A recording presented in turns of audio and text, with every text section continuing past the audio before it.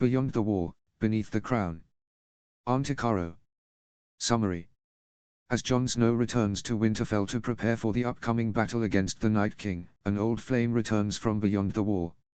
Shocked by the revelation, Jon finds himself thrust into a new reality, torn between love and duty, where he must confront his past while the others are fast approaching. Notes. See the end of the work for notes. Chapter 1, Prologue. Notes. I'm experiencing a bit of writer's block at the moment, and to combat this, I've decided to go back to my earlier chapters and edit them. I feel as if my writing style has changed a bit, and I wanted to go back and edit some chapters to bring them up to the standard of my newer ones. This chapter had been edited as of the 3rd of April, 2025. Chapter text. Beneath a shroud of snow and ash, the air hung motionless, as if time itself had paused to catch its breath. Ygritte stirred, her body heavy under the weight of the frozen earth. Her eyes fluttered open, blinking against the biting cold that seared her lungs with every shallow inhale. Frost coated her tongue, sharp and bitter, while the scent of death lingered in the stillness around her. Pain throbbed through her limbs, her chest tight with an ache that threatened to tear her apart, but beneath it all, something darker clawed at her, a shadow she couldn't yet name. She lay bare against the icy ground, her breath escaping in faint, fleeting clouds as her trembling hands instinctively pressed against her chest, fingers slipping over the slick warmth of a fresh wound, an arrow's cruel kiss, still weeping blood into the snow beneath her. The memories resurfaced, and she could still feel Jon Snow's arms around her, his warmth a cruel contrast to the betrayal that had pierced her heart long before the arrow ever did, a love now soured into something jagged and cold, abandoned by him in the end to die. Yet here she was, impossibly alive, her lungs drawing air once more. In the distance, the wall rose like a silent sentinel, its icy ramparts glinting faintly under a pale sky, a monument to everything she'd defied, everything she'd lost. But there was no time to linger on the past. A strange urgency pulsed through her, tugging her northward as if some unseen thread promised refuge beyond the horizon. Her feet, numb and unsteady, obeyed the call, carrying her forward with a resolve she couldn't fathom. She had no furs to shield her, no blade to wield, no one to call to. Only the stubborn, flickering will to live remained, pulsing alongside the wound that should have ended her life. For now, that was all she could cling to. Hours dragged on as the snow sliced into Ygritte's skin like 1,000 blades, her teeth chattering uncontrollably while her body weakened with every faltering step, yet she pressed forward, propelled by a primal fire within, a stubborn refusal to surrender even as the world tightened its icy grip around her. Then, at the fringe of a shadowed wood, she spotted them, a small band of free folk, their wary eyes glinting with suspicion as they moved through the trees, though they held their weapons still. A tall man with a thick, tangled beard stepped toward her, his approach cautious, his voice a low, rumbling growl as he demanded, "Who are ye?" Ygritte stood silent, her mind grasping for an answer she didn't have, only the ache of cold, hunger, and solitude filled her. The man studied her for a long moment before draping a heavy cloak over her shivering frame, his rough hands steady and surprisingly gentle as he lifted her to her feet. "You're the girl, aren't ye? The one from Blackteed, who defied the White Crows," he said, recognition flickering in his gaze. She managed a faint nod, and he grunted, "Come with us, then. We'll get ye someplace safe." They lead her to a village crouched small and sturdy, tucked deep within the woods as a shield against the creeping menace of the others, its fortifications rough but resolute. The folk there greeted Ygritte with guarded eyes but open hands, offering her the comfort of fire and a share of their meager provisions. She spent her days mending, resting by the hearth, her strength seeping back into her bones bit by bit. On one of those still, endless nights, she crossed paths with the Woods Witch, a woman named Freyja, whose face stirred memories of Ygritte's childhood. Freyja had bartered in her village frequently, trading goods for her strange brews and salves, her murmured secrets and cryptic foretellings. Some had called her mad, with her wild mane of grey hair spilling from her fur hood and those piercing blue eyes that seemed to track unseen things, her voice a low chant to the gods. Freyja guided Ygritte to her dwelling, a modest hut cradled beneath the sprawling arms of a towering weirwood, its pale bark glowing faintly in the dusk. A lake shimmered close by, its waters clear as glass, rippling with a quiet that felt almost unreal, a fragile pocket of serenity amid the world's unraveling chaos. For weeks, Ygritte struggled to carve out a place for herself in this strange haven, to root herself in its rhythms, But a shadow lingered within her, a queasiness twisting her gut, a sudden aversion to meat, a leaden weight settling into her bones. She couldn't shake the gnawing sense that something was stirring inside her, alive and unbidden. One evening, as the firelight danced across the hut's walls, the woods witch fixed her with a steady gaze and said, "You're with child, young one," her voice a calm, unyielding thread. Ygritte's heart skipped a beat. She looked down at her belly, feeling a strange mix of emotions. Betrayal, anger, sorrow. And yet, beneath all of that, something else stirred, an unexpected tenderness. Jon Snow, she breathed, the name trembling on her lips. His child. But he turned his back on me, chose those black-feathered murderers and left me to rot. Frasia's eyes met hers, sharp and inscrutable, offering no judgment, only a silent tilt of her head. Ygritte's thoughts spun wildly, the confirmation of her pregnancy striking like a bitter jest from the gods.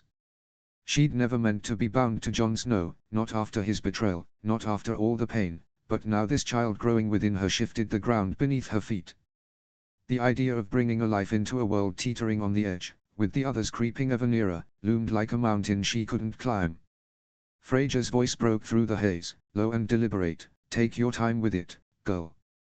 Let a sennight pass, then decide what's to be done." Ygritte stood motionless, her silence stretching long as a war raged in her chest, torn between dread and the faint pull of something unnamed. Ygritte's earliest memories were painted in the somber, unforgiving hues of the far north, where the winds howled with a bleak and ceaseless fury, carrying a cold so piercing it seemed to settle into your very bones, an unwelcome guest that lingered without mercy. She had been a mere 9 years old when the fragile threads of her life were ripped asunder, when the familiar world she had known, rugged yet comforting in its simplicity, shattered into 1,000 jagged shards, leaving her adrift in a sea of loss and uncertainty. Her father had been the unshakable cornerstone of their small family, the sole provider who bore the weight of their survival on his broad shoulders. He was a man of quiet strength and remarkable skill, his hands calloused from years of labor and his eyes sharp with the wisdom of the wild. From the time Ygritte could toddle after him through the snow-dusted trails, he had taken her under his wing, teaching her the ways of the land with a patience that belied his stern demeanor. He'd shown Ygritte the art of wielding a bow, the secrets of tracking, and the means to endure the cruelest of environments.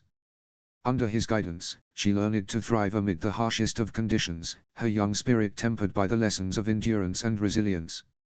But all of that changed on one ill-fated day, a day that would etch itself into her memory with the cruel precision of a blade. Her father had set out with a small band of hunters, a routine foray into the wilds to track game and replenish their dwindling stores. Ygritte remained behind, too young to join the hunt, her small hands busy with tasks at home, sharpening arrowheads, tending the fire, waiting for the familiar sound of their return. But that sound never came. Instead, the hours stretched on, and the sky darkened with an ominous weight, the wind carrying a whisper of dread that prickled at her skin. It was late when the village stirred with the sound of approaching footsteps, not the triumphant return of hunters laden with game, but the slow, heavy tread of defeat. A handful of stragglers from another group stumbled in, their faces gaunt and their eyes hollow, bearing a burden that silenced the chatter around the fires. They brought back bodies, wrapped in tattered cloaks and laid out on makeshift sledges, the snow beneath them stained with the dark bloom of blood. Among them was her father, his once vital frame still and cold, his features frozen in an expression she could never forget. There had been no survivors, they said, their voices low and halting as they recounted what little they knew. A band of the Night's Watch had descended upon the hunters, black shadows moving through the white expanse with ruthless intent. Her father, proud and unyielding, must have stood his ground, defending his kin with the ferocity she'd always known him for. But the crows, clad in their unfeeling dark garb, had cut them all down, every last one, leaving nothing but corpses to be reclaimed by the snow. Her mother, once a reserved figure who thrived in the quiet edges of life, seemed to vanish into herself after the tragedy, her soul engulfed by a tide of grief too vast to navigate. She had always been a woman of few words, preferring the company of shadows to the clamor of the village, but now she retreated entirely, sealing herself within the dim confines of her room as though the walls could hold back the anguish that drowned her. She no longer stepped into the world beyond her door, abandoning the young children who still needed her guidance, leaving them to fend for themselves in a north grown harsher with each passing day. And so, the weight of the household, of survival, fell on Ygritte's small shoulders, a weight no child should have to bear. Despite her tender age, Ygritte became the family's lifeline, her small hands deft with a bow, her aim honed to a deadly precision by her father's teachings. She stepped into the role of breadwinner with a resolve that belied her years, driven by necessity and the echoes of his lessons ringing in her ears. Her oldest brother, Ronan, was a man grown, recently wed to a woman who had bore him a son, a squalling infant with a hungry mouth to feed. His days were consumed with the struggle to provide for his new family, leaving no surplus of food or coin to spare for his grieving mother or younger siblings. The strain etched lines into his face, and though he loved them, his hands were tied by his own obligations. Siobhan, Ygritte's older sister, lent what aid she could, though she lacked the prowess to hunt. Her talents lay elsewhere, in the patient art of barter, and she took to the village with whatever meager offerings they could spare, scraps of fur, a bundle of withered roots, a trinket of little worth. She traded with a quiet determination, securing the smallest of provisions to stave off the family's hunger, her efforts a thin thread in the fraying fabric of their survival. Kieran, the youngest brother, 2 years Ygritte's senior, took to laboring for whatever coin he could earn. He'd trudge off at dawn to toil for the day, returning as dusk fell, his body weary and his pockets nearly empty, the paltry wages barely enough to buy a crust of bread. His exhaustion was a mirror to their collective struggle, a boy forced into a man's work with little to show for it. So it fell to Ygritte and her steadfast companion, Longspear Ryk, to brave the cold, barren wilderness beyond the village each day, their bows in hand and their spirits steeled against the odds. The two of them rose before the sun breached the horizon, slipping into the frost-bitten silence of the north in search of game. Often, they went hungry themselves, the land beyond the wall a stingy provider that yielded its bounty grudgingly, if at all. There were mornings when the gnawing ache of hunger clawed at their insides, days when the wind carried nothing but emptiness, and nights when they returned with empty hands. Yet the pulse of the hunt, the raw, primal thrill of stalking prey, the desperate drive to survive, kept their feet moving and their resolve unbroken. They were more than mere friends, they were partners forged in the crucible of hardship, comrades bound by a shared will to defy the merciless world they'd been thrust into. Ryk had lost his father in the same brutal clash that claimed Ygritte's, and that shared grief, paired with the harsh demands of survival, forced them both to grow up far too soon. Ygritte felt the sting of that loss deep in her bones, a constant ache she'd learned to bear as she shouldered her family's survival, though the weight never grew lighter. They were just children in the eyes of a softer world, but in the north, they fought with the grit of grown warriors, driven by loyalty to their people and the fading echoes of their father's memory. As the seasons drifted by, Ygritte's life unfolded as a relentless dance between hardship and the stubborn, quiet comfort of family, a tether that held her steady through the storms of the north. Ronan and his wife had expanded their hearth with the birth of another child, a daughter whose presence brought a fresh spark to their home, a testament to their refusal to let adversity snuff out their line. Siobhan had surrendered her heart to a man from a nearby village, a union that bore fruit in the form of 2 children, new lives that wove their small clan tighter, threading hope into the fabric of their days. Where once there had been only the raw edge of survival, clawing through grief and loss, now there was growth, a blossoming that defied the barrenness of their world. Ygritte found a deep, hard-earned peace in this life she'd carved out, her bow her constant companion, the hunt her solace, and the nearness of her kin a balm against the years of solitude. Contentment settled over her like a well-worn cloak, its warmth a quiet victory, a proof that they'd endured, that they'd built something enduring from the wreckage of their father's absence. Yet, no matter how deep her happiness ran, a shadow lingered at the edges, an unshakable truth she could never fully outrun. Whispers of white walkers drifted through the camp, half-remembered tales from elders or night terrors that sent children scrambling to their mothers. Word spread that Mance Rayder, the old crow, was forging an army, rallying the fractured clans for a march beyond the wall. Ygritte paid the rumors little mind, survival was challenge enough without fretting over shadows she couldn't grasp. Her family anchored her, and though the north was relentless, she'd carved out a steady existence, meeting each day's fight with a strength that outstripped her years. Then came the day when everything shifted. Ygritte and Ryk had been deep in the wild, stalking a lean hare through the frost-bitten scrub, when they turned back toward the village. As they crested the final rise, an eerie stillness gripped the air, and then the smell hit them, a thick, choking blend of scorched timber, fresh blood, and something fouler, something that didn't belong to the world of the living. The sight that greeted them stole their breath. Their village lay in ruins, a jagged scar on the frozen earth. Homes that had stood sturdy against the north's cruel winds were now splintered husks, their thatched roofs collapsed and smoldering. Blood painted the ground in wide, dark swaths, pooling in the ruts and staining the snow. Her chest tightened, a cold fist of fear squeezing her heart as she broke into a run, RYK's footsteps pounding behind her. The village was silent, no cries, no shouts, just the mournful howl of the wind through the wreckage. She wove through the debris, her mind racing with a single, desperate hope, that her family had somehow escaped. But as she neared her home, that hope withered. The door hung crooked on its hinges, the frame splintered as if clawed apart by some monstrous force. She stumbled across the threshold, and the world ground to a halt. Her mother lay sprawled across the rough-hewn floor, her body twisted unnaturally, her skin pale and cold to the touch. Nearby, Ronan slumped against the wall, his broad shoulders sagging, his head lolled to one side. A deep gash split his throat, the blood long since dried into a dark, accusing stain on his tunic. Siobhan was sprawled across the hearth, her dark curls matted with blood, her body curled protectively around her two children. Their tiny forms were clutched in her arms, their faces peaceful in death but their small hands icy, their lives snuffed out before they'd truly begun. The blood beneath them had spread across the stone, a grim halo marking their end. Kieran was nowhere to be found. The sight seared itself into Ygritte's core, her family slaughtered and discarded. The White Walkers had descended, their icy presence snuffing out all life. She sank to her knees beside them, her grief spilling out in loud, wrenching sobs. The weight of it crushed her, leaving no room for rage, just a hollow, boundless loss that dwarfed even the North's bitter chill. RYK found her there, kneeling in the blood-drenched earth, her family's lifeless forms strewn around her. His gaze met hers, heavy with a sorrow only someone who'd suffered the same wrenching loss could truly grasp.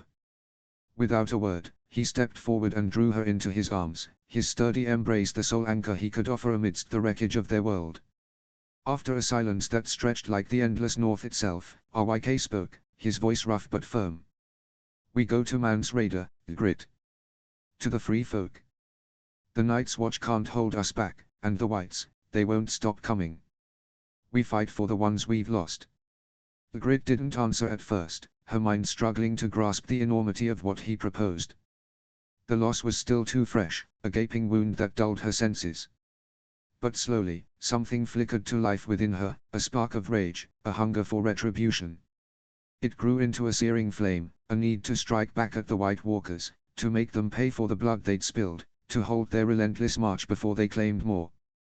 The North was crumbling, her old life reduced to ruins, but this she could cling to. She murmured, her voice low and steady, cutting through the air like the icy wind keening outside. "We go. We fight." The handful of survivors from the village gathered, their faces etched with grief and resolve. Together, they turned west, trudging through the snow toward the jagged peaks of the Frostfangs, where Mance Rayder was said to be rallying his army. Ygritte took the lead, her bow slung across her back, her steps fueled by a cold, unyielding determination. She had lost everything, her family, her home, but she would not let the others take the last remnants of her soul. What lay ahead in Mance Rayder's camp was a shadowed riddle she couldn't yet unravel, but one truth stood firm: she would wage war. With every scrap of strength in her bones, she'd fight, not merely to survive, but to honor the ghosts of her slaughtered family and to cling to the slim chance that the free folk might hold back the darkness swallowing the North. Rage smoldered deep in her soul, a relentless ember that refused to fade. She'd hunt the Whites down, tear through their icy ranks, and spare nothing until the scales tipped, until the monsters that ripped her world apart faced the full weight of her wrath. Over the course of a sennight, Ygritte returned time and again to the old weirwood, its gnarled branches and blood-red leaves a stark silhouette against the pale sky. Each visit, she whispered her uncertainties into the chill wind, seeking guidance not for herself, but for the unborn child stirring within her. Loneliness had long been her shadow, a quiet ache that deepened with the loss of her family, leaving her alone with this fragile, growing life and the weight of a choice she couldn't yet name. When the seventh day dawned, pale and bitter, Freyja, the Woods Witch with her gnarled hands and piercing eyes, approached. She pressed a rough-hewn goblet into Ygritte's grasp, the sharp, herbal scent of moon tea rising from its depths. Ygritte knew it well, she'd downed it plenty of times during her nights tangled with Jon Snow, a precaution she'd kept up until they'd ventured too far south of the Wall, where the last of her supply had dwindled to nothing. After that, she'd lain with the crow again and again, lost in the heat of their love, heedless of the risks, her mind consumed by him and the shadow of the coming war. Her mind drifted to the days before John, before Mance Rayder and the clash at Castle Black. She could still feel the warmth of a family, blood-bound, fierce, and unbroken, where love was a tether that held firm. Now, with that gone, she yearned to reclaim it through this child, to cradle and shield them, to guard them better than she'd managed for her kin lost to the whites. And so, with a quiet resolve, she set the goblet aside, meeting Fraser's gaze. "I'll keep it. This babe's mine to raise, and I'll do it alone if I must." Fraser's weathered face creased into a knowing smile, though her eyes held a glint of warning. "Ain't the sweetest time to bring young uns into this mess of a world. The others will come, sure as the wind, and they'll grind everything to dust. Ye've got to guard them babes with all ye've got, give 'em a chance at something better than the muck we've waded through. The gods ve got their eye on ye, girl. Babes." The Grid's breath caught, her hand drifting to her belly as the word sank in. "Oh, gods." As the months rolled by, the Grid's belly swelled, her frame shifting in unfamiliar, unwieldy ways she'd never foreseen. She pressed on with the ways of the free folk, hunting, surviving, her bow still steady in her hands, though a quiet dread clung to her like frost on fur. The only peace she snatched came beneath the Weir woods, their carved faces staring back, ancient and unreadable. She'd sit there, tracing their crimson tears with her eyes, wrestling with the question of why the gods had dragged her back from death's edge, why they'd left her to face motherhood alone in the wild, perilous heart of the north. Then one crisp morning, Fraser set off for the village, her satchel brimming with potions and the last scraps of the Grid's kills to barter. Too heavy with child to make the trek, the Grid stayed behind, her bulk a burden she couldn't shake. That day, a snowstorm roared in, fierce and vengeful, tearing across the lands beyond the wall with a howl that rattled the bones of the earth. It was then, amid the blinding white and the wind's cruel bite, that a sharp, pulsing ache gripped her womb. Inside the hut, it was dark and cold, save for the faint flicker of the fire, which cast long, wavering shadows on the blood-stained floor beneath her. The Grid lay on her back, her body slick with sweat and her breath ragged, each contraction raking through her with an intensity that seemed to rip her in two. The pain surged through her in relentless tides, each crest cutting deeper than the one before.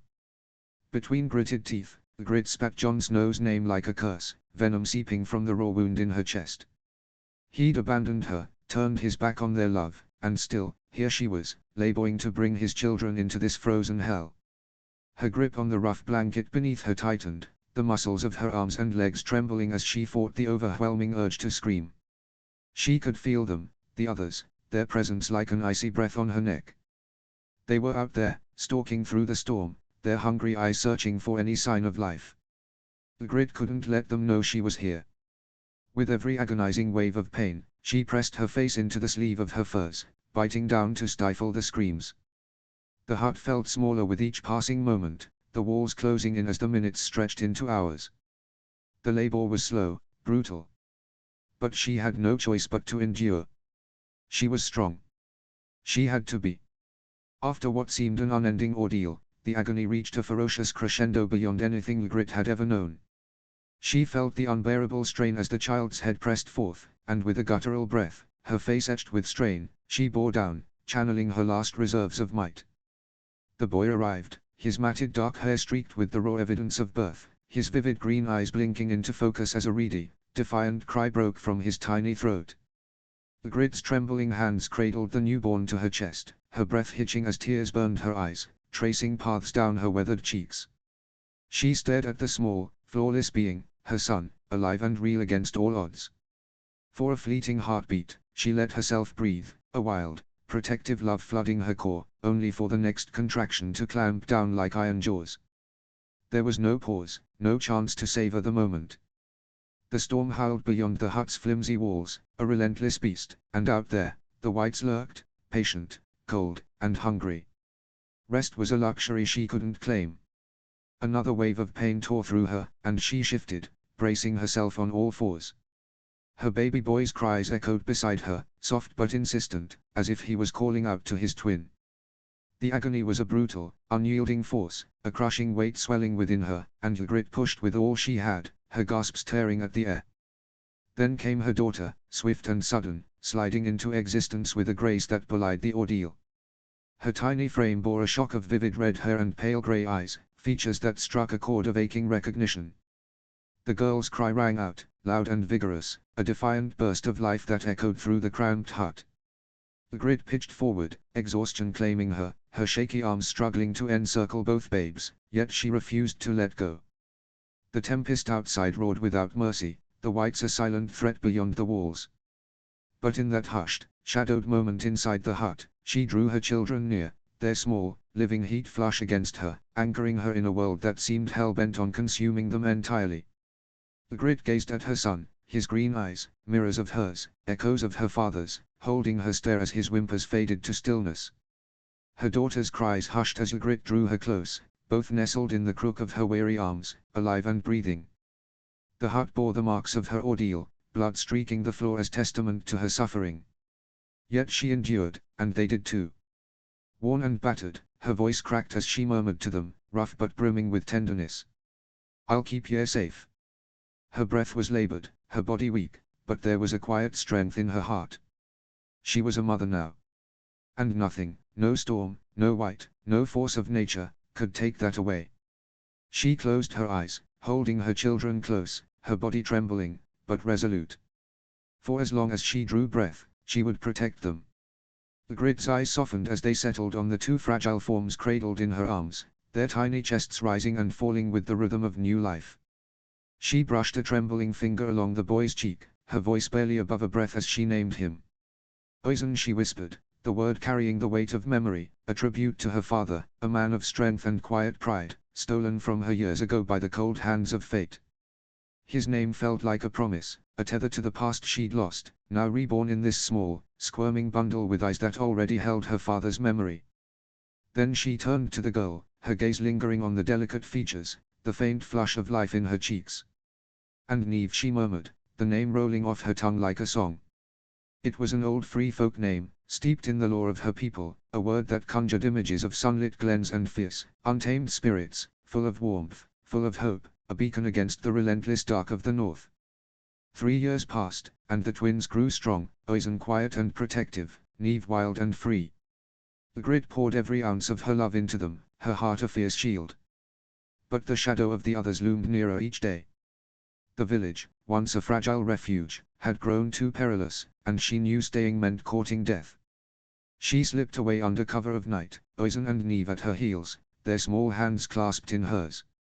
Only Freyja knew of her departure. Ygritte pulled the wood witch into a tight embrace, her voice a low murmur of gratitude and vows to reunite when the fight for the dawn was over. They journeyed south toward Eastwatch, chasing the faint promise of refuge, a desperate bid to shield her family from the encroaching perils of the north. But as the Night's Watch fortress loomed closer, their path was cut off by a sudden ambush, a dozen crows, cloaked in black, emerging from the snow like specters.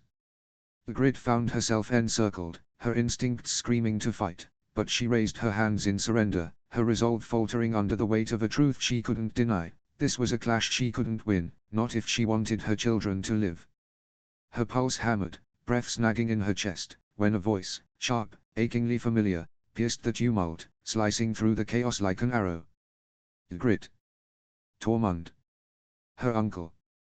He pushed through the fray, his figure cutting a stark line against the swirl of snow and steel, until he stood before her, his wild, searching eyes meeting hers with a jolt that stopped her breath.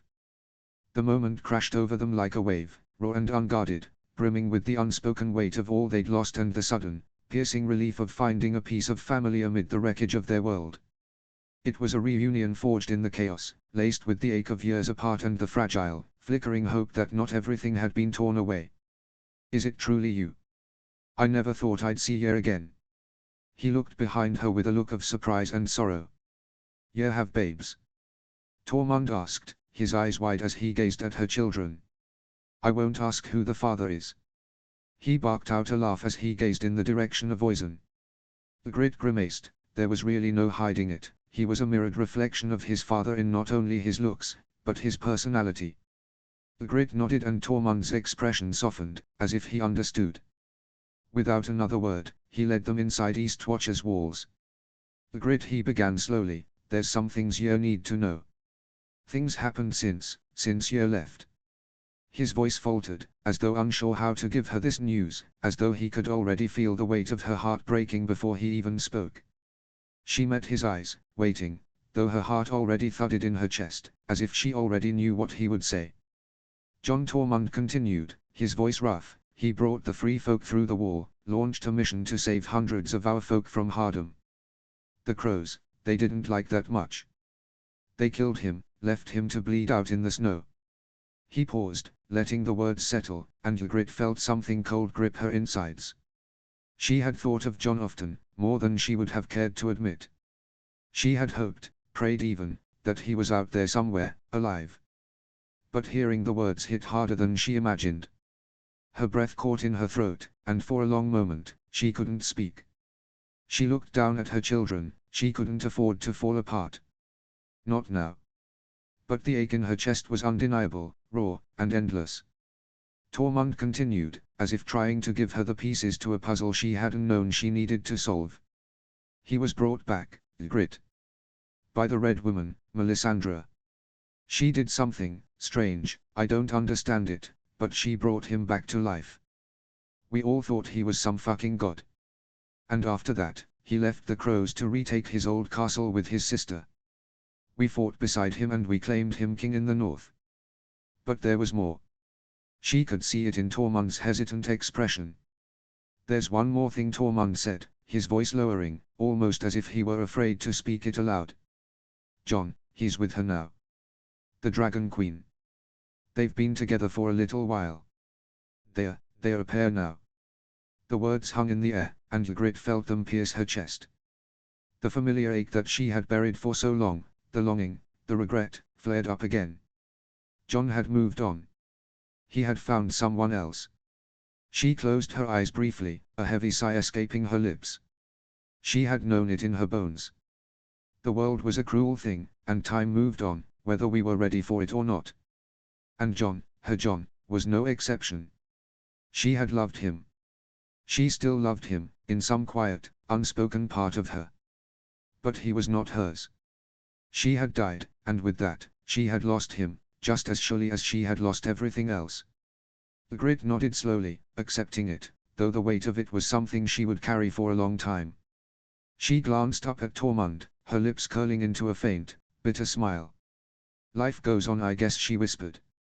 Things are going to get complicated now, aren't they? Tormund looked down, rubbing the back of his neck. He murmured. But you've always been a part of him, Ygritte.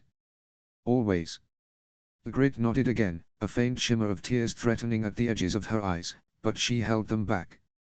She wasn't the same woman who had once ran wild in the mountains, who had burned with a fierce love for a man who had never been hers to keep. No. She had come back from death for something else now, for her children, for the life she could give them.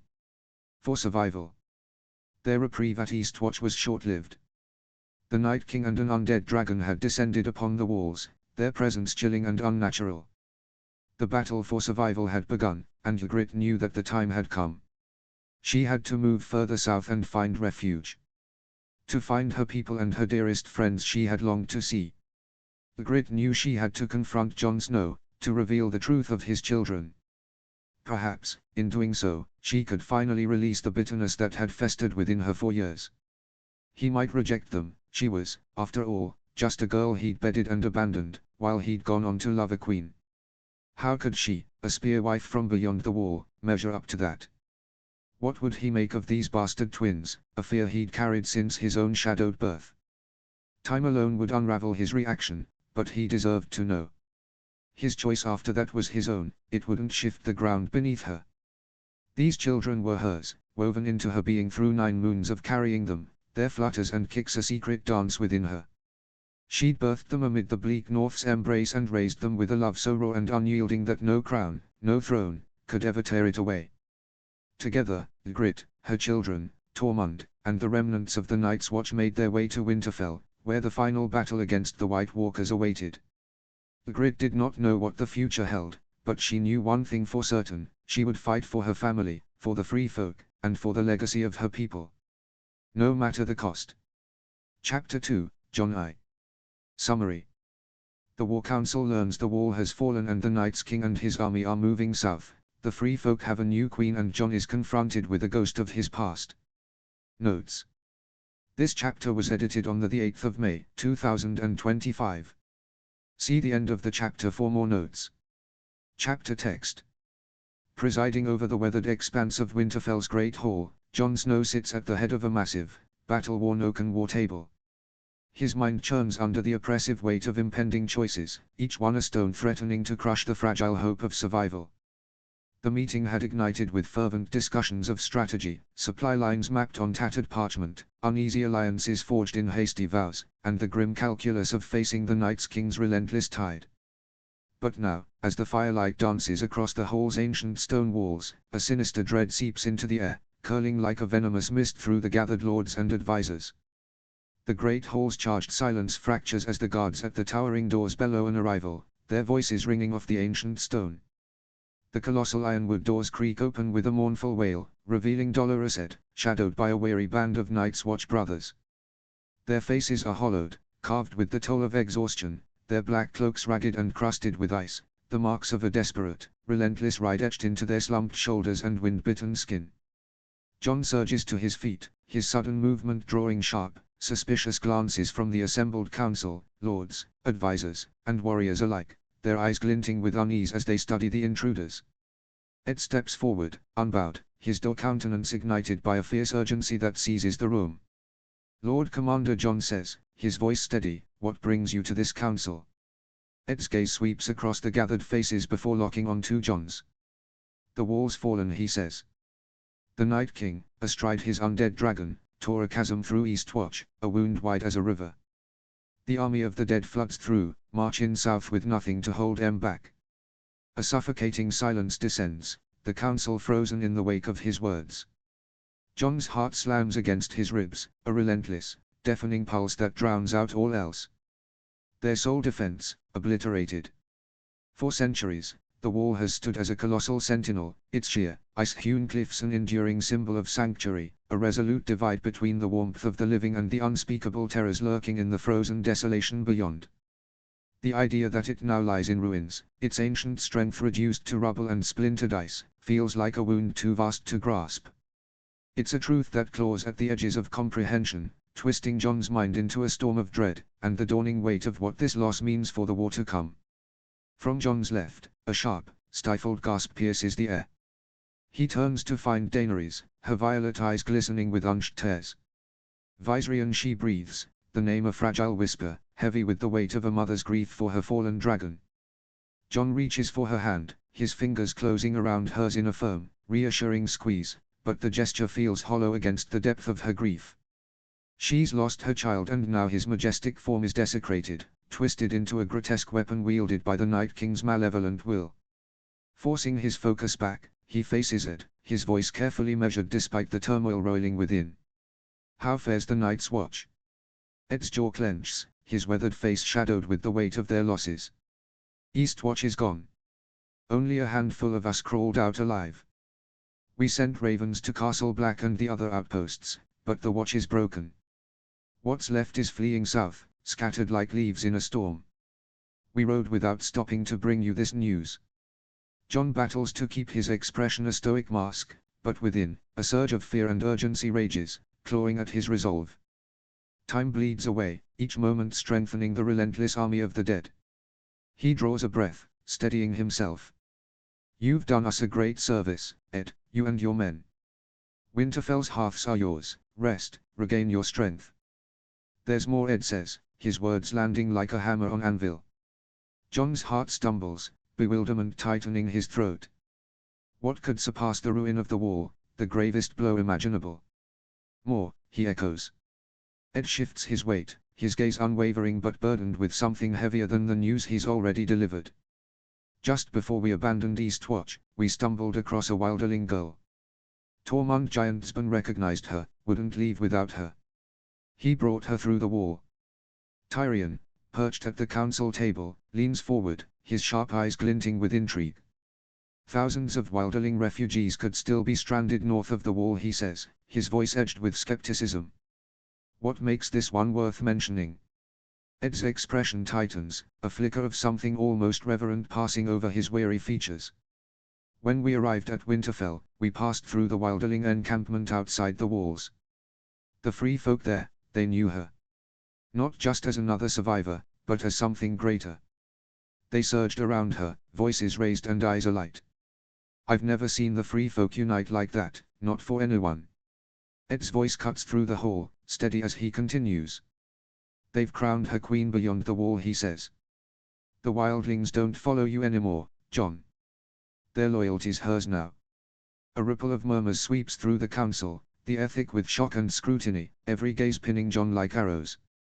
The truth crashes over him, heavy as the tide.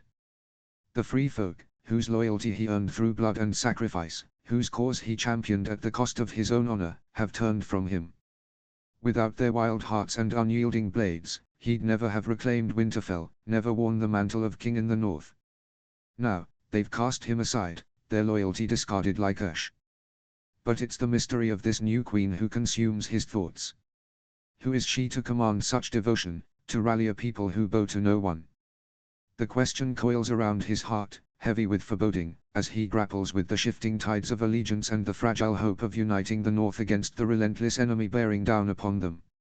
In all his years beyond the wall, no one stood out as a rival to his place. He turns to it, his voice low but urgent, cutting through the hall's restless hum. Who is she, Ed? This new queen. Ed's weathered face holds steady, his eyes flicking briefly to the council before settling on Jon. She's got red hair, bright as flame, and a way with a bow that'd shame most men. Didn't talk much, just quiet words with Giantsbane, but her arrows kept us fed, hunting game through the snows. Jon's heart lurches, a heavy thud that echoes in his chest. Images flood his mind unbidden, red curls tumbling in the wind, soft lips brushing against his, whispered promises shared in the dark of a frozen night. The memories rise from the depths of his soul, vivid and unrelenting, but they clash with the impossibility of what he's hearing. He leans forward, voice rough. What color are her eyes? Lord Hornwood's gruff voice interrupts, brow furrowed. What does the color of her eyes matter, Snow? Jon raises a hand, silencing him, his gaze locked on it. Ed meets his stare, his dark eyes piercing, as if willing Jon to understand a truth too heavy for the room. Green. Jon feels the world grind to a halt, time itself suspended as Ed's words echo in his ears. His mind churns, a tempest of disbelief, longing, and dread. It can't be her. She's gone, has been for years, her life extinguished in the brutal chaos of the battle at Castle Black. Jon had carried her lifeless form in his arms, the weight of her stillness a wound that never healed. He built her pyre with trembling hands, stood vigil as the flames roared, consuming the wild, vibrant woman who had set his heart ablaze. He watched, eyes burning from smoke and unshed tears, as her body crumbled to embers and ash, the last fragile wisps of her carried skyward by the merciless northern wind. Sansa's voice cuts through the haze, her tone gentle but probing. Jon, do you know this girl? He falters, his voice catching. Maybe. I don't know. As the words stumble out, a whisper ghosts through his mind, soft as a breeze but sharp with memory. You know nothing, Jon Snow. His heart twists, the familiar taunt slicing open old wounds, her voice so vivid it's as if she's standing beside him. It could be anyone, he tells himself. A girl with a passing resemblance, skilled with a bow. Red hair, though rare beyond the wall, isn't impossible. Yet the notion of her hailing herself as a queen gnaws at him, jarring against the core of who she was. She was a creature of freedom, defiant of titles and crowns, mocking the very idea of bending the knee. The notion of her claiming such a role feels wrong, a puzzle piece that doesn't fit the woman who laughed at lords and lived for the open wild. It makes no sense, defies everything he knew of her heart. Varys clears his throat, drawing every eye to his calculating gaze. If this girl has proclaimed herself queen, he begins, his voice smooth as silk, it challenges the rightful rule of the true queen of the Seven Kingdoms. His eyes flick to Daenerys, who stands beside Jon, her face a mask of bewilderment. The wildlings crowning their own monarch is a spark that could ignite a full rebellion against the crown. Jon's jaw tightens, but he keeps his tone measured, cutting through the rising unease. She's been named queen beyond the wall, and we're not beyond the wall, he counters, his voice firm. I wager she's here to lead her people, not to seize the realm for herself. Tyrion leans forward, his sharp eyes glinting with skepticism. Can we be certain of that, he asks, his voice laced with caution. The wildlings have a storied history of thieving and raiding across the centuries. Who's to say they won't see the North's chaos as an invitation to claim it for themselves? Anger flares in Jon's chest, but he reins it in, his face a stoic mask. You don't know the free folk like I do, Lord Tyrion, he says. They're the heart of our stand against the Night King. No one hungers for this war's end more than they do. They fight for their homes, their kin, not for conquest. A sudden hush falls over the great hall as Daenerys lifts a slender hand, commanding silence with the effortless grace of a born ruler. Her voice, resonant with regal authority, fills the great hall. I will meet this girl myself, she declares. I'll discern her true intentions and make clear the rightful rule of the Seven Kingdoms. Jorah Mormont shifts in his seat, his weathered face etched with worry. Your Grace, that could be dangerous. The wildlings despise the very notion of crowns and thrones. Their disdain for monarchy runs deep. It would be safer, wiser, to send an envoy in your place. Daenerys's violet eyes flash, unwavering. I've no intention of seeking her out, she retorts. She will be summoned here, to Winterfell, to renounce her title and swear fealty to House Targaryen. Jon's chest constricts, the weight of her words pressing against his ribs. He leans forward, his voice steady but threaded with urgency. That's not the way, Your Grace, he says, his eyes meeting hers. The free folk don't bend the knee, not to lords, not to queens. Yet they make up the bulk of our northern army. We need them with us, not against us. We can't afford to lose them. Daenerys turns to him, her gaze piercing. What would you have me do, Jon? Before Jon can respond, Ed clears his throat. Forgive me, Your Grace, he says, his tone respectful but direct, but I believe Jon should be the one to speak with her. A murmur ripples through the council, and from the hall's shadowed corner, Bran's voice rises, eerily calm yet weighted with certainty. Ed speaks true, he says, his unseeing eyes seeming to pierce the room's heart. It must be Jon. The weight of the room's attention shifts, every pair of eyes boring into Jon. He meets Daenerys's gaze, his heart pounding with the gravity of the task. I'll go in your name, Your Grace. I know the free folk, their ways, their pride. I know how to treat with them. Daenerys watches him for a long moment, her expression unreadable. Finally, she gives a curt nod. See to it, Jon. Ensure this queen poses no threat to my rule. Make certain her purpose is to fight the dead and nothing more. Jon's throat tightens, Daenerys's words lingering like a gathering tempest, heavy with unspoken warnings.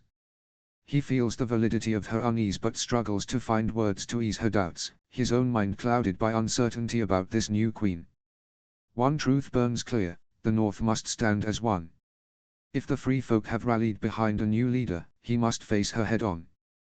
The council meeting dissolves into a haze of murmurs and scraping chairs, and Jon strides from Winterfell's great hall, his boots echoing on the stone as he descends to the stables. The air grows sharper, tinged with the scent of hay and frost, as he readies his horse, his hands moving mechanically while his mind churns. The free folk encampment lies just beyond the castle's gates, a short ride, but each step toward it feels like a plunge into the unknown.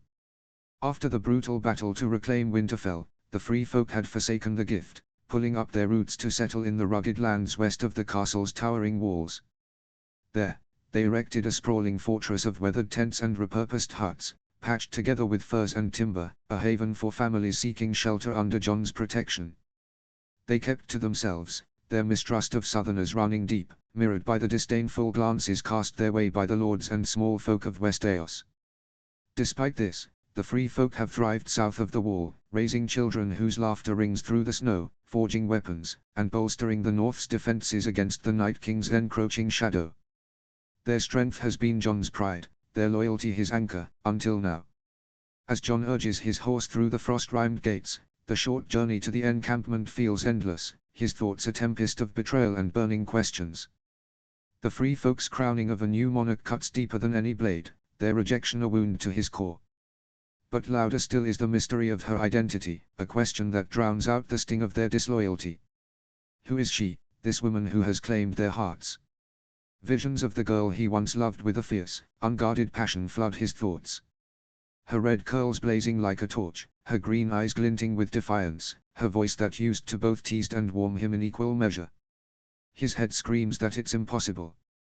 She is gone, ripped from him by the merciless tides of war, her body burned to ash as he stood watch. Yet his heart clings to a fragile hope, whispering that it might be true. Impossible things have woven through his life. He himself is proof that death's grip can falter, that the fallen can rise. As John draws closer to the Free Folk encampment, an unnatural hush blankets the sprawl of tents and huts, the silence so profound it sends a shiver racing down his spine. The camp feels hollow, almost abandoned, its usual clamor of voices and activity swallowed by an eerie stillness. The few figures visible linger at the edges, their eyes tracking him with unguarded suspicion. Hushed words pass behind calloused hands, too soft to catch but sharp with intent.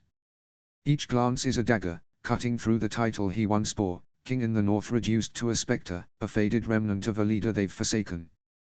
The moment feels like a rift in time, casting him back to the jagged, wind-swept cliffs of the Frostfangs. When he first crossed into the Wilderling camp all those years ago, their eyes had flayed him, each glance a shard of ice, marking him as an outsider, a crow draped in black, his every step shadowed by distrust. Now, despite all he's given, he stands apart once more, an echo of that same stranger, tossed aside by the people he'd fought to save. Urging his horse onward, John presses deeper into the camp until a sudden clamor pierces the stillness, a vibrant surge of voices, alive with fervor, rising from the encampment's core. He guides his mount toward the commotion, his pulse quickening, and soon discerns a dense throng of free folk gathered, their silhouettes pulsing with energy, drawn to someone he cannot yet see. John dismounts, urging his feet forward as if drawn by an unseen force. The sheer multitude of people is staggering, a roiling tide of bodies packed tight, their excitement charging the air like a storm's first spark. Each person vies for a glimpse of the central figure, their voices weaving a fervent chorus of awe, their shoulders jostling as they press closer, drawn like moths to flame. John plunges into the fray, his frame shoving through a wall of rough-spun wool and patched hides, heedless of the sharp grumbles and indignant stares from those he brushes past. Their protests are drowned by the pulse roaring in his ears, his every step driven by an unyielding need to catch a glimpse at their new queen. The crowd parts just enough, a fleeting gap revealing a small cluster of figures huddled at the center. That's when he sees it. A cascade of vivid red hair, blazing like a wildfire under the pale northern sun. It's longer than he remembers, tumbling in wild waves, but there's no mistaking it. It's hers. He'd stared at that hair through countless nights, dreamt of its fiery hue in the dark, run his fingers through its unruly tresses until it was as familiar as his own heartbeat. John's breath catches, his chest tightening with a mix of disbelief and yearning. She stands with her back to him, her face hidden, and a silent plea rises in his mind. Turn around, he wills silently, every fiber of his being yearning to see her face, to confirm the impossible truth. Someone calls her name and she turns toward the sound, giving John a fleeting glimpse of her face. His heart surges, a painful swell that steals his breath. It's her, Ygritte. There's no mistaking the sharp sweep of her cheekbones, the familiar curve of her lips that once teased him with laughter and defiance. She's alive, standing vibrant and real before him, and the sight crashes through him like a wave, defying every truth he thought he knew. Her face lights up with a dazzling smile as she banters with a weathered chieftain. She's radiant, her beauty sharpened by time yet undimmed, her posture commanding with a natural grace that draws the crowd like iron to a lodestone. Her smile pierces him, a stark contrast to the memory of her final moments, pale and fading in his arms. The crowd surges, bodies pressing tighter, each person straining for a closer look, and John loses sight of her in the chaotic sea of furs and faces. Frustration claws at him. He needs to see her, all of her, to anchor this impossible vision in reality. Retreating from the crush, he weaves through the throng and spots a dilapidated hut, its sagging roof a vantage above the chaos. He scrambles up, his boots slipping on the frost-slick wood, heart pounding as he hauls himself to the peak. From there, his breath catches, stolen by a sight that stops the world, a vision so staggering it threatens to unravel everything. Two small figures stand beside Ygritte, swathed in furs that hang slightly too large on their slight frames, the edges trailing in the snow. His breath hitches, the world narrowing to them. The girl stands with a bold, unyielding pride, her red hair a cascade of fire, glinting fiercely in the sunlight. Her grin, brimming with mischief, dances across her face as she speaks with the people around her, her ease drawing their laughter like a spark catching kindling. She's the image of Ygritte, that same defiant spark, that same infectious grin. She's hers, he thinks, the resemblance so striking it's as if time has folded, conjuring Ygritte's fire in this child's vibrant soul. But it's the boy who sends a chill through Jon's veins, freezing him in place. He huddles close to Ygritte, his small hands clutching her furs, his wary eyes scanning the crowd. His dark curls tumble over a face achingly familiar, the same nose, the same solemn brow, a reflection of Jon himself in youth. A truth dawns, heavy and staggering, settling into Jon's bones like a stone. These children, they bear the marks of both him and Ygritte, their features a living tapestry of the love they once shared. The thought that they could be his, crashes over him, both a miracle and a torment. But it's impossible. Ygritte never spoke of a pregnancy, never showed the telltale signs of carrying a child during their time together. She was always upfront. If she'd known, she would have told him, wouldn't she? His mind races, tallying years against the children's ages. They seem young, perhaps 2 or 3, yet Ygritte fell nearly 5 years ago. The maths phrase at the edges, impossible to reconcile. Yet there they stand, so vivid, so achingly familiar, their presence a living challenge to the laws of death and time. A sudden hush falls over the crowd, the restless murmurs fading into silence. From somewhere within the crowd, a single voice rises, soft and clear, weaving a haunting melody in the old tongue. Gradually, other voices join, tentative at first, then bold, until every free folk in the gathering lifts their voice in unison, their song a powerful, resonant tide that echoes across the frozen ground. The song is unfamiliar to Jon, its notes unknown despite his years among the free folk. The old tongue's lilting syllables elude his understanding, yet the raw emotion woven through each verse pierces his heart. It is a lament, mournful and heavy with loss, yet threaded with a bittersweet joy, a fragile hope that blooms amidst sorrow. The free folk sing of a love sundered by time's relentless march, by war's cruel hand, by fate's unyielding decree. But also of its improbable return, a flame rekindled after years of silent yearning, a reunion forged in defiance of death itself. His eyes find Ygritte in the crowd. She sings with the others, her voice clear and resonant, her green eyes shimmering with unshed tears, reflecting a sorrow tempered by quiet triumph. Jon recalls her voice from years past as she sang by a crackling fire, her melodies as wild and free as her spirit. But this song is heavier, its verses woven with the scars of survival and the fragile miracle of return. It's a hymn for those who've walked through death's shadow and emerged into light, a tribute to the impossible made real. As the song's final notes linger, a profound stillness settles over the camp, the melody's echo binding the free folk in shared reverence. Jon stands atop the hut, his heart heavy with the weight of what he's witnessed, knowing in his bones that this moment has shifted the axis of his world. Nothing will ever be the same. Jon's eyes search for Ygritte once more, but this time her gaze is already on him, her eyes locking with his own in a moment that feels like the world itself has paused. The intensity of her stare stops his heart mid-beat, the air in his lungs turning to ice. It's as if the years, the pain, the impossible distance between them have collapsed, leaving only the raw connection they once shared. He holds her gaze, afraid to blink lest she vanish like a dream, before they flicker to the 2 children at her side. A silent question burns in the air, heavy with hope and dread. Ygritte's expression softens, but her stare never wavers, as if she is reading the turmoil etched in his heart. Then, with a slow, deliberate nod, she answers, her gesture a quiet thunder that shatters the fragile walls of his doubt. The confirmation is a tidal wave, crashing over him with a force that nearly sends him tumbling from the hut's splintered roof. He grips the edge, fingers digging into the rough grain, his balance faltering as he steadies himself against the vertigo of this truth. He's a father. These 2 children are his. The realization rewrites his world, upending every certainty he's clung to. Ygritte, risen from the ashes of a pyre he'd lit himself, stands before him, alive, her presence a miracle that defies death's claim.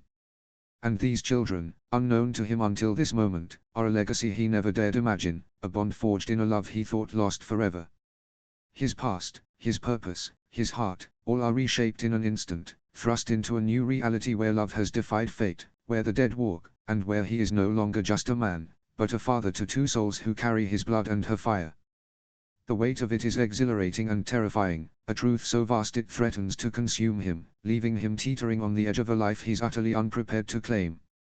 A fierce, almost feral need grips John, driving him to reach Ygritte, to demand answers for the miracle and mystery of her survival and the children at her side. He descends from the hut's sagging roof, each movement deliberate as he fights the tremor in his limbs.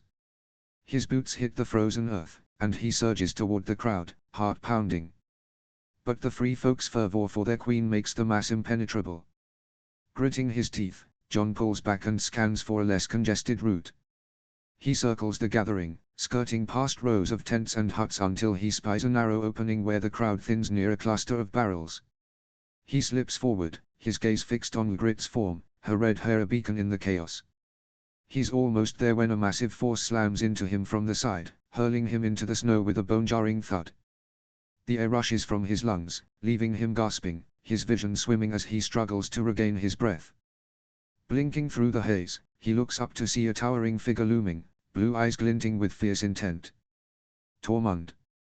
John chokes out, voice ragged, but the giant seizes his arm in a grip like forged steel, yanking him upright and hauling him away from the throng, through the camp's deserted lanes. Tormund. John yells, his voice hoarse as he writhes against the giant's grip, but Tormund's hold is a vice, unyielding as the wall itself. With a grunt, Tormund slams John against the rough stone wall of a nearby hut. "What the fuck are ye doing, Snow?" Tormund growls. "Barging in like a bloody bull, stirring up trouble." John struggles, pushing against Tormund, but the wilderling's strength is overwhelming. "Let me go," John cries. "I need to see them. I need to talk to her." "No ye don't," Tormund fires back. "She don't need your questions, your doubts, mucking up her head. Not now, John. She's with her people, her family, where she belongs." "I am her family," John pleads, his voice dropping to a trembling whisper. Tormund's blue eyes meet John's, but a reluctant sigh escapes his lips. "Ye ain't her family no more, Snow," he says, his voice low. "Not after what ye did." John opens his mouth to protest, but Tormund cuts him off. "Ye left her, John. Betrayed her. Ye turned your back on her to crawl back to your crows." His words are a lash, each one striking with the force of long-held resentment. "Ye pissed away any claim to a family when ye left her bleeding in the snow. I didn't have a choice." John insists, his voice cracking under the weight of his guilt. "The Night's Watch, my duty." "Duty?" Tormund interrupts, his tone biting. "Ye always had a choice. Ye chose those bastards who turned on ye, who put a knife in your heart. That choice, it got her killed. Her blood's on your hands." The anger radiating from Tormund is a living thing, a scalding wave that crashes over John, searing his skin. He understands his protectiveness. Ygritte was Tormund's niece, his kin, a fiery soul he cherished like a daughter. Their bond ran deep, forged in the harsh freedom of the far north, and John had seen it in the way Tormund spoke of her, laughed with her, stood by her side. Since her death, Tormund's mentions of Ygritte had been rare, his words clipped and heavy, each one a stone laid on the grave of his grief. John had caught the fleeting shadows in Tormund's eyes, the quiet pain of a man who'd lost someone irreplaceable, but he'd never fully grasped the depth of that loss until now. Tormund had been John's truest companion, a brother in arms through countless battles and betrayals. His loyalty had been a constant, a roaring fire in the darkest nights. But beneath that camaraderie, John now sees the truth. Tormund has never forgiven him for leaving Ygritte, for the choices that led to her death at Castle Black. That wound festers, a silent rift that has only grown wider with time. John draws a deep, shuddering breath, his chest tight with the ache of guilt and longing. "I never wished for her to die," he says, his voice quiet but heavy. "I wanted her to live, Tormund, more than anything." "And she lives," Tormund says, his voice softening. "She stands there, real as you or me, the same fire she always was.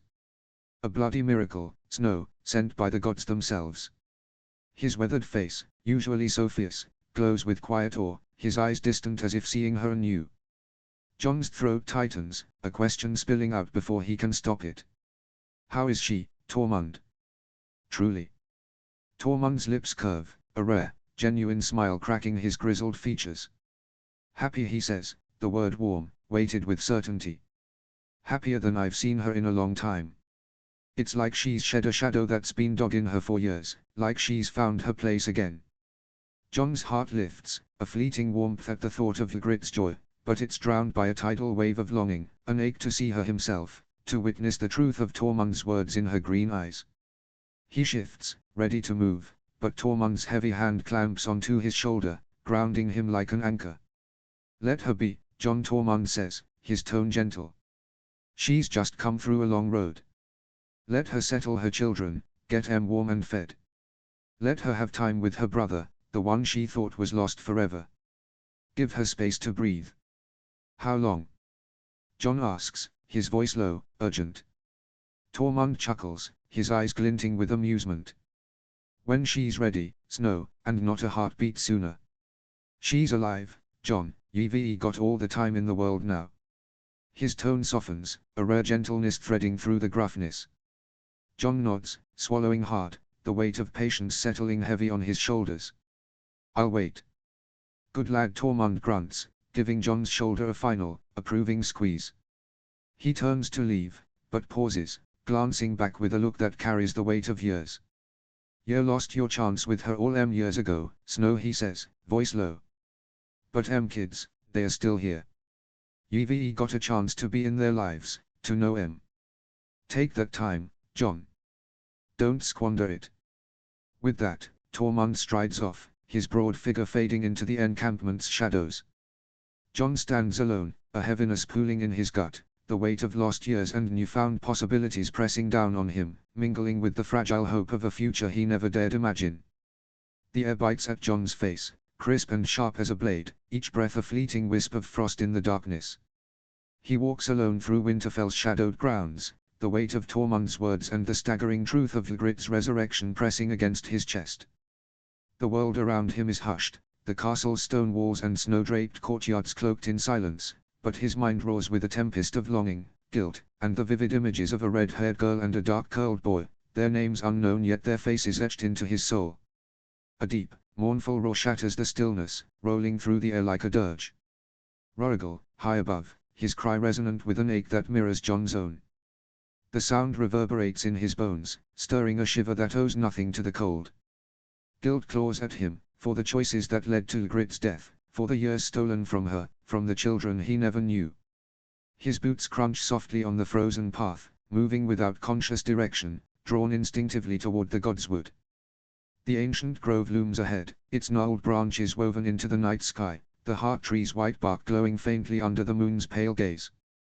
Here, in the quiet solitude of the Weir Woods, the air feels still, sacred, the only place where the chaos in his heart might find respite.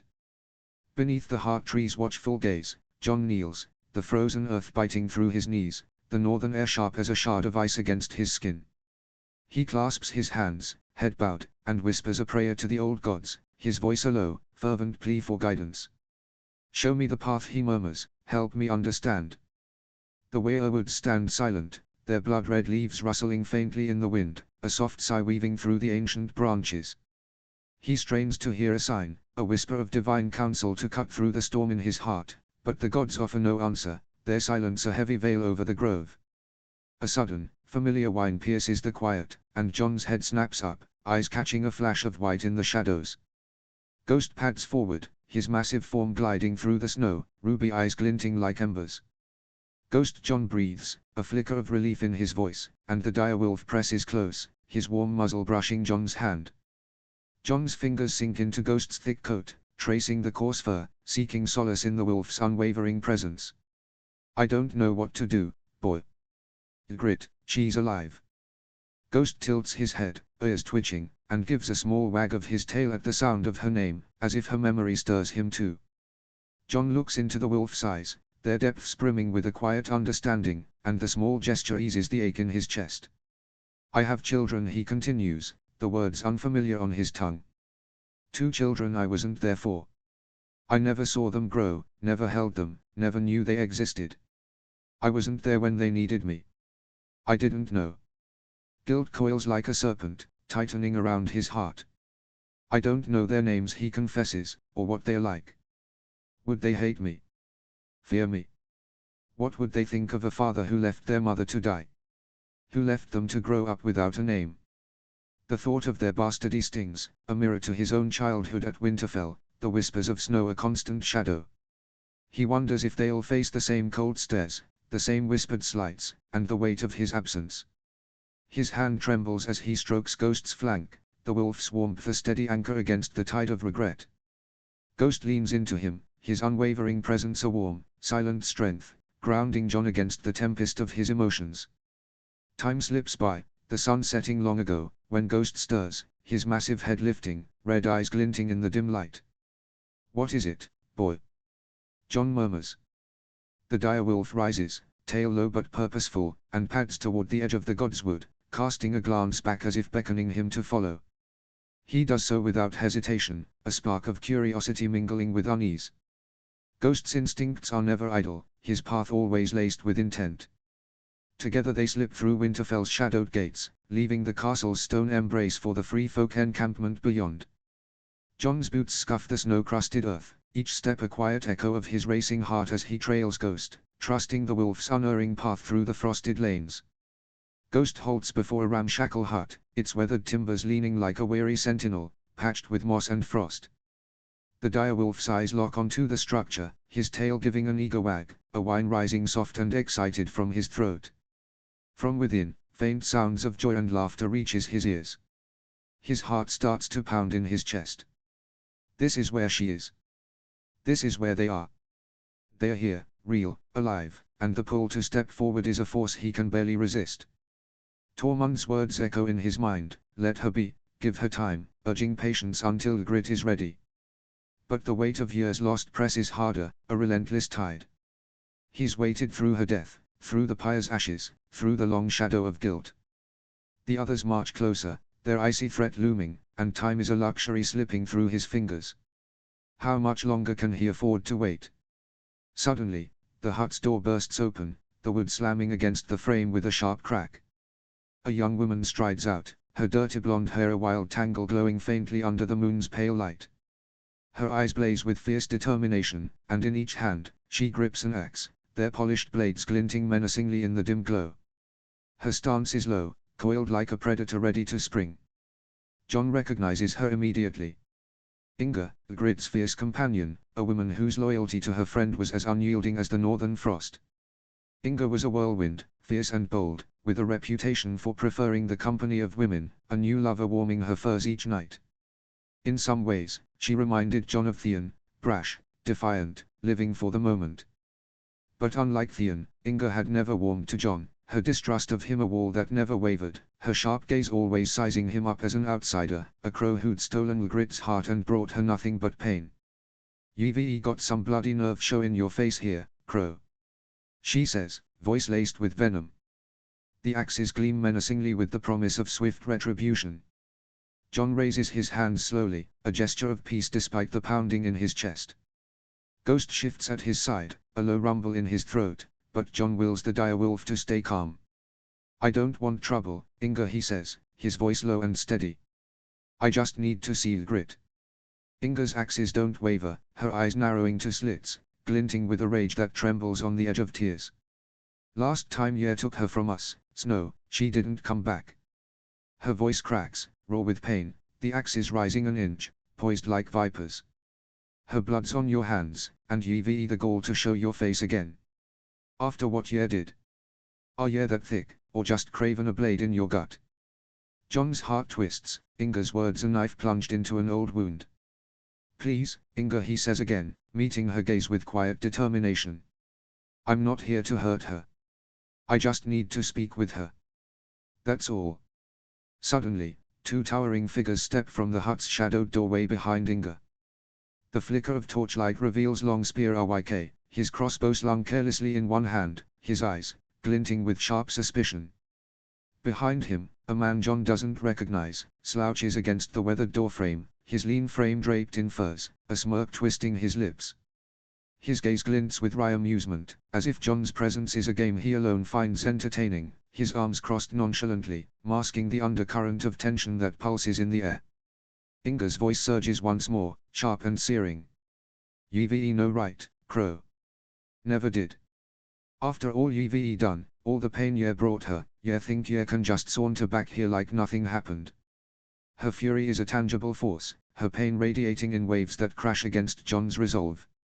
Her face, contorted with hurt and betrayal, mirrors the loss they both feel, but her anger is a fire that burns hotter, fueled by years of loyalty to her friend and the belief that John's choices led to her death. John remains silent, and Inga's fury ignites. She advances, axes lifted until a piercing shout slices through, rooting her to the spot. Enough. The voice cuts through the air, achingly familiar, and John's eyes dart toward the sound, his heart racing. There, just a foot from the doorway, stands Ygritte, and for a moment he forgets how to breathe. Her red hair, wild and untamed, catches the moonlight like a cascade of embers. Her green eyes, barely discernible in the shadowed night, burn with a determination that roots him to the spot, their intensity slicing through the dark to meet his gaze. It's her, alive, impossibly, miraculously alive, and the sight sends John's heart hammering. She steps down from the hut's threshold, her eyes never leaving John's, but as she draws near Inga, her gaze shifts, and John feels the absence of its fire like a sudden chill. The fierce intensity in her expression melts into a glint of mischief as she regards her friend. She rests a hand on Inga's arm. "Easy, girl," she says, a wry smirk flickering across her lips. Inga's fierce stare finally shifts from John, her eyes finding Ygritte's in a moment of quiet intensity. Their gazes lock, and a silent conversation unfolds, woven through subtle glances that carry the weight of a bond forged over years of loyalty and shared trials. Inga's chest heaves as she lets out a sharp exhale, her axes falling to her sides. She steps back, her movements reluctant, her glare lingering on John with a smoldering distrust that promises vigilance, though her devotion to Ygritte holds her in check. John lets out a sharp breath, a wave of relief flooding through him, though the air remains thick with unresolved tension. Ghost, sensing the shift, surges forward, his white fur ablur as he bounds toward Ygritte, tail whipping with unrestrained joy. Ygritte drops to one knee, her laughter low and unguarded. She buries her hands in Ghost's thick fur, scratching behind his ears, her fingers moving with the ease of someone who's done this 100 times. Ghost leans into her, his massive head nudging her shoulder, a soft whine escaping him as he presses closer, tail still whipping like a banner. "He missed you," John says, the words slipping out, less an observation, more his own confession, carrying a truth he hadn't meant to bear so soon. Ygritte glances up and smiles. "I reckon he ain't the only one." For a moment, the world stills. The air hums with the unspoken questions, the grief, the flicker of something that might still live between them. John feels it in the way her eyes linger, searching his face, weighing the man he's become against the one she knew. He wonders what she sees, if the scars of his betrayals and battles have changed him beyond recognition. "Well, you're here now," Jon Snow, Ygritte says at last, her tone cutting through the silence. "May as well get this over with." She turns back to the group. "We won't be long. Watch the babes while I'm gone." Inga's eyes blaze with something unspoken, her jaw tight, axes now sheathed but her stance unyielding. RYK, still gripping his crossbow, watches John with a steady, unreadable gaze, but he nods curtly, deferring to Ygritte's will, though his wariness lingers like a shadow. The stranger in the doorway barely shifts. "As our queen commands," he says, a glint of amusement in his eyes as he turns and saunters back into the hut.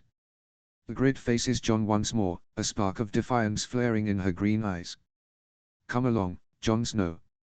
Her voice is soft but carries the weight of a command, pulling him forward like a tide. John nods, his resolve hardening despite the storm of emotions churning within, fear, hope, the ache of a past he can't outrun. He steps forward, falling into step as she strides toward the Wolf's Wood, her boots crunching the snow with purposeful grace. Ghost bounds at her side, his tail a white blur, weaving between them with a joy that feels almost defiant against the weight of the moment. The vibrant pulse of the encampment recedes, its distant murmurs and crackling fires fading into a hushed stillness as John and Ygritte move beyond its borders. The only sounds now are the rhythmic crunch of their boots breaking through the thin crust of snow and the ghostly whisper of the night wind, threading through the bare, gnarled branches of the Wolf's Wood.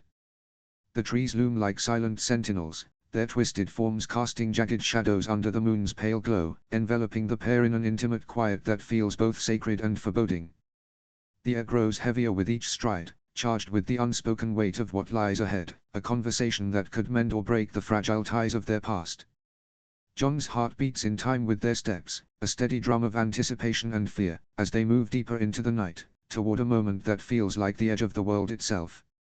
Notes. We stan a protective Uncle Tormund and good boy Ghost. How is Ygritte alive? Why was she made queen? What will Jon do now? Again, I know this story is completely far-fetched, but stay tuned. All questions will be answered. Thank you for all those following along. Comments are always welcome. Antikaro XX. Chapter 3, Jon 2. Summary. Ygritte and Jon talk. The Starks and Daenerys learn of Jon's past, and Jon meets his new family. Notes. See the end of the chapter for notes. Chapter text. This chapter is currently under maintenance. I'm currently going through, section by section, and rewriting everything. If you have been reading along from the beginning, don't worry. The plot remains the same, however the execution will be changed. If this is your first time reading, I apologize. You might see a difference in the writing style and the chapter may seem a little janky. At this point, only the first section has been edited. Thank you for your patience. The Wolfswood has never felt so quiet. Snow crunches softly beneath Jon's boots as he follows Ygritte between the towering pines, his breath drifting pale against the cold night air. Somewhere overhead, a raven calls from the branches before taking flight, its dark shape disappearing amongst the trees. Ghost keeps an easy pace between them, glancing up at each in turn, his tail beating a steady rhythm behind him. Otherwise, there is only silence. An awkward, unbearable silence. He does not quite know what to say. Not long ago, he would have given anything for a chance to speak with her again. Now that chance has come, and all the words seem to die in his throat. Because now she is here, solid and breathing. Walking beside him after all these years he had believed her to be gone. Close enough that he could count the familiar constellation of freckles dusting her pale cheeks. Close enough that if he wanted to, he could reach out and convince himself she is truly here. Still, he keeps his hands at his sides, not entirely certain she would appreciate such boldness. There is every chance she might strike him if he tried. The thought almost makes him smile. Instead, he steals glances at her whenever he thinks she isn't looking, still half convinced she might vanish if he looks away for too long. Every so often she seems on the verge of saying something, only for her lips to part and then close again. Her eyes drift to the trees, to the snow beneath their feet, anywhere but him.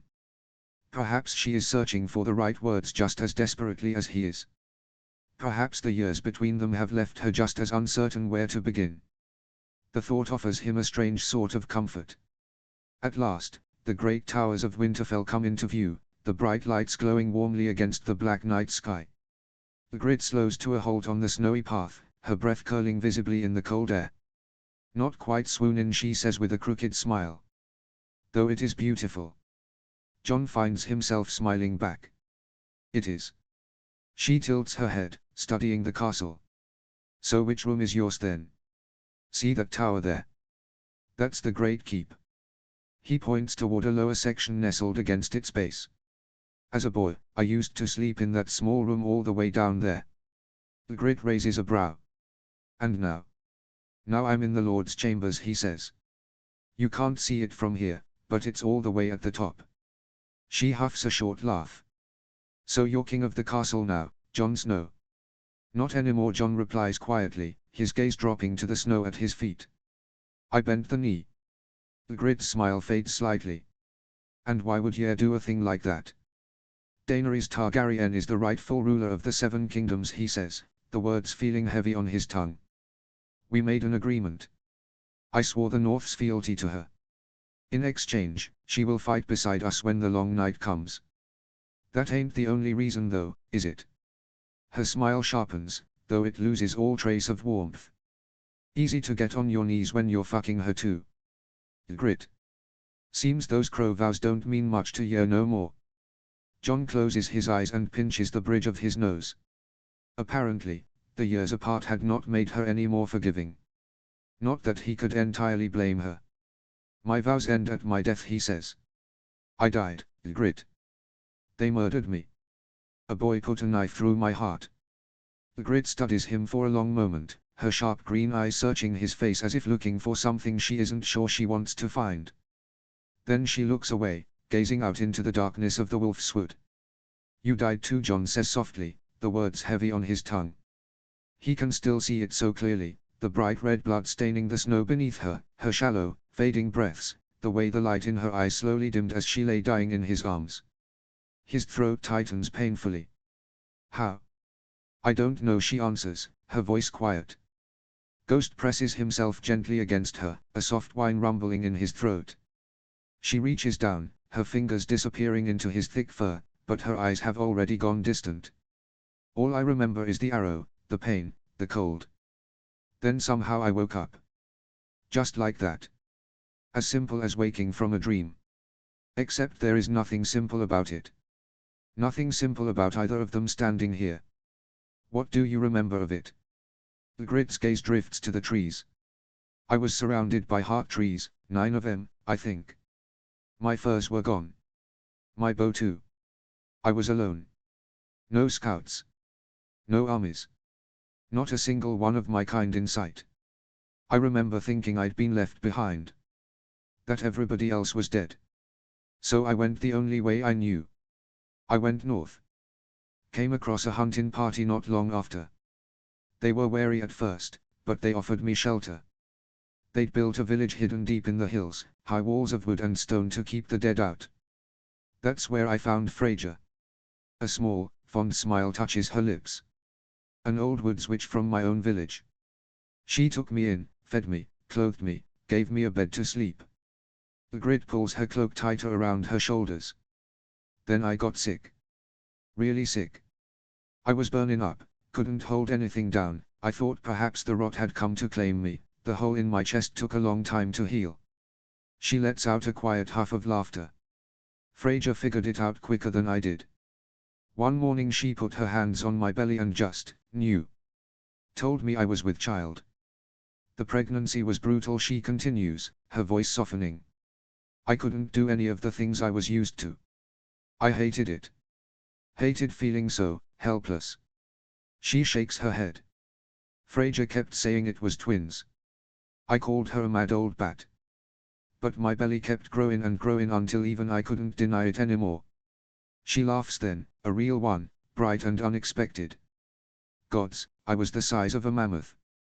Jon chuckles despite himself, the sound low and warm in his throat. For a fleeting moment, the years between them seem to disappear, and he remembers how she had always been able to pull a smile from him when no one else could. I was. Yeah, should have seen the state of me, she says with a grin. One day I bent down to pick something off the floor and I couldn't get back up. Just stuck there on my hands and knees like a fool.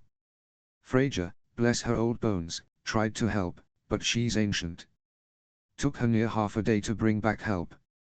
He tries to picture her, carrying their children beneath her heart, her belly growing heavier with each passing moon. She has always been so small, so fierce, that he cannot quite imagine her any other way.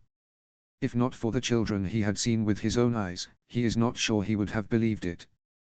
When the day finally came, Freyja had left the village to gather supplies. I couldn't hunt no more, and food weren't easy to come by. We'd walk for days before we ever found anything. A faint, bitter smile crosses her lips. Just my luck, eh? The babes decided it was the perfect time to arrive. Jon winces. You were alone. She says. I labored nearly 2 days. 2 whole days of pain like I'd never known.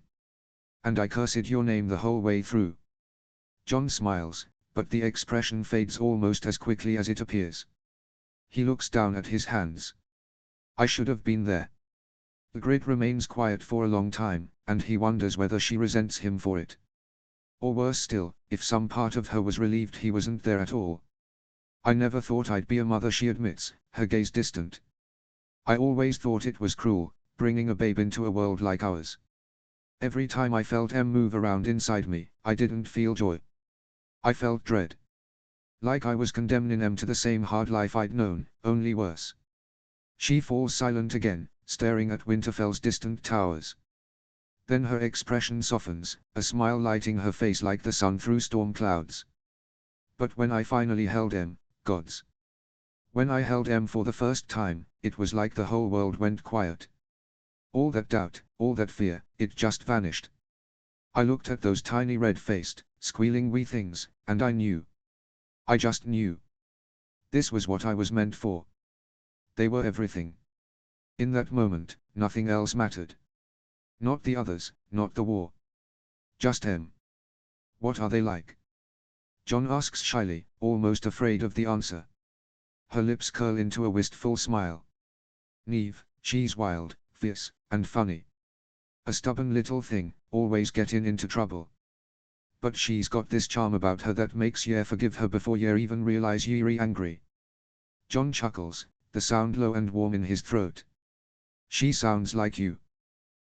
Everyone says the same, Ygritte replies with a grin. They all think we look alike at first glance.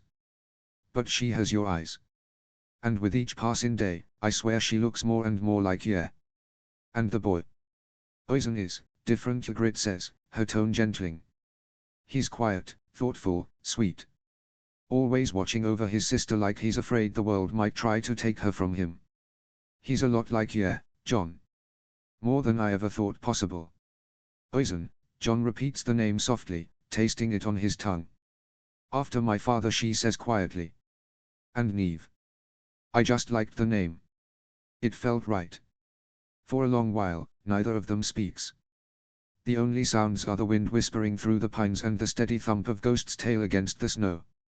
His mind refuses to settle. Neve. Oisin. The names circle endlessly through his thoughts. His children. The words still do not feel real. Yet the image of those small babes brings with it an unexpected stab of envy. Others had watched them grow while he remained ignorant of their very existence.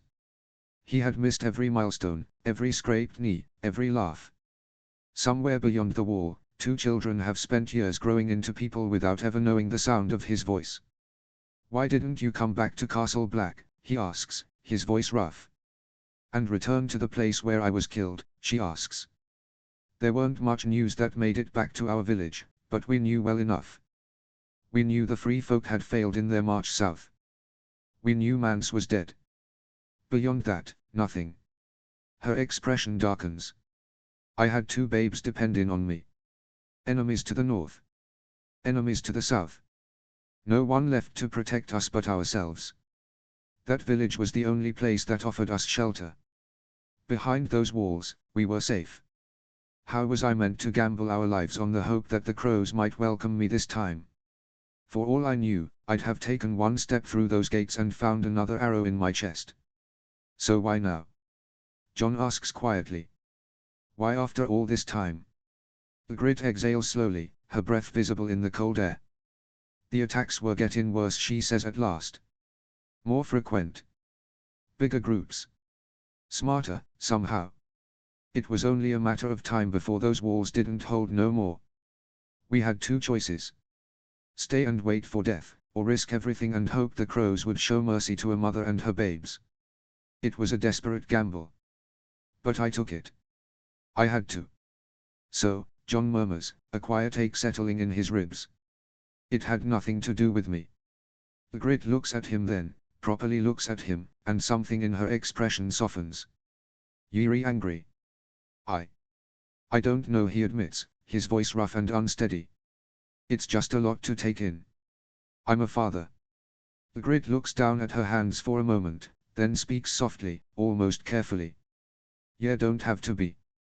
Jon turns to her sharply, eyes widening in disbelief. I've thought about this moment more times than I can count, she says quietly, seemingly searching for the right words, weighing each one before letting it leave her. Wondered whether I should tell you at all. Wondered whether it'd be kinder if you never knew. I won't force you into anything you do not wish. Blood alone don't make a father, Jon Snow. You can walk away. Go back to your life as it was. Forget this all ever happened. I won't resent you for it. Is that what you want, he asks, his voice barely above a whisper. To forget this all ever happened. I'm giving ye a choice, Jon Snow. One which I was not given so freely. She closes her eyes for a second, as if gathering strength. I know this ain't the life ye wanted. You have no idea. Don't I? Ygritte cuts in. Ye carried the stain of your birth your whole life. Every room ye walked into reminded ye of it. Ye were ashamed of who ye were because your world taught ye to be. Ye never wanted to repeat your father's mistakes. Ye swore vows just so ye would never have to worry about father-in bastards of your own. Don't call them that. Why not? Isn't that what they are? Ygritte holds his gaze for a long beat, then takes a slow, steadying breath. The free folk will never look down on em because we never wed in some grand ceremony. We don't give a damn for that sort of thing. They will be valued for their strength, for who they are. Their lives may not be easy, but they will never doubt that they are loved. A painful thought takes root in his mind. Perhaps she is offering him a way out because it is what she wants to. Perhaps she would rather he remain a stranger to her and their children. And what if I don't want that? Then I'd welcome it. They are your children. They deserve to know who their father is. She lets the words linger for a moment before her expression grows more serious. But know this, Jon Snow. They are my blood too. Born at my breast in the lands beyond the wall. They've grown beneath the old gods. They speak the old tongue. The free folk way is all they've ever known. Ygritte is quiet for a moment, studying him as though she is trying to see past the fear and uncertainty written across his face. If ye choose this, ye must do it with your whole heart. No doubts. No half measures. No hiding em behind shame. Ye stand beside em and claim em as your own flesh and blood. Your kin. Her eyes harden, and for the first time Jon sees the full weight of a mother's fierce protection burning in them. Because if ye make them love ye, if ye let em call ye father and then abandon em, she leans in closer, her voice dropping to a dangerous whisper. The others Emsylves will not stand in my way when I come for ye. He takes a step back, swallowing hard beneath the weight of her stare. Ygritte tilts her head slightly, her green eyes never leaving his. So what's it gonna be, Jon Snow? Jon thinks for only a heartbeat, but the answer is already burning inside him, clear and certain in a way few things in his life have ever been. I want this, he says simply. He doesn't think he has wanted anything more. I want them. I want all of it. Ygritte studies him for a long moment, as if searching for any crack in his resolve. Then, slowly, a soft smile spreads across her face. All right then. Her gaze then lingers on the distant towers of Winterfell, their warm lights glowing like beacons against the dark northern sky. It's getting late, she murmurs. Inga will have your head if I don't make it back soon. I see she still hasn't warmed to me. Ygritte lets out a quiet snort. She hates your guts, she says with a grin. Best not keep her waiting. They begin the walk back in comfortable silence, their boots crunching softly through the fresh snow. Ghost keeps pace at Ygritte's side, his tail sweeping lazily through the air. As they descend into the scattered cluster of huts and tents, signs of life still linger despite the late hour. Smoke curls lazily from chimneys, people gather around crackling fires with horns of mead in hand, and a pair of hunters unload the last of their catch beneath the warm glow of a lantern. An elderly man sits upon the worn steps of his hut, wrapped in heavy furs with a staff resting across his knees. As they pass by, he pushes back his hood and inclines his head respectfully. Evening, my queen. Ygritte lifts a hand in greeting. Evening, Orin. Jon raises a brow, glancing between them. So, how did that happen? Ygritte offers him a small smile, though it never quite reaches her eyes. That's a story for another day, Jon Snow.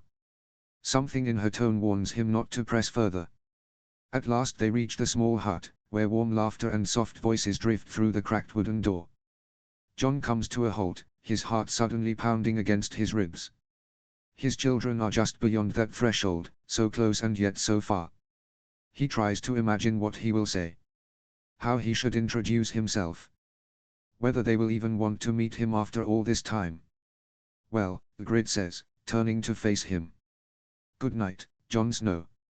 He blinks, the words taking a heartbeat to settle. But I thought. She shakes her head gently. Not tonight. They're sleeping. It's been a long journey, and they need their rest. Truth be told, so do I. The disappointment hits John like a dull blow to the chest. It is foolish, he knows. They have waited their whole lives to meet him. One more night should mean nothing. Yet now that he is standing only a few paces away, it feels almost unbearable. Ygritte seems to read it plainly across his face. How about on the morrow, she suggests. Come find us after the sun rises. They'll be awake and full of energy by then. I'd like that, he says, the tightness in his chest easing just a fraction. Good night, Ygritte.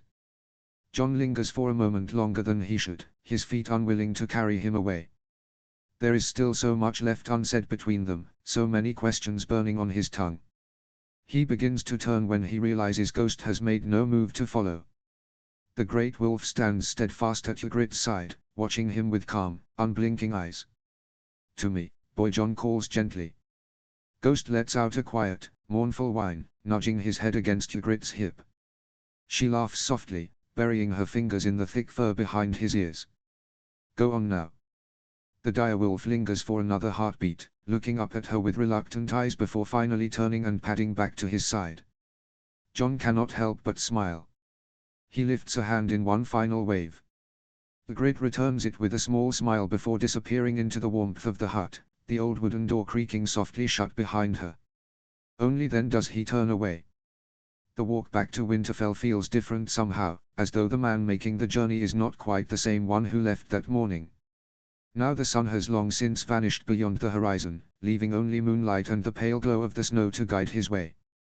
Ghost falls into step beside him, silent and loyal as always, yet every few paces the direwolf glances back over his shoulder, ears twitching toward the small hut fading behind them. I know, John murmurs, reaching down to run his fingers through the thick white scruff. Only one more night. Sleep, however, seems the last thing either of them will find tonight. Tomorrow he will meet his son. Tomorrow he will meet his daughter. For the first time in a very long while, he finds himself looking forward to what the dawn will bring. Jon Snow returns to Winterfell, the castle draped in a heavy, expectant silence.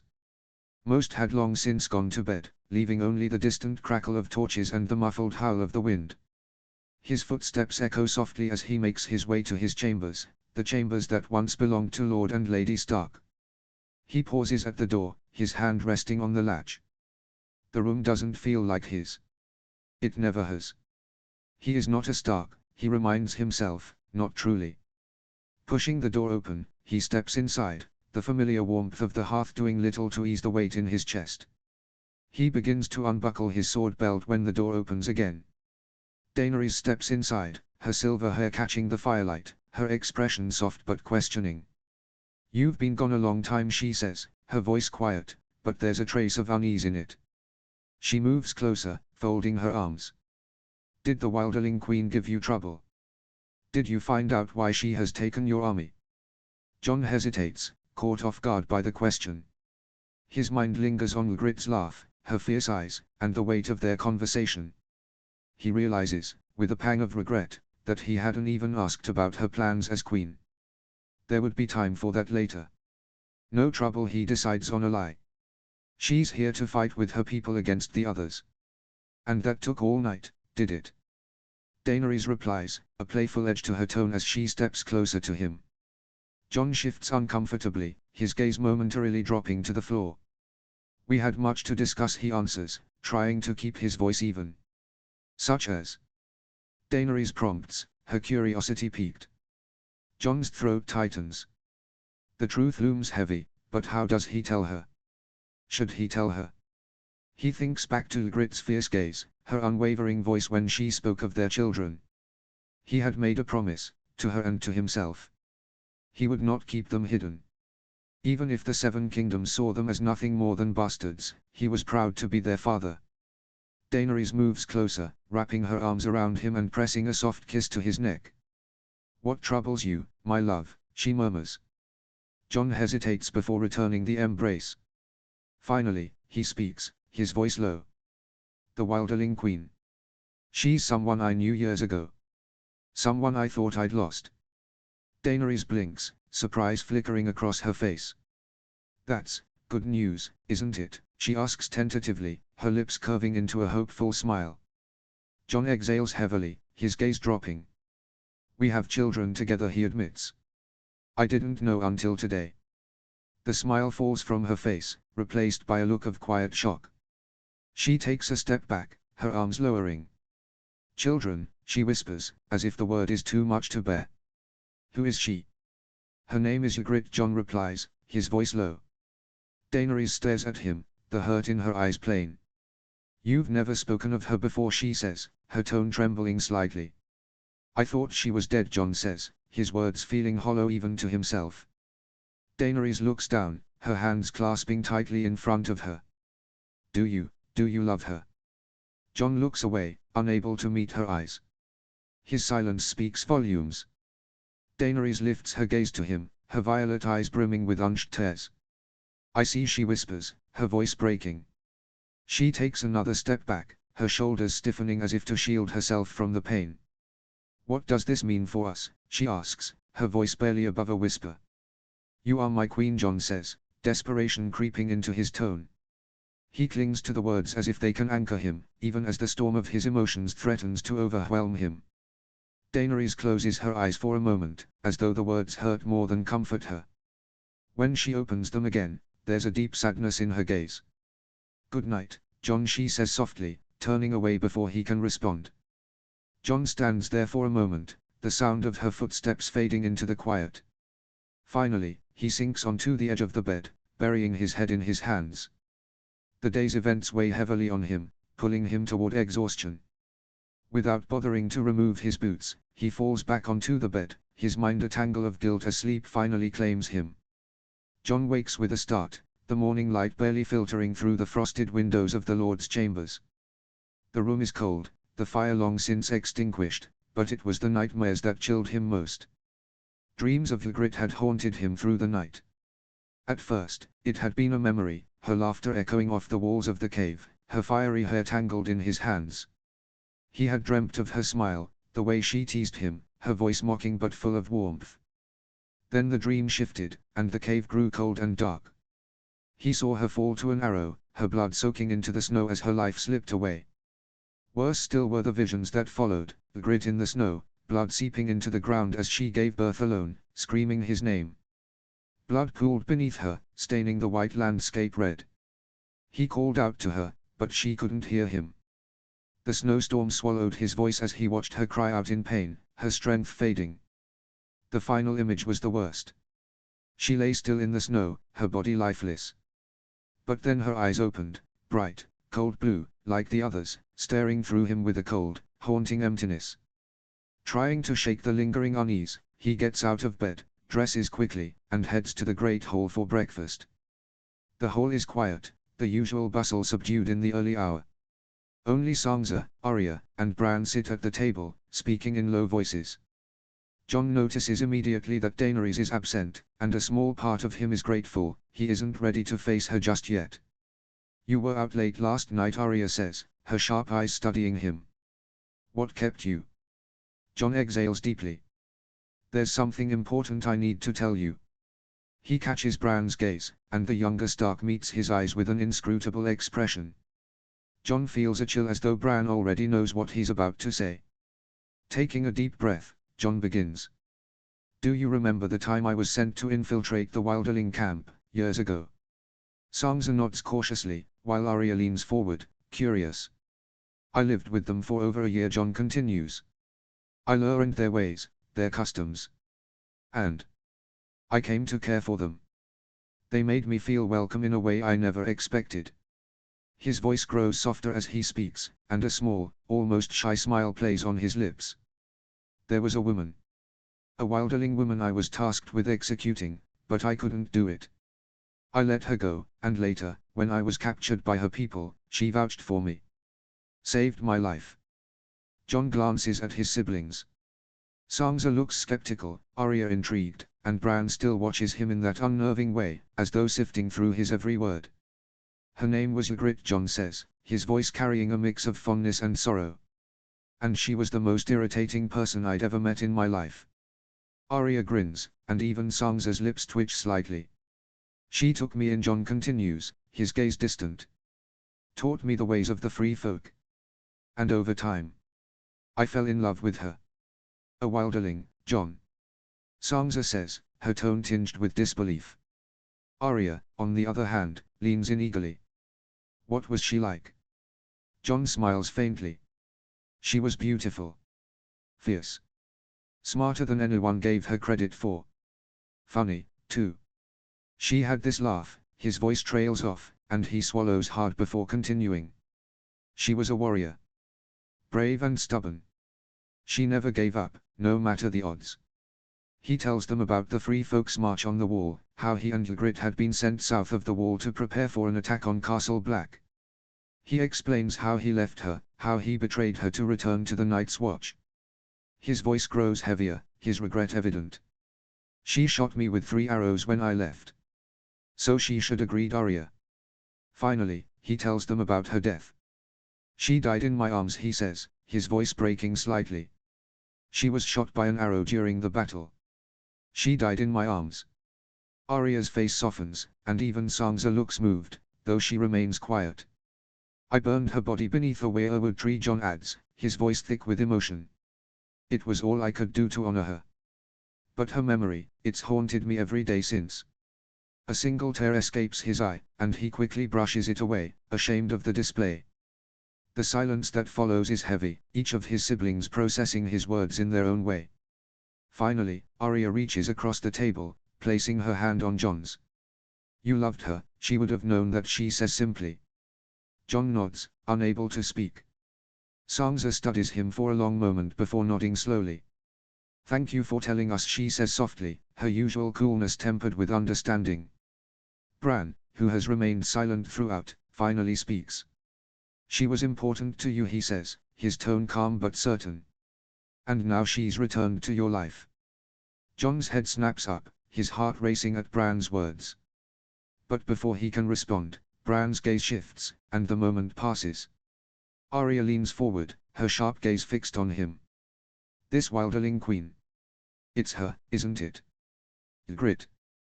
Jon nods, a faint, bittersweet smile playing on his lips. By some miracle, it's her. Sansa gasps softly, her eyes widening in shock. How is that possible? She died, Jon. You said so yourself. Jon shakes his head, as if he still can't quite believe it himself. I don't know. She doesn't know. All I know is that she's alive, and there's more. Arya tilts her head, curiosity and concern mingling in her expression. Bran remains silent, his otherworldly calm unshaken. She wasn't alone, Jon continues, his voice growing softer. She has children. Twins. He hesitates, his gaze dropping to the table before lifting to meet theirs again. My children. The silence in the hall is deafening. Sansa stares at him, her expression unreadable, while Arya's eyes widen with surprise. You're a father? Arya asks, her voice tinged with awe. Jon nods, and despite the weight of his words, he can't stop the smile that spreads across his face. I am. A girl and a boy. Neve and Oisin. They're beautiful. Jon's smile fades as guilt creeps into his voice. But I wasn't there for them. Ygritte, she gave birth to them alone. Raised them in the cold lands beyond the wall, all by herself. I didn't even know. You couldn't have known, Jon, Arya says firmly. You thought she was gone. None of this is your fault. Sansa, still quiet, finally speaks. And now? What are you going to do? I'm meeting them today, Jon says, his nerves evident. For the first time. I'm terrified. Arya's grin returns, her tone light and reassuring. You'll be fine, Jon. You're their father. They'll love you. He looks at her, gratitude in his eyes. I hope so. Sansa's gaze remains fixed on Jon, her expression carefully neutral, though a flicker of something sharp passes through her eyes. Have you told her, she asks, her voice measured. Jon nodded slowly. I told Daenerys last night. And how did she take it? Sansa presses, though there was a knowing edge to her tone. John sighs, running a hand through his hair. Not well. She was hurt. Sansa folds her hands in front of her, her posture stiff. Hurt, she repeats, her voice tinged with skepticism. I wonder if that's all she was. John glances at her, his jaw tightening. She's our queen, Sansa. I had to tell her the truth. She's your queen, Sansa replies, her tone clipped. If Ygritte's return has shaken her, what happens when she sees you with your children? Arya shoots Sansa a sharp look, but John raises a hand to stop any brewing argument. This isn't about Daenerys or her crown. It's about my family, about my children. Sansa's gaze shifts between her siblings, her posture softening. I only hope you're prepared for what comes next, John. The choices you make now will shape everything, the North, the wildlings, and your family. Arya glances between them, her tone cutting through the tension. Enough about the Dragon Queen. John's got 2 children to meet today. Let's not ruin it with politics. Arya leans back in her chair, a warm smile spreading across her face. The pack survives, she said simply. John's chest tightens at her words, and for the first time in what felt like an eternity, he feels a glimmer of hope. John stands outside the small hut, his heart pounding in his chest. Today was the day, the moment he would meet his children for the first time. He feels a strange mix of excitement and terror coursing through him. He wipes his palms against his cloak and takes a deep breath, trying to calm the storm within him. His thoughts drift to his Lord Father, Ned Stark. Had he felt this way when he first met John? Had he been nervous too? From inside the hut, he hears the sound of children's laughter, bright and carefree. It tugs at something deep within him, filling him with warmth and trepidation in equal measure. He hesitates for a moment longer, then finally raises his hand and knocks on the door. It swings open, and there she is, Ygritte. Her hair up in braids, though loose strands frame her face in a way that makes her look both wild and serene. She looks frazzled but radiant, her cheeks slightly flushed. He thinks she'd never looked more beautiful. "'Bout time," she teases, stepping aside to let him in. "Come in, Snow. I've got me hands full here." John steps into the hut, immediately enveloped by the warmth and the scent of cooking. The space is small and simple, but it feels alive, filled with the presence of a family. A pot bubbles on the stove, the aroma of something hearty and familiar filling the air. It brings back memories of nights by the fire with Ygritte. Her skill with cooking always surprises him. His eyes wander to the small living area, where a mix of wooden and cloth toys lie scattered across the floor. Through the open back door, he catches sight of 2 children playing in the small garden, their laughter ringing out like music. His breathing stops as he watches them, his heart swelling with emotions he could barely name. Ygritte notices his gaze and smiles softly. "I told them they were meeting their father today," she says, her voice warm. "You should have seen their faces, wide-eyed and full of questions." "They're excited, John." John tears his eyes away from the children and looks at her, his nerves showing in his furrowed brow. "What if they don't like me?" he asks, his voice barely above a whisper. Ygritte chuckles and shakes her head. "Well, we can't have that, can we?" she says with a smirk. "You'll do just fine." She steps closer and places a hand on his arm, her touch grounding him. "Take a deep breath," she says gently. "Your life's about to change, Jon Snow. For the better."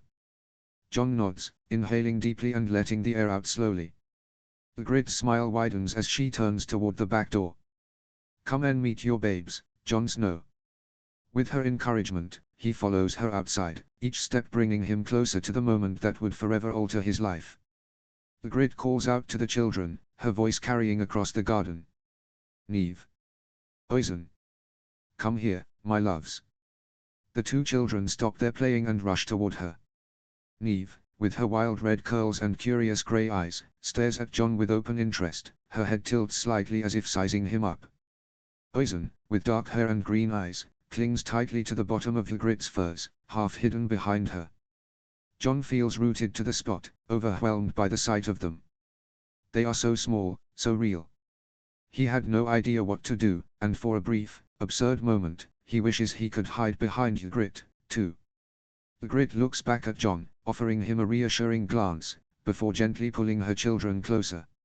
Come on, now, she says softly, holding each of their hands. Slowly, she walks them over to where John stands. When they are close enough, Ygritte kneels down, bringing herself to the children's level. John quickly follows, lowering himself to meet their eyes. He feels vulnerable, exposed, but he knows this is important.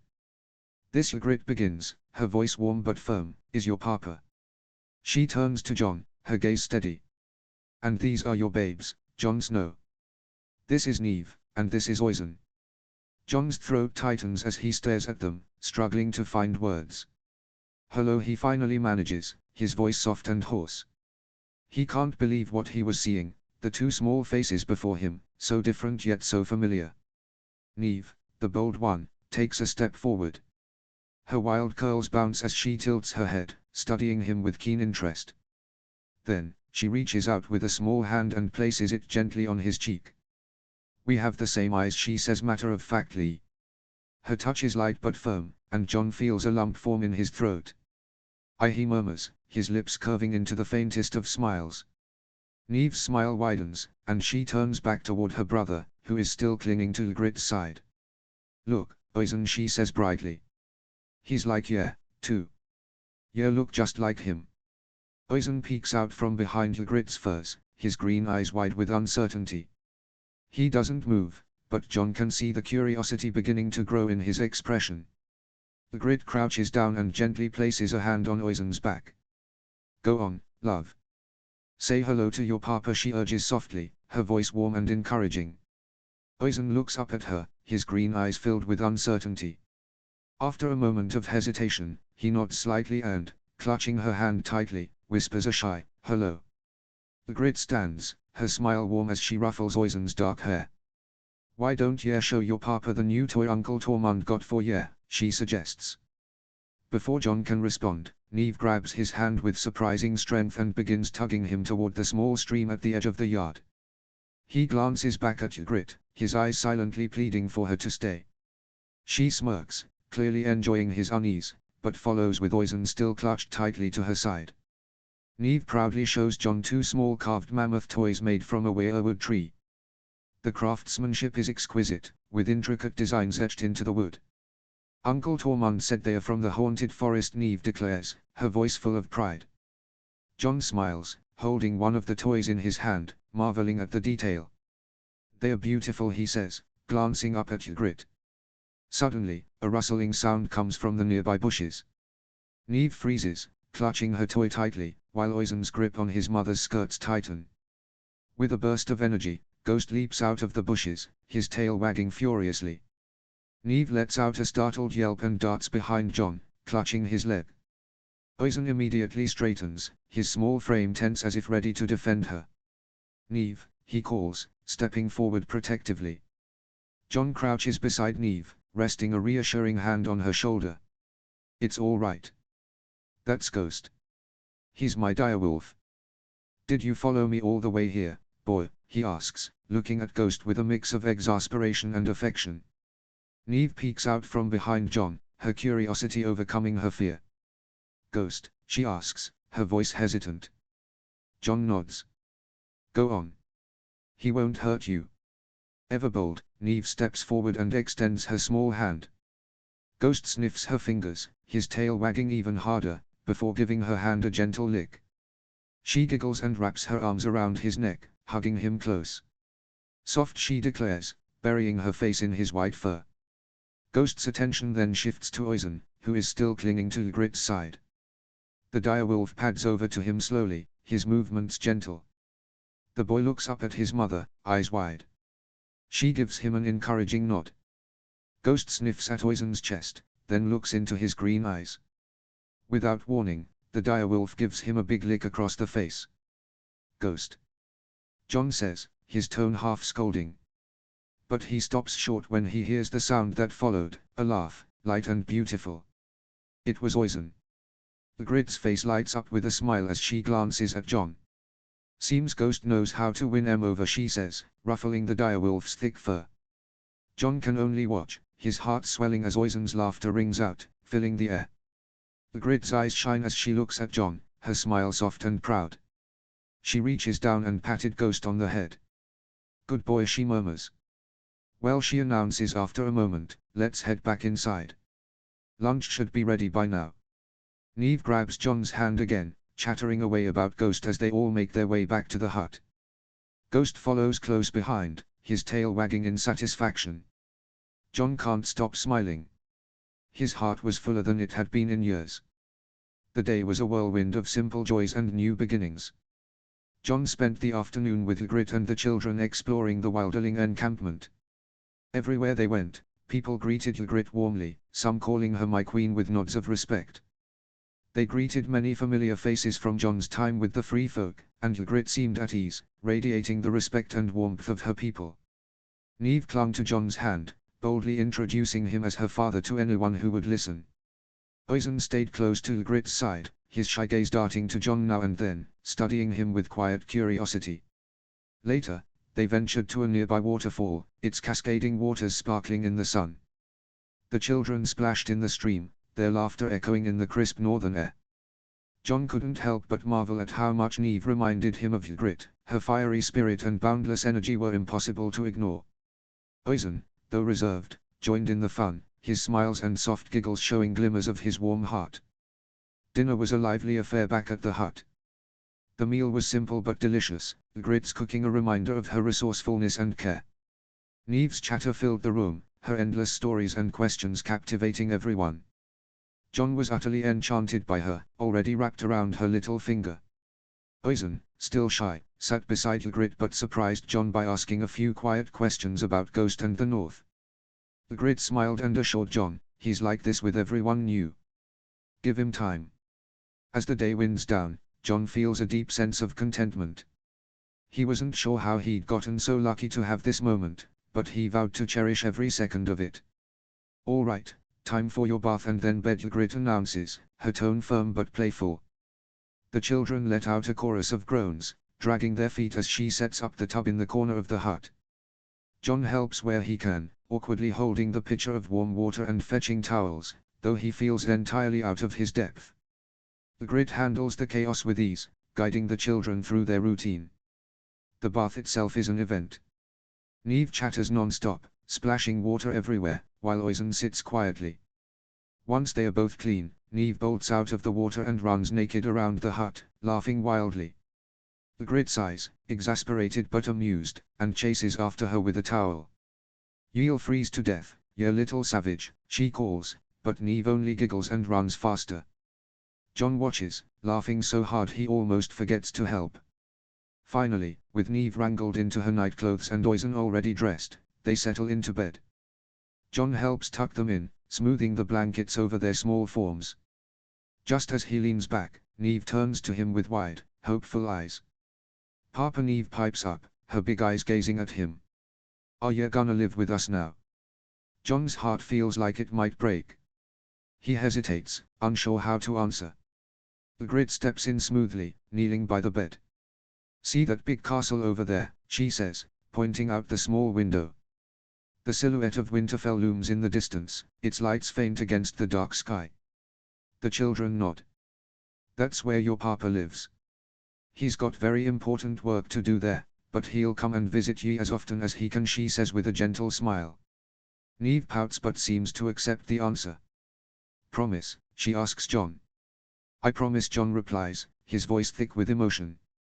Oisin then looks up at Ygritte and whispers, can you sing us a song, Mama? Ygritte smiles, brushing his hair back gently. My love. Close your eyes now.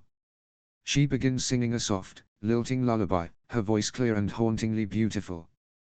John sits silently, entranced by the melody and by Ygritte herself. He had thought he'd never hear her sing again. Her voice is rich and tender, carrying a warmth that fills the small room. Before long, the children's breathing evens out, and they drift off to sleep. Ygritte leans down and kisses them both on their foreheads. Standing, she catches John's gaze and smiles, then leads him quietly out of the room, closing the door behind her. In the dimly lit hallway, John lingers, caught in a quiet moment of wonder. Ygritte notices his smile and shakes her head with a soft chuckle. It's amazing, isn't it, she says softly. John looks at her, still caught in the moment. It is. Hard to believe it's real. Ygritte says, her voice warm. Some nights, I have to remind myself it is. I love it, though. Even the chaos of it. Wouldn't trade it for anything in the world. Jon nods, his smile widening. I can see why. She chuckles and gives him a playful nudge. Come on, let's have a drink. You look like you could use one. Jon follows her into the kitchen, Ghost sleeping peacefully next to the fire. She reaches into the top cupboard and pulls out a small flask of mead. This is hidden well away from little hands, she says, grinning as she pours 2 cups.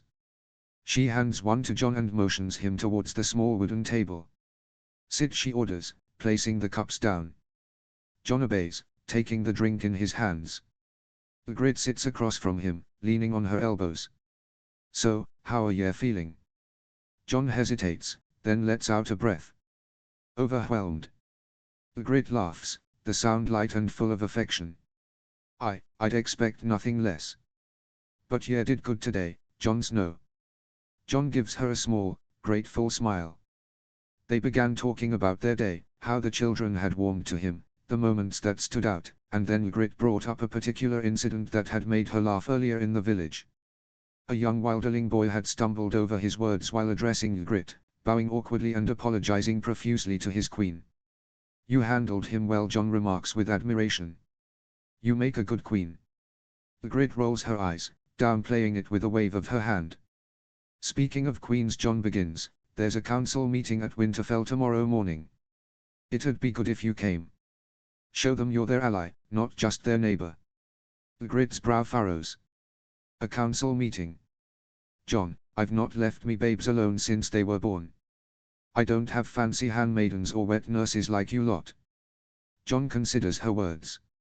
Isn't there anyone you trust? Just for a couple of hours. Ygritte leans back in her chair, thinking. I can think of someone. After a moment, a sly grin spreads across her face. Okay, I'll come, but only on one condition, I bring Tormund with me. Jon bursts out laughing, shaking his head. Of course. I wouldn't expect anything less. Good, Ygritte says, raising her cup again. It's settled then.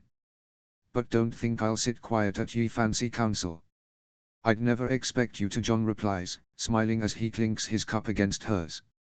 Ygritte walks Jon to the front door, the cool night air brushing against them. Jon turns to her, his voice low but sincere. Thank you, for today. For letting me into their lives. Ygritte smiles, her expression softening in a way that feels rare and precious. You're their father, Jon. And children need their fathers, like I needed mine.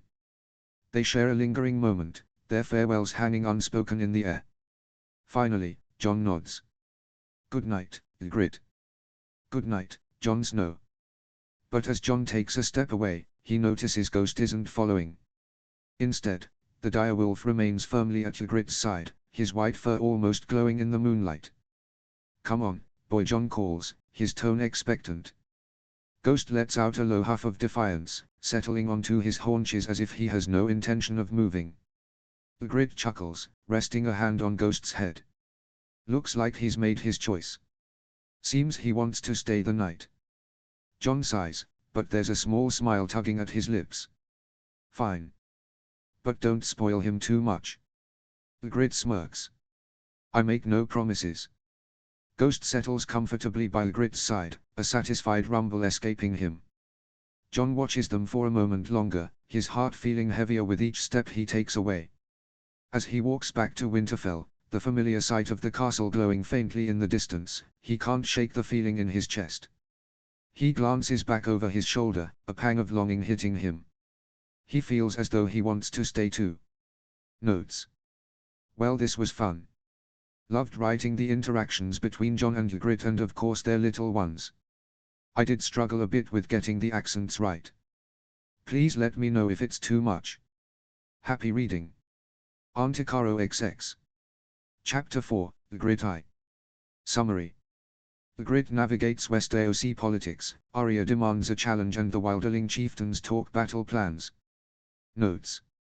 See the end of the chapter for notes. Chapter text. Ygritte writes beside Tormund, the wind tugging at her hair as they approach Winterfell. The sheer size of the castle looms ahead, its spires and walls glowing faintly in the morning light. She shifts uncomfortably in her saddle, fingers brushing the soft fur of the Shadowcat cloak draped around her shoulders. The warmth of it is reassuring, and she thinks back to earlier that morning. "You need to make a good first impression," Ciri had said, her hands quick but careful as she fastened the silver clasp of the cloak. Ygritte had scoffed, crossing her arms. "A first impression? Thought me spear and sharp tongue did that already." Ciri rolled her eyes, her mousy brown hair catching the early light. "Aye, and ye'll scare the lot of 'em before they know what to make of ye. This," she tugged lightly on the fur, "makes ye look the part. Fit for a queen, is it?" Ygritte teased, though her tone was softer now. "More than fit," Ciri replied with a grin, placing a hand on her small bump hidden beneath her furs. "But don't go letting it get to your head, eh?" Ygritte had laughed then, but now, as Winterfell's gates rise before her, she's grateful for her friend's insistence. The thought of standing among the lords and ladies of the South makes her feel more like the girl who used to run barefoot through the snow than a queen. Tormund clears his throat beside her, breaking her thoughts. "Ye'll meet all the lords and ladies today," he says, his tone half teasing, half serious. "All stiff backs and fancy words. Try not to scare 'em off too quickly, eh?" Ygritte smirks despite herself. "I'll do me best, Tormund." "Right. So, listen close. These southern folk ye'll meet today, they've got more secrets and scandals than a wolf's got fleas." "Oh aye? What kind of secrets?" "Well," Tormund starts, his grin widening mischievously, "there's one they call the Kingslayer. Jaime Lannister's his name." "Kingslayer?" Ygritte repeats, her brow furrowing. "What's he done to earn that name?" "Stabbed his own king in the back," Tormund says, clearly enjoying the tale. "Pretty little thing, though. All golden hair and smug smiles." Ygritte snorts. "A pretty boy with a knife in the back. Sounds like he'd fit right in with the crows." "Oh, that's not the half of it," Tormund says, leaning in closer. His voice drops to a conspiratorial whisper. "The man's been fucking his sister for years." Ygritte stops dead in her tracks, her eyes wide with disbelief. "His sister?" "Aye," Tormund says with a wicked grin, clearly enjoying her reaction. "Cersei's her name. She's queen of bloody King's Landing now. Rumor has it, the two of them been carrying on since they were wee ones. Had a whole brood of bastards together and passed 'em off as the old kings." Ygritte stares at him, horrified. "That can't be true. Even for southerners, that's," she shakes her head, as if trying to dislodge the thought. "That's unnatural." Tormund shrugs, his grin unrepentant. "Unnatural? Aye, it is. But that's the way of things down here. Folk'll smile in your face, bow low, and then go home to fuck their kin." Ygritte shudders. "And these other people who look down on us? They've no right to call us savages." "Exactly," Tormund agrees, his laughter booming across the courtyard. "Just remember that when they're sniffing at you like you're some stray dog. At least we keep our beds honest." Ygritte shakes her head again, still trying to wrap her mind around it. "Gods! What a place this is. Welcome to the South," Tormund says with a chuckle, clapping her on the shoulder. As the gates creak open, Ygritte feels her breath hitch. The courtyard is alive with movement, armored soldiers sparring, banners flapping in the wind, the smell of baking bread wafting from somewhere nearby. The stone walls rise high, casting long shadows over the bustling scene. It's beautiful in a way she doesn't want to admit. But she can't stop her gaze from wandering. The carved direwolves on the gates, the intricate latticework of a high window, the glint of sunlight on polished steel, it's all so different, so foreign. "Keep your wits about ye," Ygritte, Tormund teases, noticing her distraction. "You'll end up walking into a wall." She shoots him a glare but can't stop the laugh that escapes her. "I've a mind to shove ye into one." "Wouldn't be the first time," Tormund quips, grinning. Ygritte shakes her head, her nerves easing a little as they pass deeper into the castle.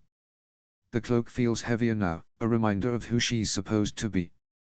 Ciri's words echo in her mind, "Ye'll look the part." Inside the castle, Ygritte feels her head swiveling constantly. She's trying not to look like a curious child, but everything about Winterfell pulls her attention, The towering arches, the tapestries, the flickering torches casting shadows across stone walls. Her gaze falls on a massive portrait hanging in a quiet hallway, a man with kind but resolute eyes, his face framed by dark hair. She steps closer, studying him, until a familiar voice comes from the doorway. "My father." Jon Snow stands there, his expression softened by memory. "Eddard Stark," he says quietly. Ygritte turns to see Jon Snow, his expression softer than she's seen in a long time. She glances back at the portrait. "This is Ned Stark." Jon nods, stepping closer. "He was the best man I've ever known. He taught me everything I know." Ygritte studies the painting, then Jon. "He sounds like a good man. You look like him a bit." He doesn't linger, his expression making it clear this isn't a story he wants to delve into. Instead, he gestures for her and Tormund to follow him. They weave through the castle's halls until they reach a large chamber, bustling with people deep in conversation. The hum of voices fills the air, punctuated by the occasional clatter of armor or the scrape of chairs on stone. As they step into the room, a guard announces their arrival loudly: Queen Ygritte of the Free Folk, Tormund Giantsbane, and Lord Jon Snow of Winterfell. Ygritte leans toward Jon, whispering, "Do they do that every time you walk into a room?" Jon chuckles quietly but doesn't answer. Instead, he starts leading her toward a small group near the far end of the room. "Ygritte, I'd like to introduce my family." Before he can finish, Ygritte steps forward and points. "You're Arya," she says confidently. "And you must be Sansa. And this one's Bran." She smiles triumphantly. "I've heard plenty about all of you." Arya raises an eyebrow but offers a slight smile. Sansa, on the other hand, stiffens. "That's funny," she says coolly. "I haven't heard anything about you." The air feels suddenly tense, and Ygritte falters for a moment. The tension in the air is palpable, and Ygritte feels the weight of Sansa's words like a stone. She offers a polite smile but doesn't reply, standing awkwardly as Jon clears his throat to break the moment. "Come," he says, steering her toward another group. "There are more people to meet." Ygritte's nerves return as Jon introduces her to the others. Davos Seaworth greets her with a warm smile and a respectful bow. "Queen of the Free Folk," he says. "You've got the North's gratitude for joining us." Tyrion Lannister steps forward next, his sharp gaze studying her. Ygritte blinks at him in surprise. She's never seen a dwarf before, but she keeps her expression neutral. "A wilderling," Queen Tyrion says with a small smirk. "The stories don't do you justice." Ygritte doesn't know if it's a compliment or an insult, but she nods, unsure of what to make of him. "This is Lyanna Mormont," Jon adds, gesturing to a fierce young girl standing at attention. Lyanna looks her up and down, unimpressed but respectful. "We'll see if you're worth liking, Queen of the Free Folk." Ygritte laughs, the tension easing. "Fair enough." Ygritte grins at Jon. "I like this one already." But Ygritte's amusement is intensified when she notices Tormund, standing frozen and grinning like an idiot at a tall woman in knight's armor. The woman looks thoroughly uncomfortable. Ygritte smacks Tormund on the shoulder. "Stop making a fool of yourself, you great oaf. We've got business to attend to." Tormund grumbles but obeys, though his gaze lingers on Brian as she moves away. Suddenly, the room falls quiet. The air shifts as Daenerys Targaryen enters, flanked by her unsullied guards and a dark-skinned woman with a regal bearing. Her presence is commanding, her beauty undeniable, and Ygritte suddenly feels self-conscious. The furs that once made her proud now feel unrefined next to Daenerys' silks and intricate braids. She can see why Jon would fall for her. As people bow, Ygritte stands tall. She's not about to kneel for anyone.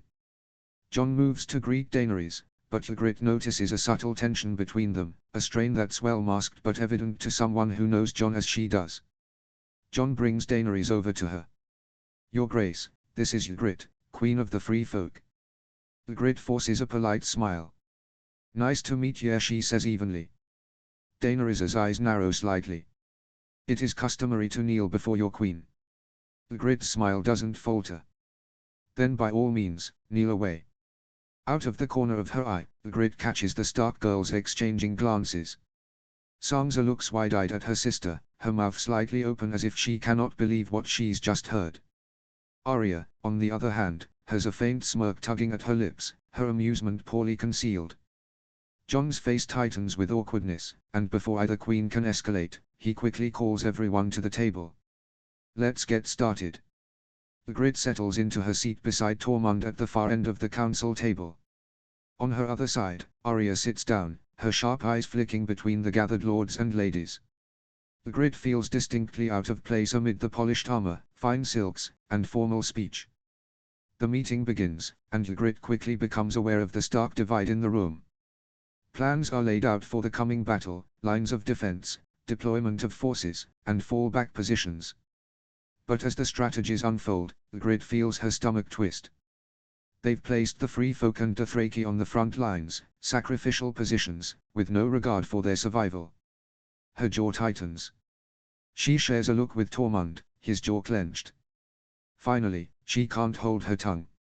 So you're sending me people to die first, I. Her voice cuts through the room like an arrow. All eyes turn to her. The murmurs stop. Some look surprised she's spoken at all. Jon tenses at the sound of her voice, but before he can respond, Daenerys speaks. The Free Folk are fierce warriors. As are the Dothraki. They'll hold the line. Ygritte scoffs. Hold the line. Against an army that don't stop, don't feel pain, and don't tire. That's not bravery, it's slaughter. The room falls silent, all eyes turning to her. She meets their stares unflinchingly, her fiery gaze challenging anyone who might dismiss her. Sansa arches an eyebrow, clearly surprised. Tyrion tilts his head with interest, his wine forgotten. Daenerys's expression remains unreadable, but Ygritte can feel her gaze like a weight. As the meeting drags on, Ygritte's mind drifts to her children. She wonders how her brother and his wife are faring with the little ones. She worries about the future they'll face if this council fails. She pictures Neve's bold smile and Oizin's shy gaze. The thought of them, so small, so defenseless, gnaws at her. She imagines them caught in the chaos of battle, easy targets for an enemy that knows no mercy. Her chest tightens, and she grips the edge of the table to steady herself. Her people, her family, have always fought to survive, but this is something else. This is death itself marching on them. Her voice cuts through the council's deliberations before she even realizes she's spoken. And what about the ones that can't fight? The room quiets. All eyes turn to her. What about the babes, she demands, her voice firmer now. The ones too young to hold a blade. The old, the sick, the ones who can't run or defend themselves. Jon turns to her. They'll be kept in the crypts. It's the safest place in Winterfell. Ygritte barks out a laugh before she realizes he's serious. Are you mad? She exclaims, her voice echoing off the stone walls. The room falls silent again. You plan to keep people safe from the dead, she continues, her tone incredulous, by hiding them in a tomb surrounded by corpses. Have none of you thought this through? She turns to Tormund and mutters a string of curses in the old tongue. He grins, clearly enjoying her outburst. Perhaps Davos says thoughtfully, we should reconsider our approach. Tyrion leans forward, his brow furrowed. Do you have an alternative, my lady? Evacuate Ygritte says without hesitation. Move them south, far away from this battle. Do whatever it takes to keep them safe, or their blood is on your hands. The council members exchange uneasy glances. Ygritte feels a pang of satisfaction, knowing she's struck a nerve. The discussion shifts, but Ygritte leans back in her chair, her frustration simmering. She glances at Tormund, who gives her an encouraging nod. For all the awkwardness she feels in this room, she knows she's spoken truth, and that alone feels like a victory. As the meeting concludes, Ygritte and Tormund rise to leave, eager to escape the castle's heavy stone walls. Before they can make it to the door, Arya Stark steps in front of them, her sharp gaze fixed on Ygritte. I've heard you're good with a bow, Arya says, her voice tinged with curiosity. Ygritte raises an eyebrow, tilting her head slightly. I'm all right, she says nonchalantly. All right. Tormund interjects, his booming laugh echoing through the hall. She's the best archer there is. Arya crosses her arms, her expression skeptical.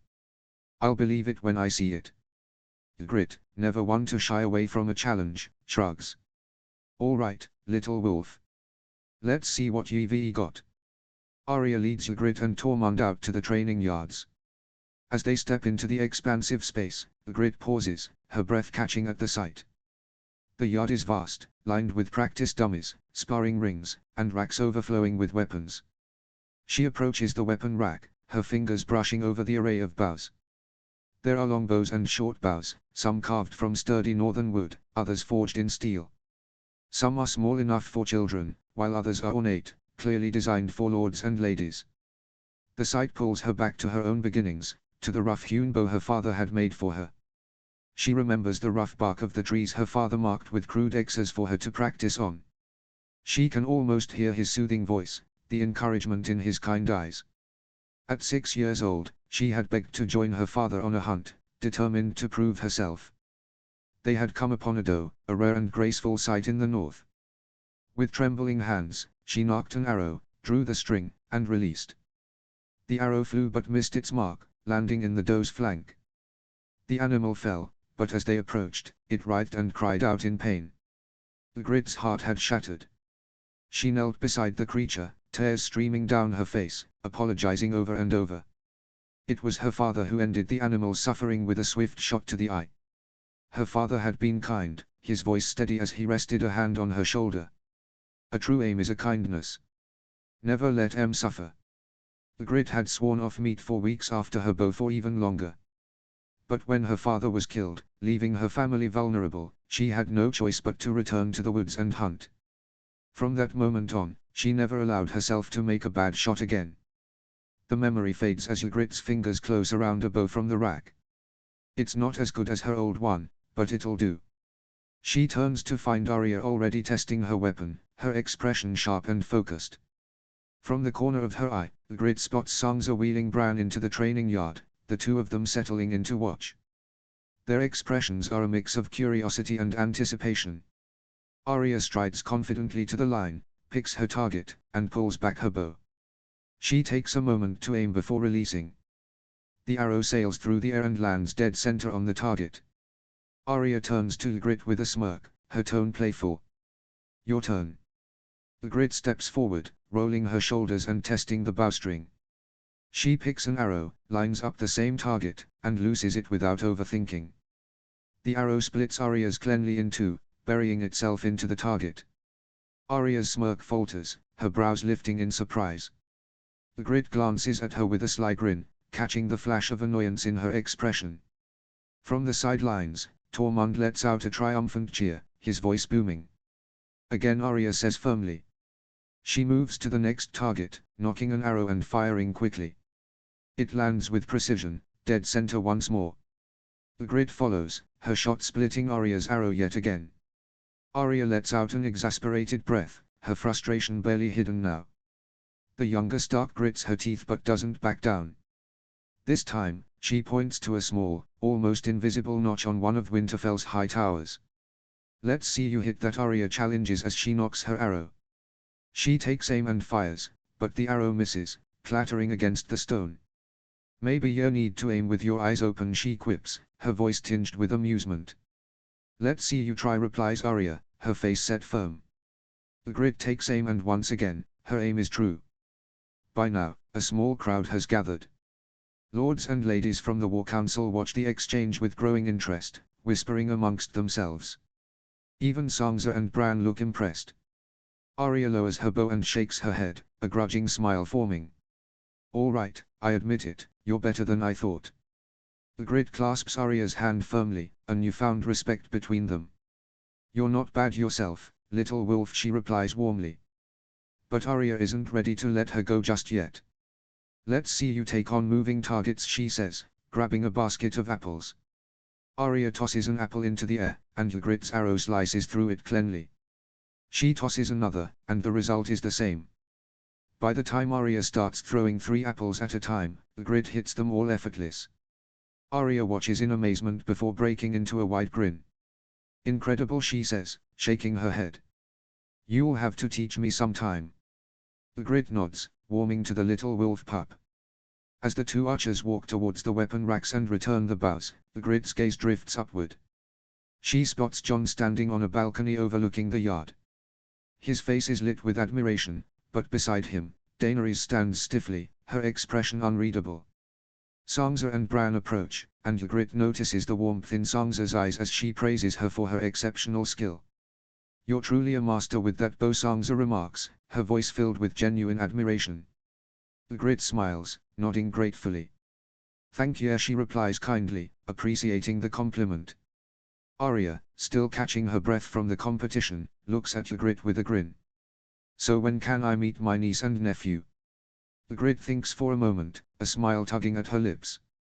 "How about tomorrow evening? We'll have dinner at mine.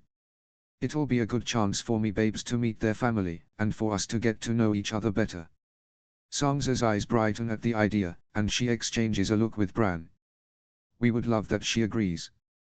Bran's smile is faint, but it's enough to show his approval.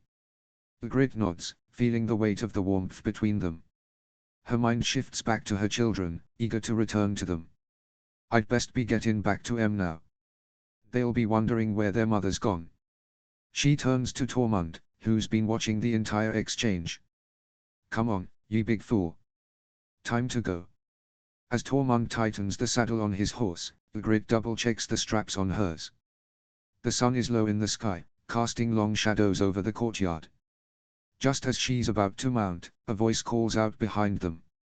"Wait." Ygritte and Tormund turn to see Jon striding toward them, a large bundle wrapped in furs cradled in his arms. He slows as he reaches them, his gaze settling on Ygritte. "I need a moment," he says, glancing at Tormund. Tormund chuckles, muttering something about how the crow can't seem to let go. Jon ignores him, his focus entirely on Ygritte as he gestures for her to step aside. Jon glances around, lowering his voice as he speaks. "You did well today, at the council meeting." Ygritte snorts. Well, I can't say I felt it. Half the time, I weren't sure if they were listening or just waiting for me to embarrass myself." Jon shakes his head, a rare smile tugging at his lips. "They were stunned, Ygritte. The lords of Westeros will remember the day they met Ygritte, Queen of the Free Folk. And watching you shoot, well, you certainly left an impression." Ygritte chuckles, trying to brush off the compliment, but Jon's smile lingers, his eyes warm. "Which got me thinking," he begins, shifting the bundle in his arms. "I have something for you." She raises an eyebrow, tilting her head. "Yeah, got me a gift," she teases. Jon laughs softly. "Not quite. I'm returning something that belongs to you." He holds out the furs. Curious, Ygritte takes them, her fingers brushing the familiar texture. She carefully unwraps the bundle, and her breath catches. Inside lies her old bow, the white weirwood gleaming faintly in the light. The bow had once belonged to the father. Her hands tremble as she traces the carvings etched into the wood. Symbols her father had painstakingly made, each line telling a story. Her fingers linger on the 3 words written in the old tongue: courage, endurance, family. On the opposite side, she finds the names of her family, her mother, her brothers, her sister, and her own, written in her father's careful hand. "You kept it?" she asks, her voice quiet with emotion. Jon's cheeks flush as he nods. "I couldn't bring myself to let it go." Ygritte feels a lump rising in her throat. She blinks away the tears threatening to spill over. Pregnancy had made her soft, and the fluttering emotions still remained long after she had given birth. The bow is so much more than a weapon, it's a connection to her father, to her past. She looks up at Jon, her lips parting as if to say something more, but the words catch in her throat. Instead, she settles on a quiet, heartfelt, "Thank you." Jon nods, his expression earnest. "It belongs to you." There's a moment of silence between them, heavy with unspoken emotions. Finally, Jon clears his throat. "Can I visit the children today?" he asks, his tone almost hesitant. Ygritte hesitates, the thought of the meeting that evening weighing on her mind. "Tonight's not the best time," she explains gently. "The chieftains are meeting, and it's bound to be chaos. But I've invited your family for dinner tomorrow night. You're welcome to join us." Jon's face falls slightly, though he nods in understanding. "Tomorrow, then," he says. Ygritte smiles softly, her grip tightening on the bow. "Tomorrow." Ygritte watches as he steps back, her bow still cradled in her arms. She doesn't say anything as he turns to leave, but as she mounts her horse, she glances back at him. The weight of the bow in her hands feels like a piece of her past finally returned, and for the first time in a long while, she feels whole. As Ygritte parts ways with Tormund and begins her walk to her brother's hut, her thoughts drift to the whirlwind of the past week. For so long, she had believed herself to be the last of her family. When Tormund had first told her at Eastwatch that Ciarán was alive, she hadn't dared to hope. Not until she saw him with her own eyes. Their reunion had been raw and emotional. They had held each other for what felt like hours, mourning the family they had lost and the years stolen by distance and tragedy. Ciarán had shared his story, his voice heavy with sorrow. He'd been with Ola the day the others descended upon their village.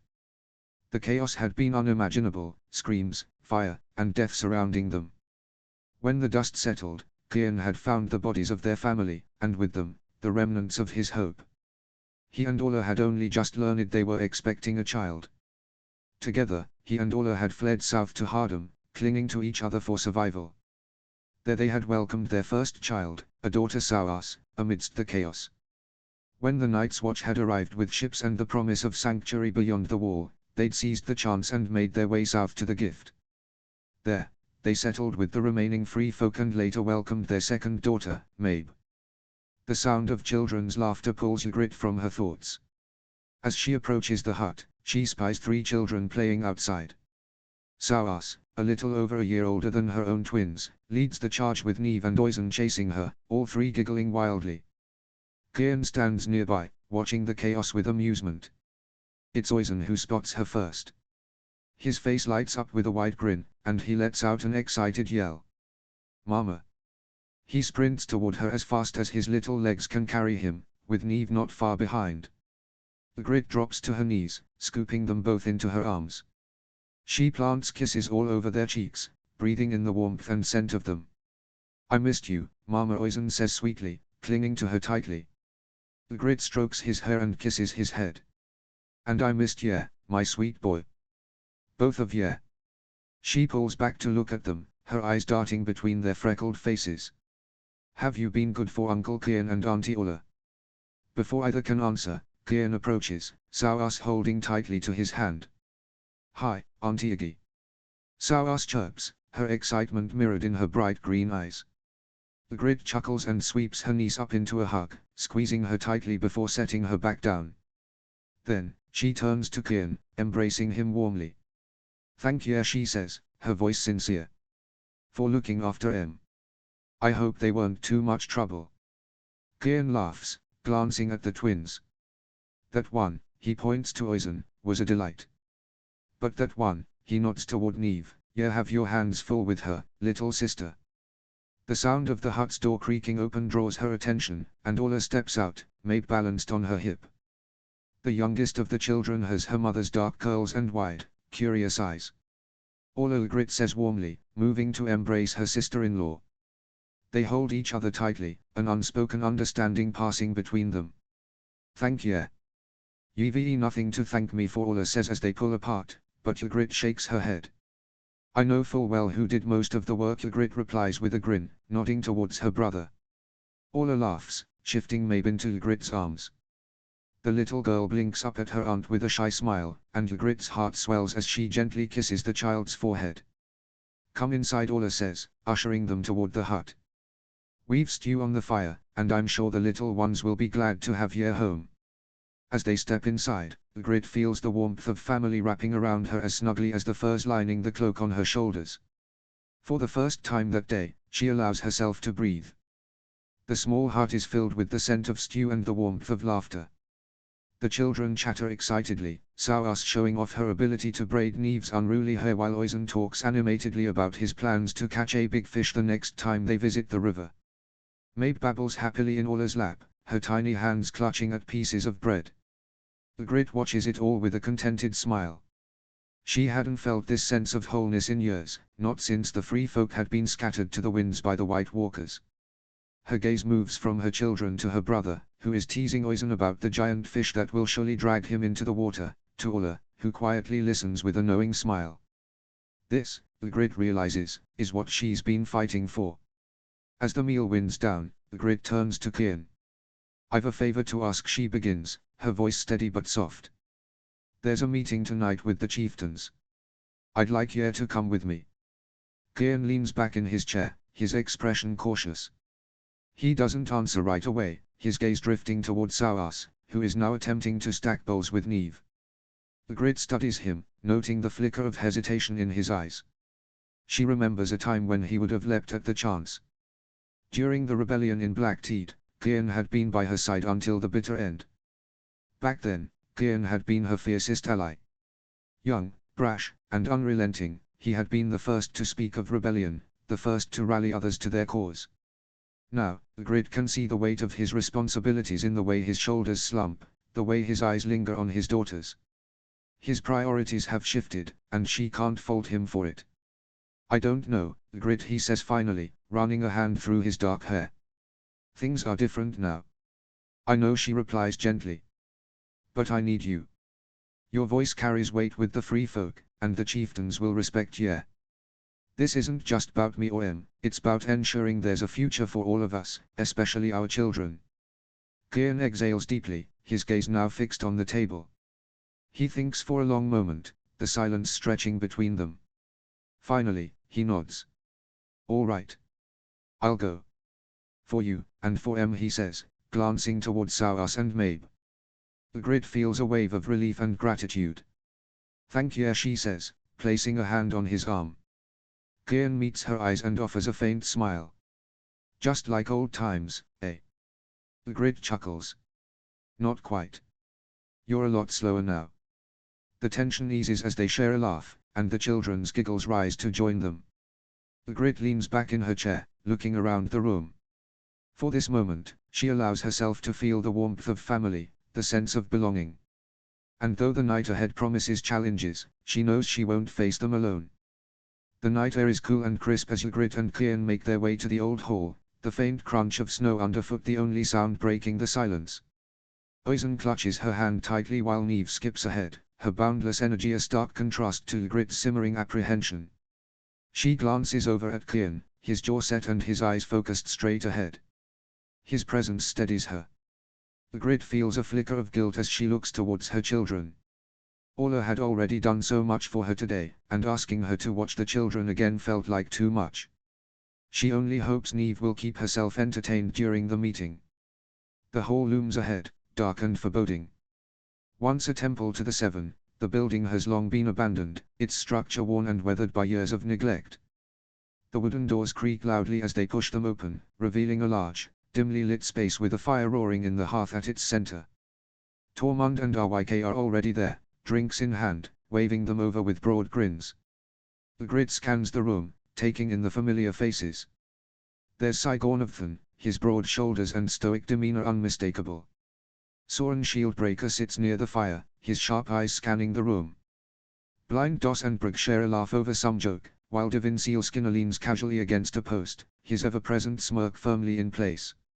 Val stands near the fire, her golden hair catching the light, speaking quietly with another chieftain Ygritte doesn't recognize.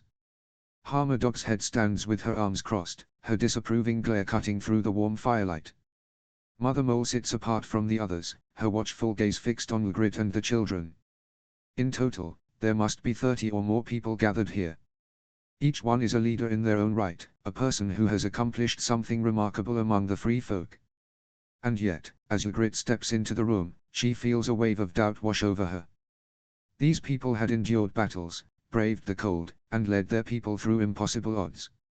She was just a girl who had once lit a spark of rebellion, a spark that burned out of control, taking countless lives with it. Why had they chosen her to lead them? As Ygritte enters, the hum of conversation dips for a moment, all eyes turning to her. The weight of their gazes presses down on her. She feels out of place, like a pretender among legends. Yer brought the wee ones. Harma's gruff voice cuts through the room, her disapproval clear. They're me children, Ygritte replies evenly. They stay with me. They'll be no trouble, she begins to add, but before she can finish, Neve spots Tormund and squeals, Uncle Tormund. She dashes across the room and leaps into his arms. Tormund scoops her up with a booming laugh, swinging her around before settling her on his shoulder. "There's me little warrior," he says, beaming. Ygritte turns back to the group, giving them a sly smile. "See? No trouble at all." She and Kian take a seat near Tormund and Ryk. She places Oisin on her lap. He sits quietly, his wide eyes taking in the room, while Neve remains with Tormund, who is happily letting her tug on his beard. The free folk exchange pleasantries, catching up on life south of the wall. Someone teases Saigon about his southern bride, and though he takes it in stride, the way his face softens at the mention of her is telling. Val chimes in, laughing about the time the Southerners thought she was a wilderling princess and locked her in a tower. Mother Mole continues to watch Ygritte and her children with an unsettling intensity, but Ygritte meets her gaze head-on, refusing to show discomfort. When the pleasantries wind down, the mood in the hall shifts. It's time for the real discussions to begin. Ygritte gently ushers Oisin and Neve to the rug by the fire, handing them the small wooden toys she had brought. "Stay here and play quietly," she says softly but firmly. Oisin nods obediently, and even Neve, sensing the seriousness in her mother's tone, settles down without protest. The fire crackles in the center of the hall, casting flickering shadows across the weathered faces of the chieftains. Tormund leans back in his chair, his expression a mix of amusement and frustration as he speaks. The Neela's battle plans are as full of holes as a leaky barrel. They don't know what they are facing, and they are charging in blind. A murmur of agreement spreads through the room, heads nodding and grimaces deepening. Ygritte's voice cuts through the noise, steady but sharp. "They've stationed us, our people, on the front lines," Ygritte says, her voice steady but edged with steel. "I spoke against it, but they won't listen. To them, we're still outsiders, expendable." Outrage erupts among the chieftains. A tall man with sharp features rises, his voice cutting through the noise. "They've got us working like thralls. Marking weapons from their dragon glass when we've no skill for it. And digging their trenches like we're nothing but moles in the dirt. A reminder of how low they think we are." The room roars in agreement, fists pounding on the rough-hewn tables. Ygritte sits quietly, letting their words pour out. It wasn't just anger at their treatment, it was fear, simmering beneath the surface. When the noise settles, she leans forward, her voice cutting through the tension like a blade. "If they are putting us on the front lines, then we need to be smarter than them. We won't change their minds, not with words. But we have tools of our own." The room quieted further, chieftains turning their attention to her. "They've given us access to dragon glass. To the fields around Winterfell. We can use that. Save the scrapings when you're forging weapons. Hoard what ye can. We'll make more, enough for all of us." Saigon of Than nodded thoughtfully. "And the trenches? Fill them with dragon glass spikes and set them ablaze.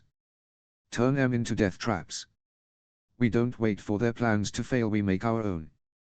But we need to source our own fire." A chieftain snorts. "Fire? We've dragons for that. Big bloody ones." Ygritte shakes her head, her eyes narrowing. "The dragons aren't ours to command. They're the queen's, and I don't trust her any further than I can throw her. If they fall, or worse, if they turn against us, we'll need fire of our own." The room shifted uneasily, her words striking a nerve. Soren Shieldbreaker, leaning against a beam near the fire, grinned. "I might know a man," he says, his voice rough but light. "Used to raid with me. Had a talent for making things explode. Blew up plenty of crows with his handiwork." Ygritte turned to him, her gaze sharp. "Find him. Talk to him. We'll need his help." Soren gives a nod, his grin widening. "Consider it done." The room buzzed with cautious approval, the chieftains exchanging glances as they began to see the possibilities in her plan. Ygritte leaned back slightly, her mind already racing ahead to what else they'd need. The room is thick with tension, the chieftains' voices rising and falling like the ebb and flow of an angry tide. Ygritte listens intently as they bickered over strategies, their harsh words filling the space between them. Her thoughts are sharp, but her mind wanders briefly to the children, Oisin and Neve, still playing by the fire. They are what keeps her from cracking under the weight of everything. She cleared her throat, drawing the attention of the room. The Neela's plan to hide those who can't fight in the crypts of Winterfell. Blind Doss slams his hand on the table. "Fools. hide in the living among the dead when they know the dead rise. They are children playing at war. Divin Sealskinner cuts in, his voice urgent. We can't keep em in the crypts. We need to evacuate em, move everyone south, as far south as we can.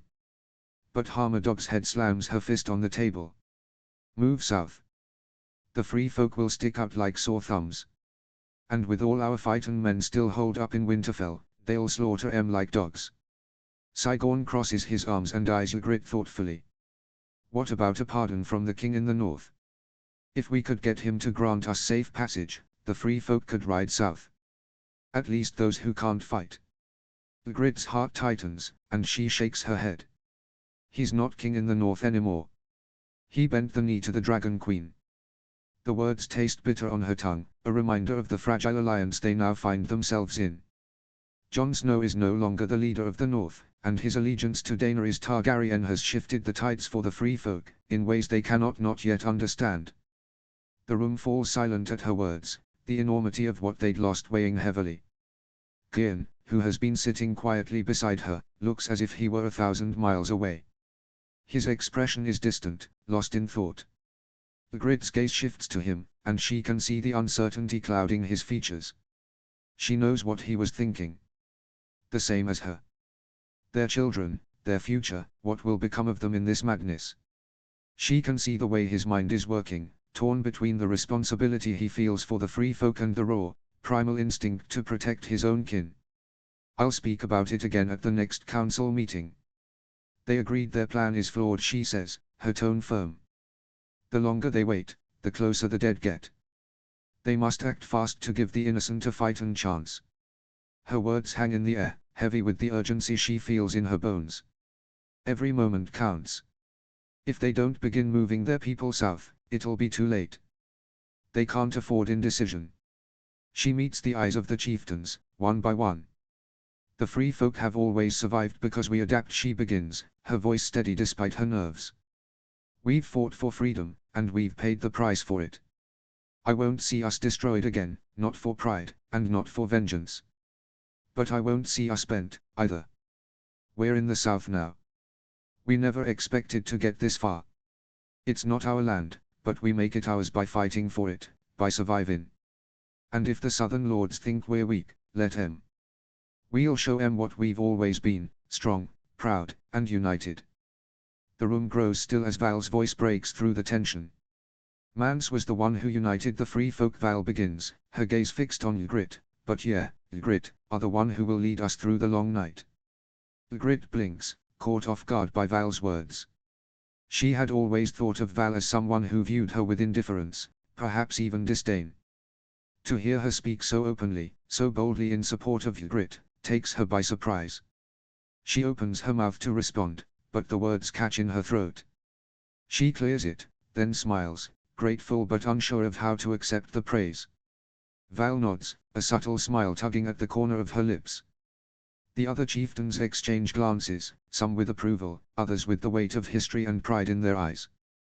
But it's RYK who raises his mug next. To Ygritte, long may she reign, he says with a grin, his voice loud and clear, filled with admiration. Ygritte feels her chest tighten.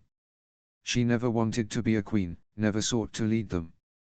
But here, in this moment, it's clear that they see something in her. They see the strength, the determination, the fire to protect the free folk. She straightens, the weight of the moment heavy upon her shoulders. To the queen beyond the wall, Val adds, her voice filled with a sense of reverence. The others follow suit, their voices growing stronger, bolder, until the room is filled with a chorus of cheers. To the free folk Ygritte responds, raising her cup high, a fire stirring in her heart. To the free folk they all chant together. The sound of their voices reverberates in the walls of the old temple, and Ygritte feels a new fire burn within her. The long night ahead is uncertain, filled with threats and dangers beyond imagination, but for this moment, they are together, and that is all that matters. The meeting winds down, the fire crackling softly in the large hall as the chieftains linger, laughter and the clinking of mugs filling the air.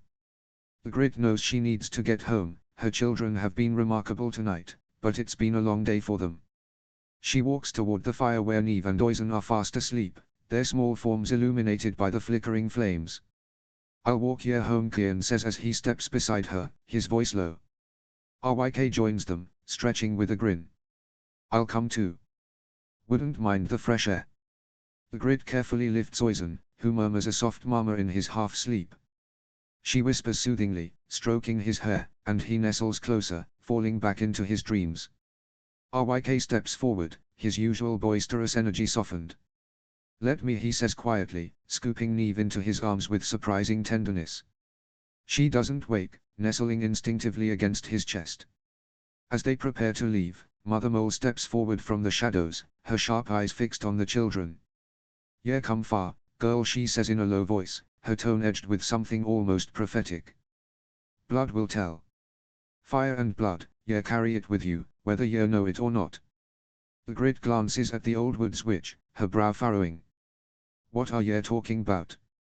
Mother Mole only smiles faintly, a hint of something knowing in her expression. "Ye'll understand when the time comes." Mother Mole then shifts her attention to Ygritte, her expression softening into something almost reverent. "But ye, girl. The gods have their eyes on ye. Watching. Guiding. There's a reason ye're still here, leading us through the dark. Don't doubt it. Ye may not see their hand, but it's there." "I don't think the gods care much for me," Ygritte replies, her voice edged with skepticism. "I've never heard their whisperin'." "They whisper in the rustling leaves and the crackling fires," Mother Mole counters, her tone almost chiding. "Perhaps ye haven't been listening proper." With that, she steps back into the shadows, leaving Ygritte with a strange mix of reassurance and unease. "She always speaks in riddles," RYK says, breaking the silence, his tone light as he tries to dispel the tension. Kian, however, looks thoughtful. "Maybe it's more than riddles this time," he says quietly. As they walk, RYK recounts the meeting, his voice filled with admiration. "Ye were something else in there, Ygritte. A true leader. Ye've come a long way since Blackteed." Ygritte smirks, adjusting Oisin in her arms. "Back in Blackteed, I'd have stayed on drinking till I couldn't stand. Now I'm leaving early to put my wee ones to bed. Funny how things change, isn't it?" They arrive at her hut to find Ghost waiting patiently at the door. The direwolf rises as they approach, his red eyes glinting in the moonlight. "He's been shadowing us all day," Kian says, crouching to scratch behind Ghost's ears. "Good thing too. He kept the little ones out of trouble." "Smart wolf," replies Ygritte. Kian bids them good night, eager to return to his own family. Ygritte and RYK step inside, Ghost padding silently after them. RYK helps Ygritte settle the children inside, laying them gently in their beds. They both linger for a moment, watching Neve and Oisin sleep peacefully, their faces soft in the glow of the moonlight. "You're doing good," Ygritte RYK says quietly, his voice tinged with admiration. "More than good." Ygritte nods, her heart too full to speak. RYK then says his goodbyes and leaves. As the door closes behind him, Ygritte finally allows herself to sink onto her bed, the weight of the day pressing against her. Ghost curls up beside her, his warmth a quiet reassurance. She reaches out, her fingers tangling in his thick fur as her eyes drift closed. Tomorrow would bring new challenges, but tonight, in the quiet of her home, Ygritte allows herself to rest. Notes. Welcome back everyone. I hope you all enjoyed Ygritte's first chapter. I know I did. Happy reading. Antikaro XX. Chapter 5, Jon 3. Summary. The Starks come for dinner and Ygritte tells them of her past. Notes. See the end of the chapter for notes. Chapter text. Jon leaves the council chamber with a sense of relief, though the tension from the day's discussions lingers. Walking through the snow-dusted courtyard, he catches up with Ygritte and Tormund. Ygritte, as always, is animated, her fiery hair catching the weak light of the winter sun. She's recounting a sharp retort she made to a particularly pompous lord, and even Tormund throws his head back in laughter. Jon watches her with quiet admiration. She had outdone herself again, standing tall before the lords and ladies of Westeros, speaking with conviction and confidence that left them stunned into silence. She had made them all look small, their titles and lands seeming insignificant in the face of her raw authenticity. Before they set off for the Wildling encampment, Ygritte nudges Jon. "We need to stop by Wintertown," she says briskly. Your family's coming tonight, and I'll not have em leave hungry or unimpressed. John raises a brow, surprised by her insistence. You don't have to. Hush. Ygritte cuts him off with a teasing smirk. If I'm feedin' your kin, I'll do it proper. John falls in step with her as Tormund waves them off, heading back to the encampment. What are you planning? He asks as they make their way into the bustling streets of the old city. Ygritte raises an eyebrow at him. What do they like? Your family. Can't just throw a leg of mutton on the fire and hope for the best.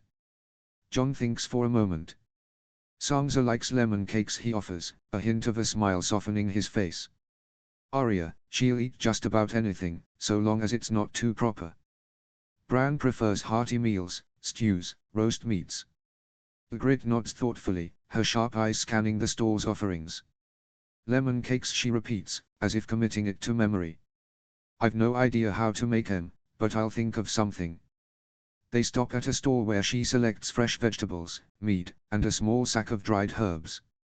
At a fruit stall, she picks up a handful of lemons. When it comes time to pay, John reaches for his coin pouch, but Ygritte waves him off. Here, let me, he says quietly, reaching for his coin pouch. Ygritte whirls on him, her fiery temper flashing in her eyes. Not a chance, Snow. I don't need your coin. It's not about need, John replies, keeping his voice calm. You're hosting my family. It's the least I can do. But Ygritte is having none of it. Least you can do is step back and let me handle it, she says, tossing the vendor the coins herself. She grabs the bag and strides off, her red hair gleaming in the winter sun. But as Ygritte turns to haggle with another vendor, John slips a few extra coins into her pouch when she isn't looking.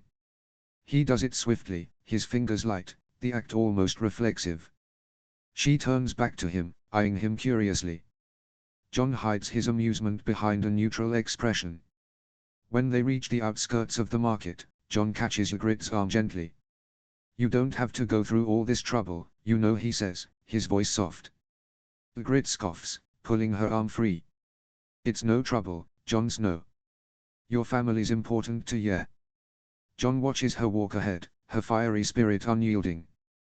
He shakes his head with a wry smile and follows her, thinking to himself that Ygritte, as always, has a way of making everything feel just a little brighter, even in the darkest of times.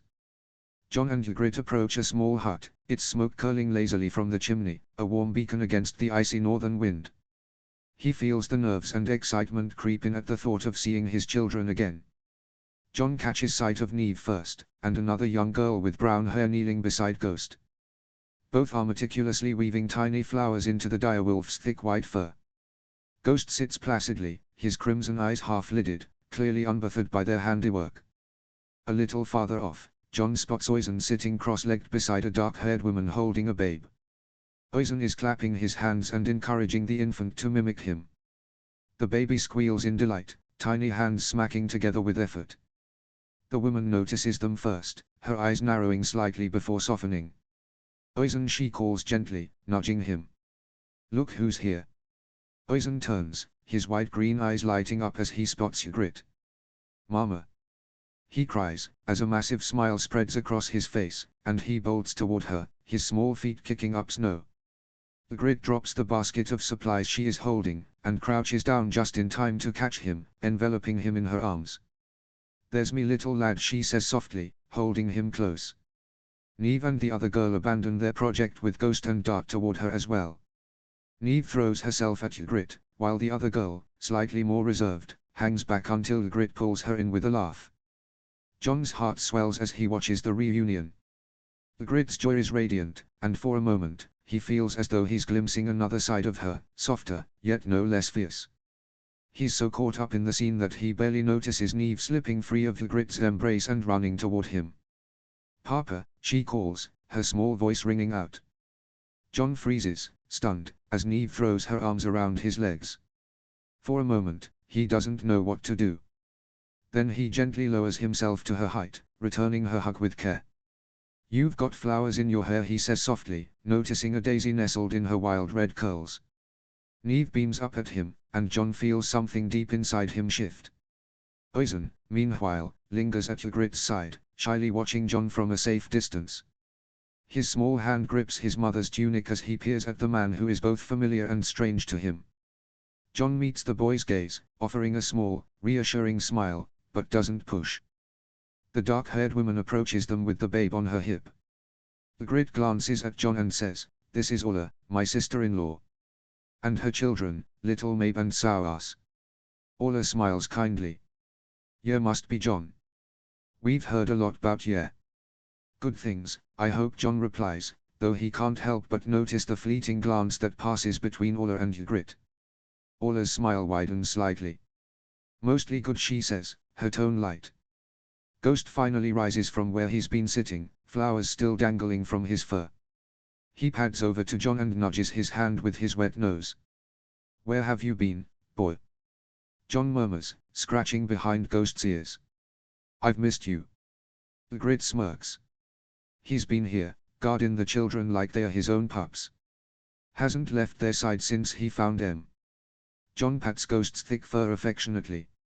"Good boy," he says softly, the warmth in his voice unmissable.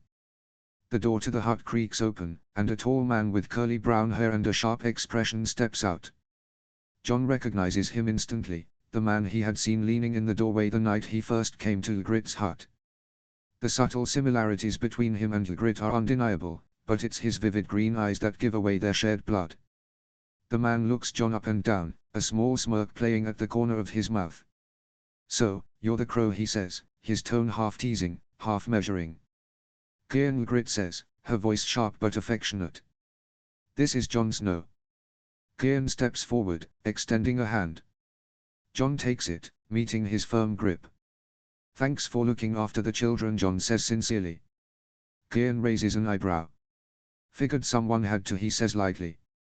"Play nice," Ola chides, shooting her husband a look. They talk for a brief moment, but Ygritte is keen to get home to prepare dinner. After exchanging farewells, Ygritte and John gather the children and head back toward her hut. Neve chatters excitedly about her flower project with Ghost, while Oisin clings to Ygritte's hand, his small feet crunching through the snow. Ghost pads silently behind them, still adorned with his floral decorations.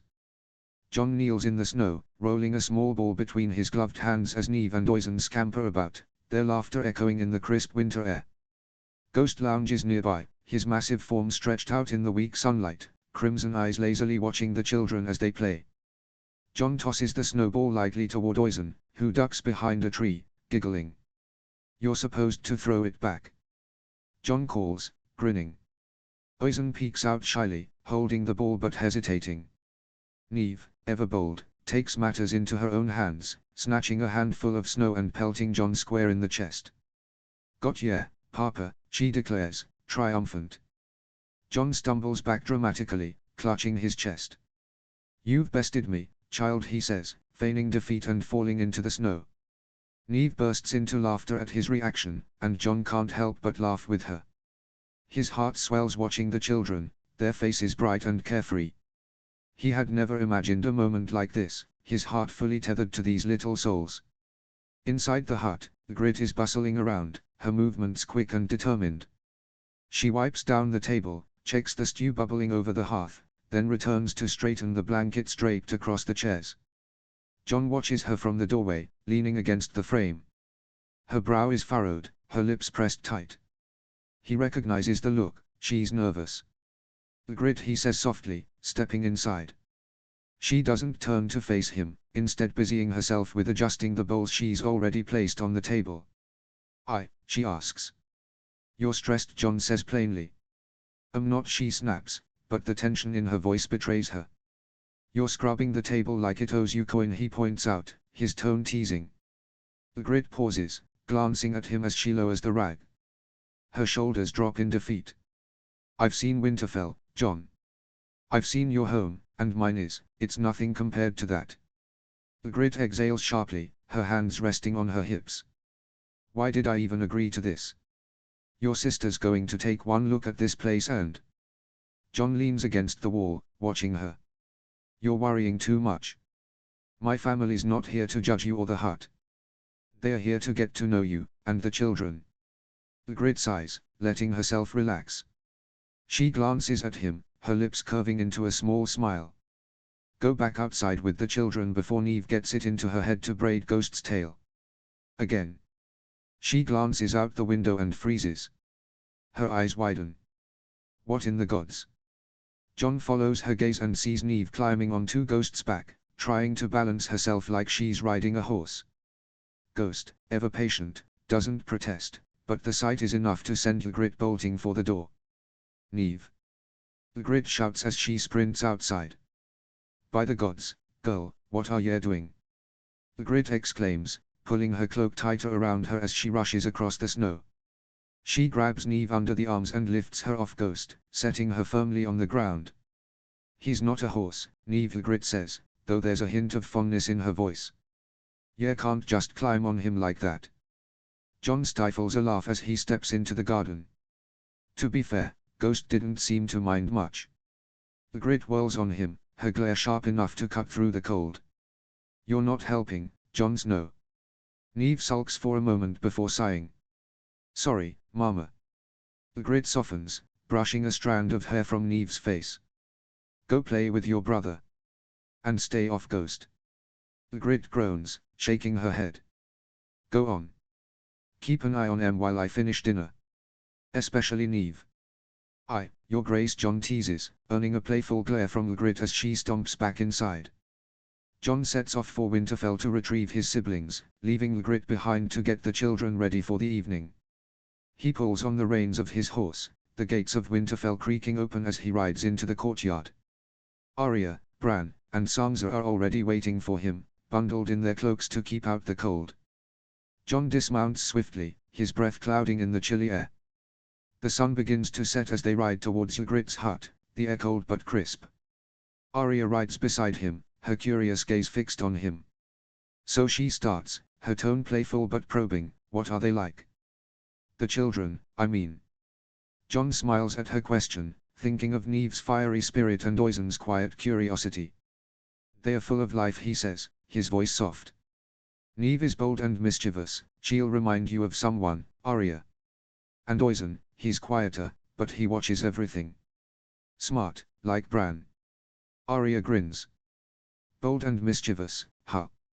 Sounds like we'll get along just fine. And their mother? Sansa asks from the carriage being pulled behind them. Jon turns to her, his face hard with the tension of the impending battle. What about her, Sansa? She hesitates for a moment, her eyes flicking toward the horizon before returning to him. Ygritte, she says, as if weighing her words carefully. What are your intentions with her? Jon shifts uncomfortably, his hand resting on the pommel of his sword. We have a history, he admits, his voice quieter now. But that was a long time ago. Things have changed. Have they? Sansa presses, her tone gentle but insistent. Jon, she's arrived here in Winterfell with your 2 children. People will talk. Jon exhales sharply, running a hand through his hair. I don't care what people say. What matters is being a father, Sansa. Being there for them as I should have been since the day they were born. Sansa's lips press into a thin line, her voice dropping further. And Daenerys. You pledged yourself to her, Jon. You bent the knee, promised her your loyalty. What happens if she sees this thing between you two as a threat? Sansa studies him with a mix of concern and something like pity. I'm not blind, Jon. I can see it. This is what you always wanted, isn't it? A family of your own. But Daenerys. She's not someone who shares, Jon. You know that. What happens when this is all over? Jon shakes his head. Ygritte and I are friends, Sansa. That's all. We're raising the children together, and that's our focus right now. They approach the Wildling encampment, and Jon feels the familiar stares of the free folk. He can see the curiosity and caution in their eyes as they recognize him, and the Stark sisters, on horseback. Sansa sits rigidly, her discomfort evident. Are you sure it's safe here, she asks, her voice low but edged with concern. You don't have claim to them anymore. They're not mine to claim, Jon replies evenly. They are free. They follow leaders who earn their respect, not ones born to it. That's their way. And they won't hurt us, not with Ygritte as their queen. She nods, though she doesn't look convinced. her gaze flickers toward the makeshift huts and tents, her distaste barely hidden. When they reach Ygritte's hut, Jon dismounts and helps Bran down from the carriage, lifting him into his arms with ease. He carries his brother up the short steps to the porch, setting him gently into his wheelchair. Sansa lingers behind, studying the modest structure with a faint frown. "Be nice," Jon murmurs, "Ygritte's gone to a lot of trouble for this." Jon knocks on the door and moments later, Ygritte opens it, her fiery hair neatly braided and her expression warm but slightly tense. "Come in, out of the cold." Arya steps through the door with curiosity in her eyes, while Sansa walks in more hesitantly, her gaze darting around the interior of the hut. Jon watches as Ygritte notices their glances, her hand briefly brushing against the hem of her tunic. She leads them into the living area, where the children stand side by side. Their faces are freshly washed, and Neve's hair is neatly braided, an unusual sight. Jon suppresses a smile, wondering how long the tidy look will last. "These are Neve and Oisin," Ygritte says, her voice steady but with a hint of pride. "Your niece and nephew." She glances at the children, her tone taking on a note of encouragement. "Go on, say hello to your uncle and aunties." The children look up at them with wide eyes, clearly nervous but trying their best to behave. Jon can tell Ygritte has spoken to them beforehand about being on their best behavior. Neve's eyes land on Sansa, her expression curious. "You've hair like mine," she says bluntly, pointing at Sansa's auburn locks. "Kissed by fire." Sansa's initial surprise softens into a kind smile. "I suppose we do," she replies. Neve then turns her attention to Bran, her brow furrowing at the sight of his wheelchair. "Why are you in that chair?" she asks innocently, her voice curious rather than rude. Ygritte's eyes widen in horror. "Neve," she exclaims, her cheeks flushing. She turns to Bran quickly. "I'm so sorry, she's only 3, and she's always asking questions." "It's all right," he says gently, addressing Neve. "I fell from a tower a few years back. I can't use my legs anymore." Neve's face falls. "That's sad," she says quietly. Bran's smile doesn't waver. "It's not so bad," he says, his tone calm and steady. "It helped me see things I wouldn't have otherwise." The dining area glows warmly, the soft flicker of candles casting golden light over the modest table. Ygritte has outdone herself, arranging everything with care, simple, yet inviting. Jon can see the pride in her work as she sets the last dish down. She turns to him, wiping her hands on a cloth. "Here," she says, handing him a knife. "Make yourself useful. Slice and butter this lot before it gets cold." Jon smirks but obliges, carefully slicing through the crusty loaf while the enticing smell of fresh bread fills the room. As he works, Neve leans forward, her wide eyes fixed on Arya. "Do you really have a sword called Needle?" Neve asks with awe, her voice as sweet as her curiosity. Arya grins, clearly delighted by the attention. "I do," she replies. "It's small, like me, but sharp and quick." "Can I see it?" Neve asks, bouncing slightly in her seat.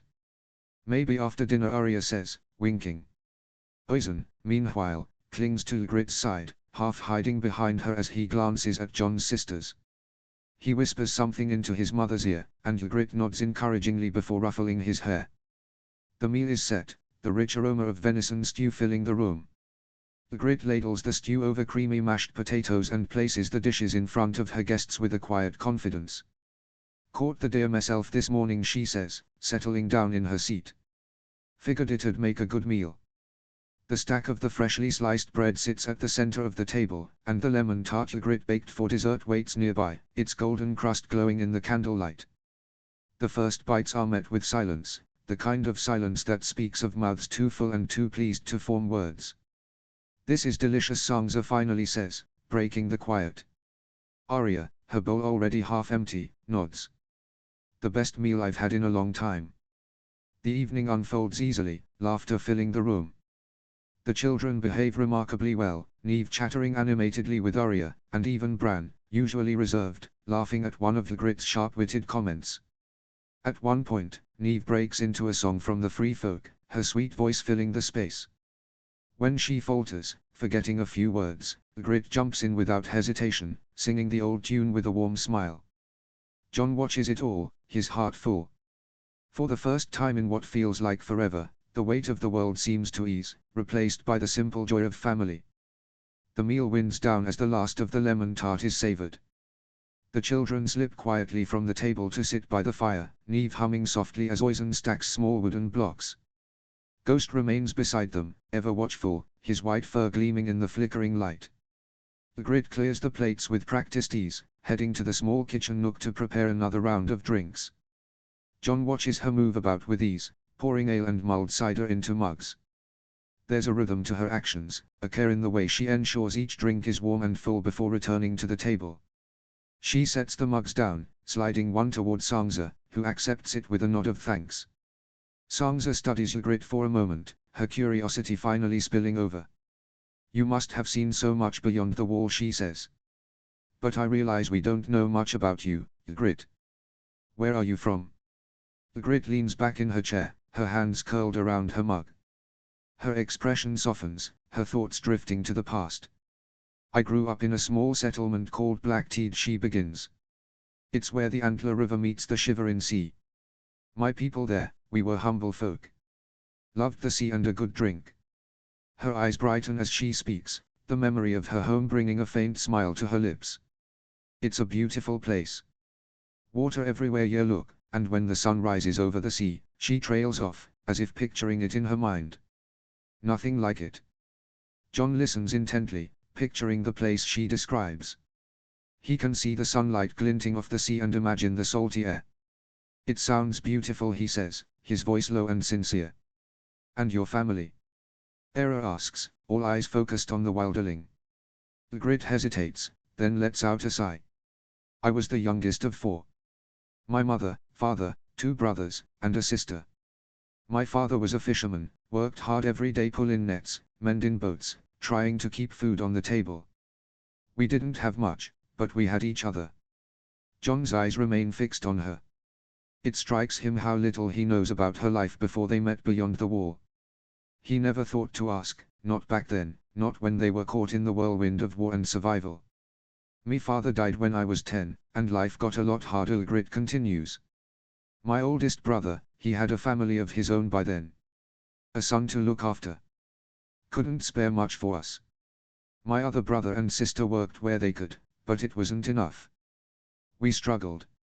Most days, there wasn't enough to eat, and when winter came, there wasn't anything at all.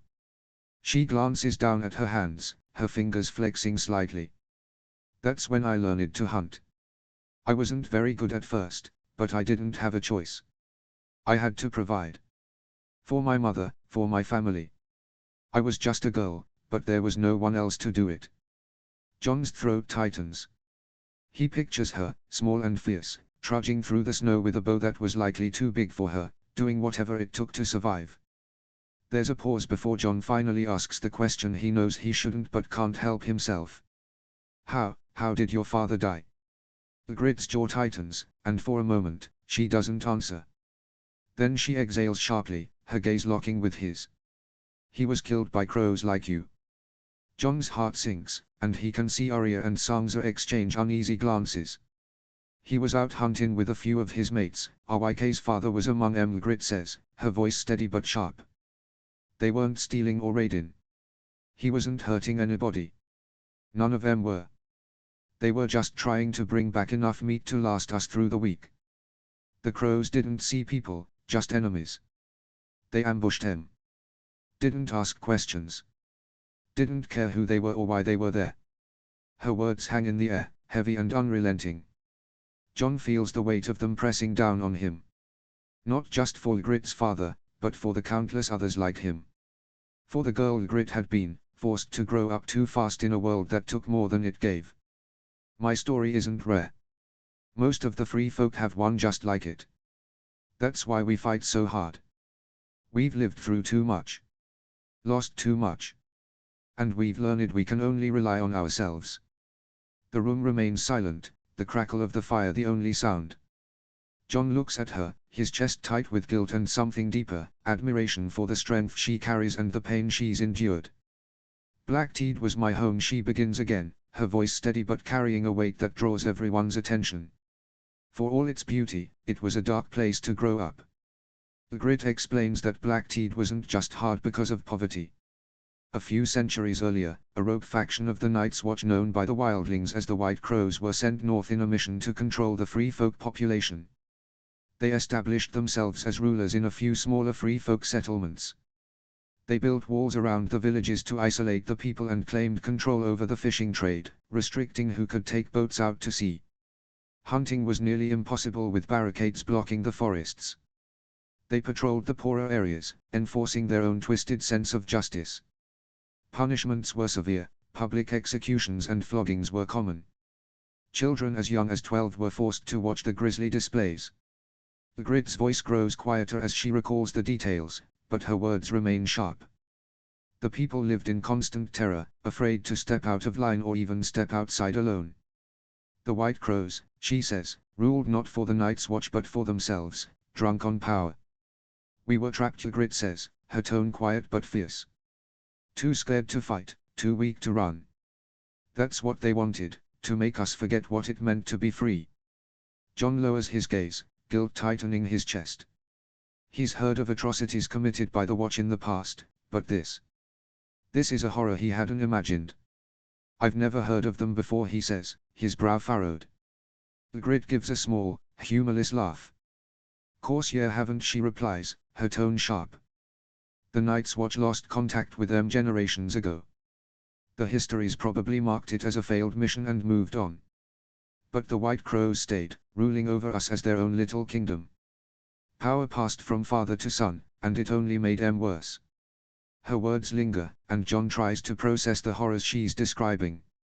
He imagines the Watch of old, driven by fear of the free folk, sending men beyond the wall to carry out such atrocities. He wonders how many stories like this have been buried, forgotten by those who wrote the records but not by the people who lived through it. But over time, Ygritte continues, her voice lighter now, things started to change. The walls they built began to crumble, time does that to even the strongest barriers. People got bolder. There were whispers of rebellion, though none of them ever came to anything. Black market trade became a way of life. If you were careful, you could sneak out to hunt or smuggle in goods. Ygritte leans back in her chair, a faint smile crossing her lips as she recalls those days. RYK and I would sneak out through a broken section of the fence on the outskirts of the village. No patrols ever came that far. We'd hunt together, sometimes small game, sometimes bigger if we were lucky. We'd take what we needed for ourselves and sell the rest. Meat, furs, bones, whatever we could use or trade. People trusted us. They knew our kills were clean, every arrow right through the eye so the meat wouldn't spoil. Her gaze grows distant, as though she's watching those memories play out in her mind. We made a good team, she says quietly. We built something out of nothing. It kept our families alive. Jon can't help but admire her resilience, but the thought of what could have happened sends a chill through him. If you'd been caught. Ygritte cuts him off with a shrug. If we had, it would have meant execution. Or worse. Still, it's what we had to do. Ygritte continues her story, her tone quieter now, tinged with bitterness and pain. She explains how, for the most part, she had accepted the harsh life she was born into. RYK and her brother Kian often spoke of rebellion, of toppling the White Crows and reclaiming their freedom, but Ygritte rarely listened. Life was hard, yes, but she took solace in small joys, the camaraderie of her friends and moments of laughter with her family. That all changed when she was 15. She describes the festival, one of the rare times her village dared to celebrate an old free folk tradition under the watchful eyes of the White Crows. The streets had been alive with music and laughter, the kind of fleeting joy that was so rare it felt almost foreign. For a brief moment, it seemed as if the people could forget their hardships. Then it happened, a boy no older than 9, was dragged from the crowd. His dark skin stood out against the pale faces of the villagers, his eyes wide with terror as they tied his small hands to a post. The gathering stilled, the music faded, and the festival's joy soured.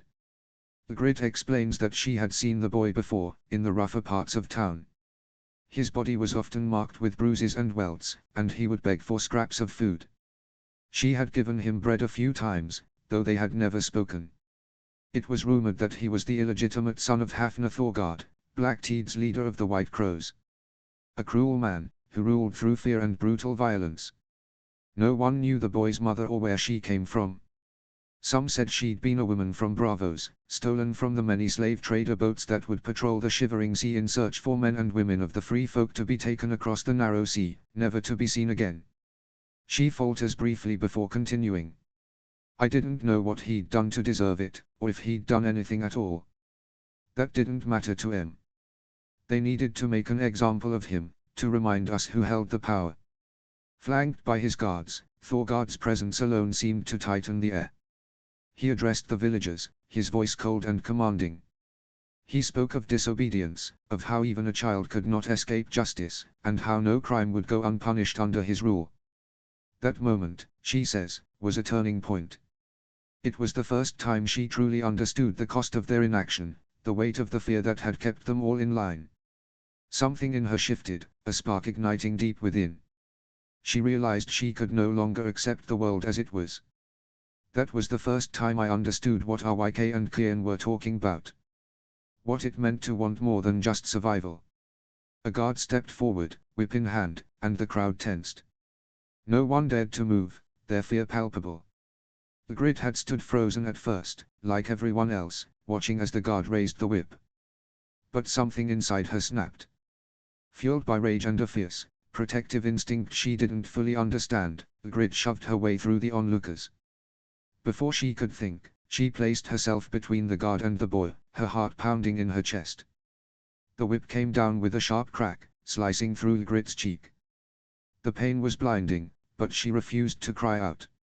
The grid traced a finger along the faded scar lining her cheek, her expression unreadable.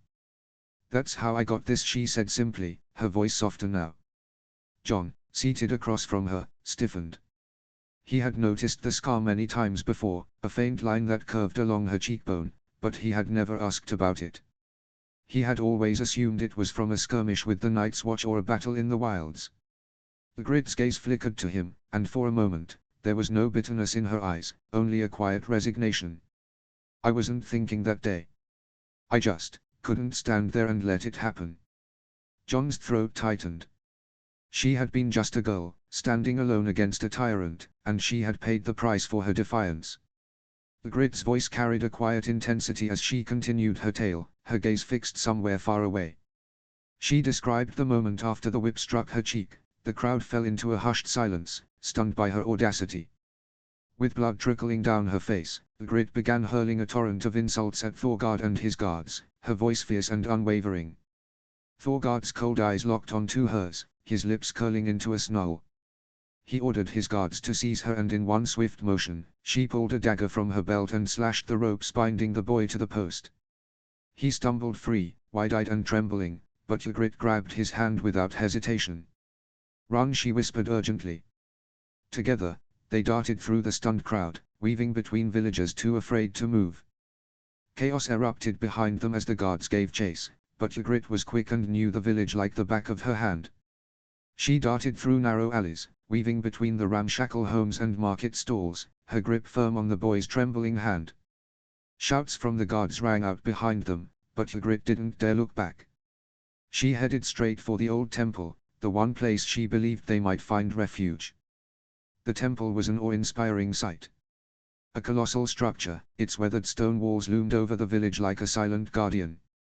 It was the closest thing Blackteed had to a castle, a relic of a time long past. No one in the village knew who had built it or how long it had stood, but it served as a sacred place of worship for the old gods. The grid pushed open the heavy wooden doors and pulled the boy inside. The air was cool and still, a stark contrast to the chaos outside. They ducked behind one of the stone pews, hiding in the shadows, their breathing heavy and hearts pounding. After a long silence, the grid peeked out from their hiding spot, scanning for any sign of pursuit. The guards hadn't followed, and the temple remained empty. Only then did she allow herself to take in their surroundings. Inside, the temple was as breathtaking as the exterior. Rows of ancient pews lined the room, all facing a massive weirwood tree that grew at the temple's center. Its pale trunk stretched toward the vaulted ceiling, its blood-red leaves casting a dappled glow over the room. The air was thick with the scent of earth and something older, almost timeless. She described how the boy, still trembling, had clung to her, whispering his gratitude. "He thought I was brave," she says, her voice tinged with something bittersweet. "I wasn't. I was terrified. But I couldn't just stand there and watch." She had learned the boy's name was Finn, and how he was indeed Thorgard's son. He wasn't meant to be at the festival but had snuck out, only to be caught by the guards. It was then that a woods witch and a shaman appeared from the shadows of the temple. Ygritte, desperate and afraid, pleaded for sanctuary and begged them to hide the boy. She expected questions, why she had brought him there, who he was. "This place belongs to the gods Freyja," the woods witch said. "They won't turn him away." Under the cover of night, Ygritte made her way home undetected. But as soon as she walked through the door, she was confronted by Arwyke and Kian. They told her that her actions had caused a stir among the people. Her boldness had inspired them, and whispers began to spread. People had taken notice of her defiance against Thorgard and the White Crows, and they spoke of her as though she were their leader, their savior. Though Ygritte had no desire to take on such a role, the word of her defiance spread quickly. The people now looked to her, believing she could lead them out of their suffering. But for Ygritte, this was never about leadership. She had simply wanted to help an innocent child. Yet, because of that moment, she found herself thrust into something much bigger than she had ever intended. As the weeks passed, the tension in the village grew. Guards patrolled the area more frequently, keeping a close watch on the townsfolk. The villagers kept their mouths shut about who she was and where she lived out of respect and loyalty. Ygritte remained cautious. She covered her hair whenever she left, avoiding any recognition. Despite the danger, she continued to visit Finn every day. She brought him food and kept him company, learning more about his life in the process. "I learned to care for him more than I ever thought I could. He told me things about his father that I could hardly believe. Thorgard hated him. Called him weak. Beat him till he couldn't stand no more. Kept him locked in his room most of the time. But he was smart, used to sneak out when the guards weren't watching.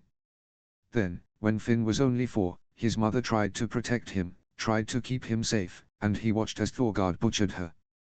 Right in front of him." Ygritte takes a deep breath, the memory heavy in her chest. He was just a boy. He didn't deserve that. He didn't deserve any of it. So, I promised I'd get him out. I'd get him away from that monster, away from Blackteed, somewhere safe where he could grow up without fear. I told him I'd never let anything happen to him." Ygritte, along with a small group of trusted individuals, began to work out a plan to smuggle Finn out of Blackteed. They would escape through the broken fence, where the guards rarely patrolled. Once beyond the village, they had arranged for someone to meet them and take Finn further west, to a place where he could start over. A family in a free wilderling settlement had agreed to take him in and raise him away from the brutality of his father's world. Ygritte pauses, her gaze distant as she recalls the events that changed everything. She had gathered supplies, food, water, everything needed for Finn's escape. The plan had seemed simple, but as they neared the old fence, everything shifted. The sound of twigs snapping underfoot warned them of the approaching danger. Ygritte turned, only to see a guard with a spear raised, aiming directly at them. She reacted instinctively, ducking just as the spear flew through the air. In one swift motion, she notched an arrow and fired, the projectile finding its mark in the guard's chest. As Ygritte turned to check on Finn, her stomach dropped. The spear, meant for her, had found its target in Finn's belly. Ygritte rushed to him, cradling his body, whispering words of comfort as he died. His small frame grew limp in her arms, his blood staining her hands. Her breath catches as she recalls the scene. "I held him, right there, in me arms. He was still breathing, but it was too late. I promised him I'd get him out. I couldn't save him. He just slipped away." Jon and his siblings are silent, processing the raw pain in her voice and the weight of what she's shared. Through her words, Jon has come to care for this child, Finn, whom he never knew. It was the first time she had taken the life of another person and she felt the weight of it, the blood on her hands. The guard had been just a boy, not much older than her, and yet, in that moment, she knew there would be no going back. She recounts how, in the chaos of that night, she had taken Finn in her arms and carried him through the village. As she moved through the streets, The sight of the boy's bloodied body drew the attention of the people. The horrors of what the White Crows had done became too much to ignore. The villagers, who had long been oppressed and silenced, began to murmur, their fear giving way to outrage. Their whispers quickly turned into cries for justice. It was then that Ygritte knew there could be no turning back. As she walked through the streets, the weight of the moment pressed down on her. She felt the rage building within, not just for Finn, but for every injustice she had witnessed at the hands of the White Crows. This was no longer about survival, it was about vengeance, about stopping the cycle of cruelty that had defined her life and the lives of so many others. The dining room was silent as Ygritte's story unfolded, her voice steady but heavy with emotion. The children played quietly by the fire, their laughter a soft contrast to the weight of her words. Bran sat with his gaze distant and unfocused, as though he could feel every emotion she described, the sorrow and rage coursing through him. Ygritte continues, recounting how the rebellion began as small acts of defiance that grew louder with each passing day. Riots broke out in the streets, walls and buildings were marked with symbols of resistance. The White Crows responded swiftly, calling for reinforcements from nearby villages. The crackdown was merciless. Homes were ransacked, families torn apart, and the streets ran red with the blood of innocents. Fear twisted its way into every corner of Blackteed. Neighbors turned on one another, offering names to the White Crows in desperate attempts to protect their own. Despite the chaos, Ygritte stayed hidden, orchestrating the rebellion from the shadows. When she did emerge, it was always at the forefront of an uprising, her presence a symbol of defiance. The room seemed to grow colder as she paused. Then they got RYK. He was captured during a raid, tortured brutally for information he refused to give. When they were done with him, they dumped him in the street, his body broken and barely alive. He survived, but the scars he carried, both seen and unseen, were a reminder of the price they were all paying. The rebels were outnumbered 10-1 and they realized they couldn't win alone. She reached out to Tormund, who answered her call with 1,000 free folk warriors ready to fight for their brothers and sisters. Their arrival gave hope to the rebellion but came at a heavy price. As the violence escalated, they tore down the walls surrounding the village. What had once kept them imprisoned now became their escape route. They evacuated those who couldn't fight, the elderly, the children, and families desperate to survive. Ygritte's own family was among them. Only her brother Kian stayed behind, determined to fight alongside her. The battle to reclaim Blackteed was brutal. The streets ran red as rebels and White Crows clashed. Many good men and women were lost, Ciri's older brother among them. With the village no longer safe, the rebels moved their stronghold to the temple at the heart of Blackteed. The massive structure, once a place of worship, became their fortress. Its thick stone walls, carved long ago, were strong enough to repel attacks. It could hold their entire force, providing shelter and a strategic advantage. During their time there, Ygritte discovered something that would change the course of their fight: hidden tunnels beneath the temple. These ancient passageways, winding through the earth, could lead her people to safety if the battle turned against them. They used the tunnels as a means to smuggle in food, weapons and medical supplies. The discovery strengthened their resolve, giving them hope that even in the worst-case scenario, they could survive. The rebellion reached its bitter peak when Ygritte was finally captured. Betrayed by one of her own men, she was thrown into the cells and subjected to brutal torture. She doesn't speak of what they did to her, but Jon notices the way her fingers gently trace the old scars that mar her wrists. The silent marks tell a story far deeper than any words could. Her execution was scheduled for the following day. The White Crows wasted no time in turning her death into a spectacle, a warning to anyone who dared to oppose them. She was to be burned at the stake. Thorgard, in his cruel irony, had chosen this method of death specifically for her. She was the girl kissed by fire, so he would destroy her with it. The guards rounded up the villagers, forcing them into the square to watch. Ygritte, shackled and beaten, was marched through the streets, her red hair matted with blood. As they bound her to the post, she kept her head high, refusing to let them see her fear. If she was going to die, she wouldn't let them see fear. Instead, she gave them a last moment of defiance, a reminder that their fight was far from over. Even in her final moments, she wanted them to remember that the rebellion had never been about her, it was about all of them, about their freedom, and their strength. As the flames rose, licking at the pyre that bound her, salvation came from an unexpected source. A guard, one who had seen enough of the White Crow's cruelty, turned Turncloak and cut her bonds. Before the fire could consume her, chaos erupted in the square. The town became a battlefield as rebels surged against their oppressors. The White Crows, overwhelmed and outnumbered, began to falter. The sounds of swords clashing and cries of defiance echoed through the village as the tide turned in favor of the free folk. Ygritte threw herself into the fray, side by side with her people, blood and ash staining her skin. In the midst of the chaos, Ygritte caught sight of Thorgard slinking away, attempting to flee the battle he had unleashed. Fueled by years of pain and fury, she gave chase, Ryk, Inga, and Cleon at her side. The streets, once her home and prison, now became the setting for her final confrontation. Together, they pursued him through the twisting streets of Blackteed. Her heart pounded with every step, the memory of Finn, the years of oppression, and the pain of her people driving her onward. Thorgard had begged for his life, his arrogance stripped away in his cowardice. Ygritte didn't hesitate. With a swift slash of her dagger, she ended him, the blade finding its mark in the throat of the man who had tormented her people for years.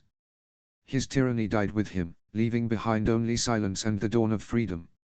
Ygritte's gaze hardens as she continues, her voice steady but still carrying the weight of her memories. She explains how news of the rebellion in Blackteed spread far and wide among the free folk. Messengers carried tales of their uprising to other occupied villages. With the majority of the White Crow forces concentrated in Blackteed, the other villages were left vulnerable. The White Crows, now outnumbered and fractured, began to crumble. The free folk fought with unrelenting force, and one by one, the oppressive regimes fell. They fought in my name, Ygritte says, almost bitterly.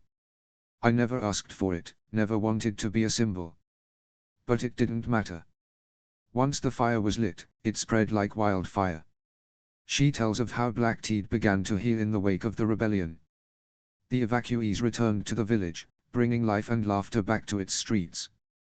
Her family reunited, and Tormund and his army departed for their own homes, leaving the people to rebuild the lives they had fought so hard to reclaim. The scars of the rebellion were still visible, but hope blossomed in the hearts of the people. New leaders were elected, trusted men and women who were wise, kind, and capable of leading their community. For a time, Blackteed thrived. The village became a place of joy, laughter, and prosperity, where the old songs were sung, and the children played freely without fear. We were happy, Ygritte says, her tone carrying a wistfulness that makes Jon's heart ache. For the first time in me life, I thought maybe we'd finally found peace. But peace was fleeting. She recalls the day she and Ryk returned from a hunt, the forest quiet and the air heavy with the scent of impending rain. As they neared the village, the sound of distant screams reached them, carried on the wind. They ran, hearts pounding, only to be greeted by the sight of rising smoke and ash. When they returned to Blackteed, chaos awaited them. Smoke rose in thick black plumes, choking the sky. The streets were lined with bodies, their faces frozen in terror. The others had finally come for them. The cries of survivors echoed through the streets, calling out for loved ones who would never answer. Ygritte's eyes glisten, but she keeps her gaze steady. We had won our freedom, only for it to be taken by a force we couldn't hope to fight. Ygritte's voice hardens as she recounts the chaos that followed. She and Ryk, weapons in hand, charged into the burning village, cutting through the carnage. Most of the others whites had already done their damage and moved on, but a few stragglers remained. She had only one thought, her family. I had to get to them, she says, her voice cracking slightly. I needed to know they were safe. Her heart pounded with desperation, pushing her forward as fear gnawed at the edges of her resolve. Ryk was right behind her, calling out her name, but she barely heard him. Her only thought was to get home, to find her family alive amidst the destruction. Ygritte's voice quivers with sorrow as she speaks of that moment, her gaze distant, haunted by the memory. When I reached the house, I knew, before I even stepped inside, she says, her hand tightening into a fist. The door was wide open, and the air, it smelled wrong. She pauses, her gaze lowering, as if reliving the heartbreak. When I found them. Her voice catches. They were all gone. Every last one. My mother and brother, my nieces and nephews, gone. But the hardest sight of all was my sister, still clutching her two young babes. Her tiny ones, lifeless in her arms. She died trying to protect them. Her youngest, a little girl she named Roisin, was only a few months old. She had tried, so desperately, to protect them, to build a life for them where they would know nothing but peace. She had fought in the rebellion for her young nieces and nephews, hoping they would grow up hearing only the stories of the struggle, never the pain of it. We never found Kian's body, she finally says. I assumed he was taken by the others. But we didn't have time to search. Her voice cracks, and she looks down at her hands, lost in the memory of that horrible, devastating moment.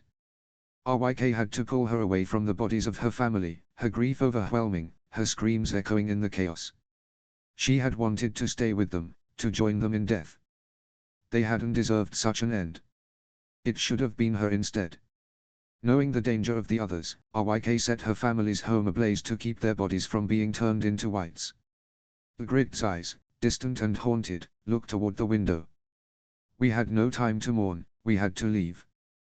There was nothing left for us there. So, we gathered the surviving free folk and made our way on foot to the Frostfangs. Mance was building an army. It was the only place where we might be safe.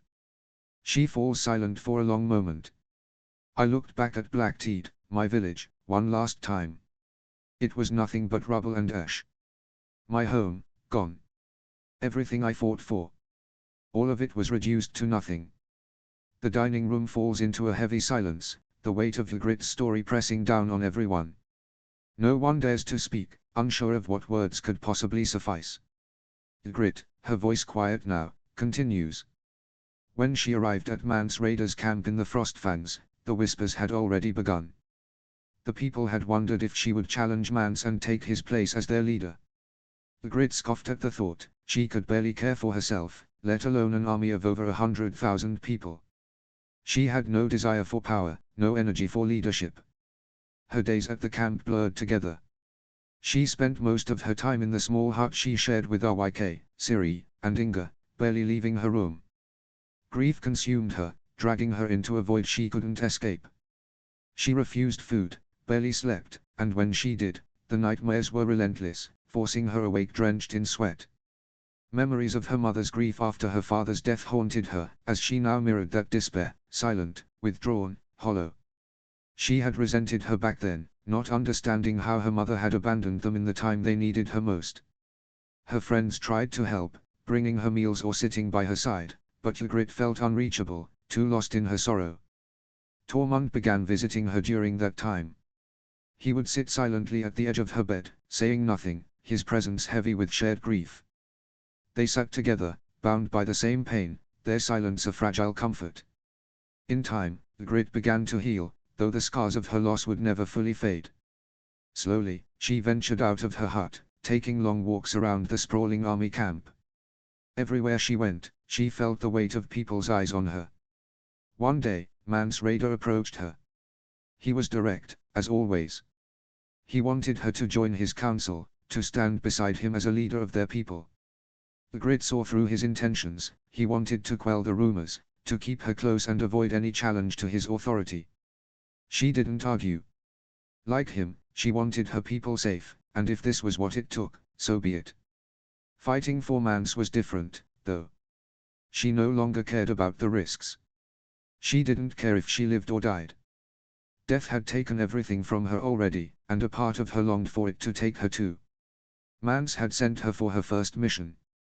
It was the first time she had been outside the army camp since she'd arrived. A scouting mission to locate the Night's Watch and gather intel. Ygritte glances at Jon.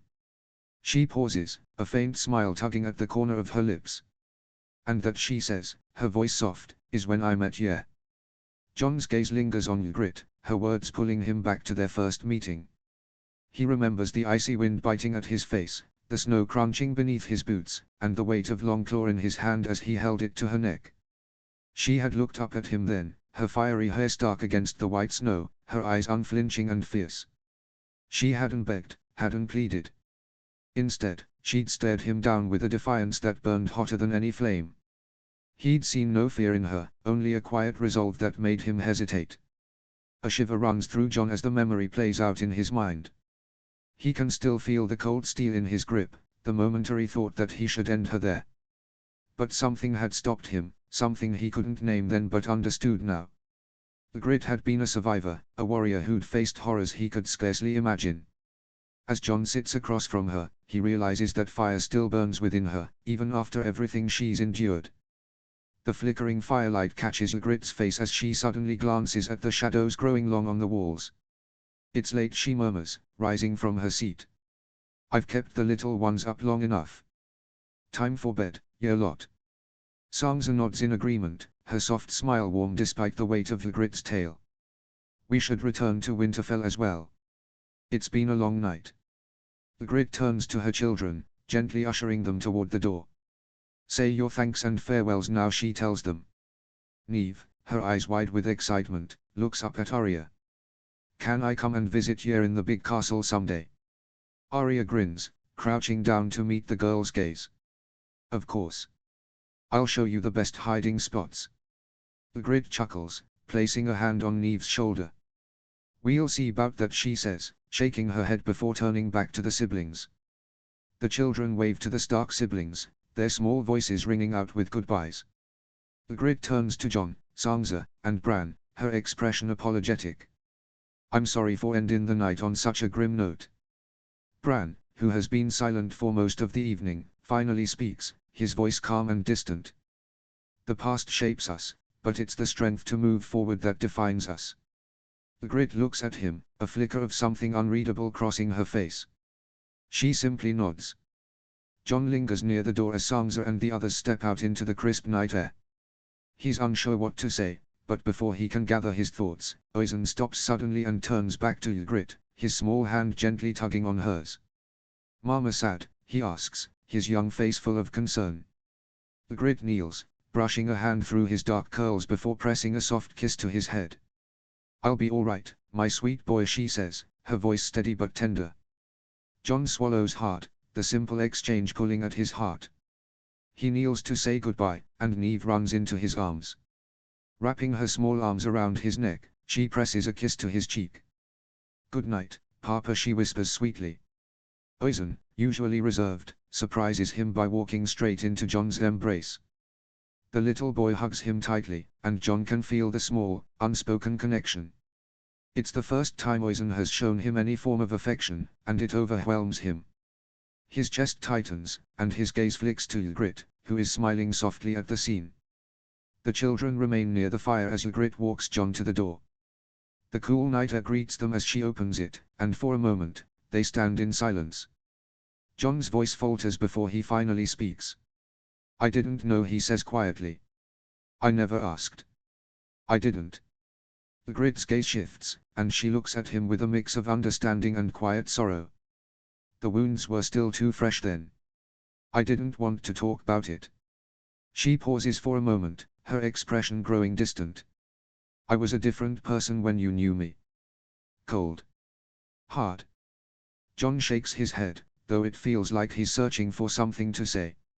"I don't think that's true." Ygritte offers him a small, wistful smile, one that doesn't quite reach her eyes. "Good night, Jon Snow," she says quietly. Jon's heart swells as he watches her retreat behind the door, the soft click of it closing echoing in the stillness of the night. His mind lingers on the moment, the weight of her words, and the sorrow that fills his chest as he turns away, leaving her behind once again. Notes. Oh man, this is a long one. I have so much I want to say about this chapter. Firstly, we don't know very much of Ygritte's story in the books or the TV show, which can lead a lot to interpretation. I wanted Ygritte's role as Queen Beyond the Wall to not just be about her resurrection, but something more. I had 10 years to come up with this, and I could write an entire fanfic about the rebellion, if I could be bothered. The story I created for her was inspired by the Hunger Games universe, with a little Hunchback of Notre Dame thrown into it. But the majority of the story was created by me and years of ideas floating around my head.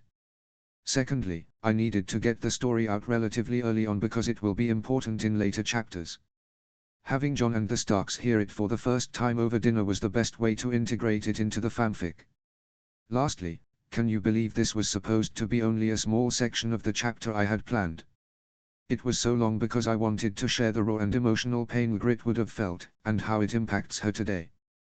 I had to split my ideas into 2 separate chapters or it would have been way too long. Anyway, I hope you enjoy the newest chapter. Happy reading. Antikaro XX. Chapter 6, Jon 4. Summary. Jon settles into fatherhood, Ygritte learns some strange southern customs and the children stay the night at Winterfell. Notes. See the end of the chapter for notes. Chapter text. The Starks arrive back at Winterfell, the usual warmth of home overshadowed by the heaviness of Ygritte's story. None of them say much as they part ways for the night, each lost in their thoughts. Jon watches them go before heading to his chambers, his mind still reeling with everything she had confessed. When he opens the door to his chambers, Daenerys is there. She stands by the window, her silver hair illuminated by the moonlight. She turns to face him as he steps inside. They haven't spoken much since Ygritte came back. Seeing Daenerys now makes Jon's chest tighten, uncertainty gnawing at him. "I owe you an apology," Daenerys says, her voice soft but steady. Jon hesitates, unsure how to respond. He starts to speak, but she raises a hand, cutting him off. "Let me finish," she says, her tone firm but not unkind. She takes a breath, her gaze steady on his. "When you told me about your children, I let my emotions take over. I was angry when I should have been happy for you. Over the last few days, I've had time to think, and I realized. I was jealous." Jon stiffens, surprised by her honesty. Before he can speak, Daenerys continues, her voice trembling slightly. "You have something I can never give you, Jon. Children. A family. And I hated that. Not you, but the thought of not being enough." Jon's chest tightens at her vulnerability. He crosses the room, reaching out to rest a hand on her arm. "Dany," he begins, his voice soft, but she shakes her head. "I don't need you to say anything," she says. "I just needed to tell you." For a moment, they stand in silence, the weight of her confession filling the air. Then, Daenerys takes a steadying breath and asks, "What are they like?" "The children." Jon hesitates, but then begins to speak. He tells her about Nynaeve and Oisin, their personalities, their quirks. His voice grows warmer as he recounts how Oisin hugged him for the first time today, how it felt like a breakthrough.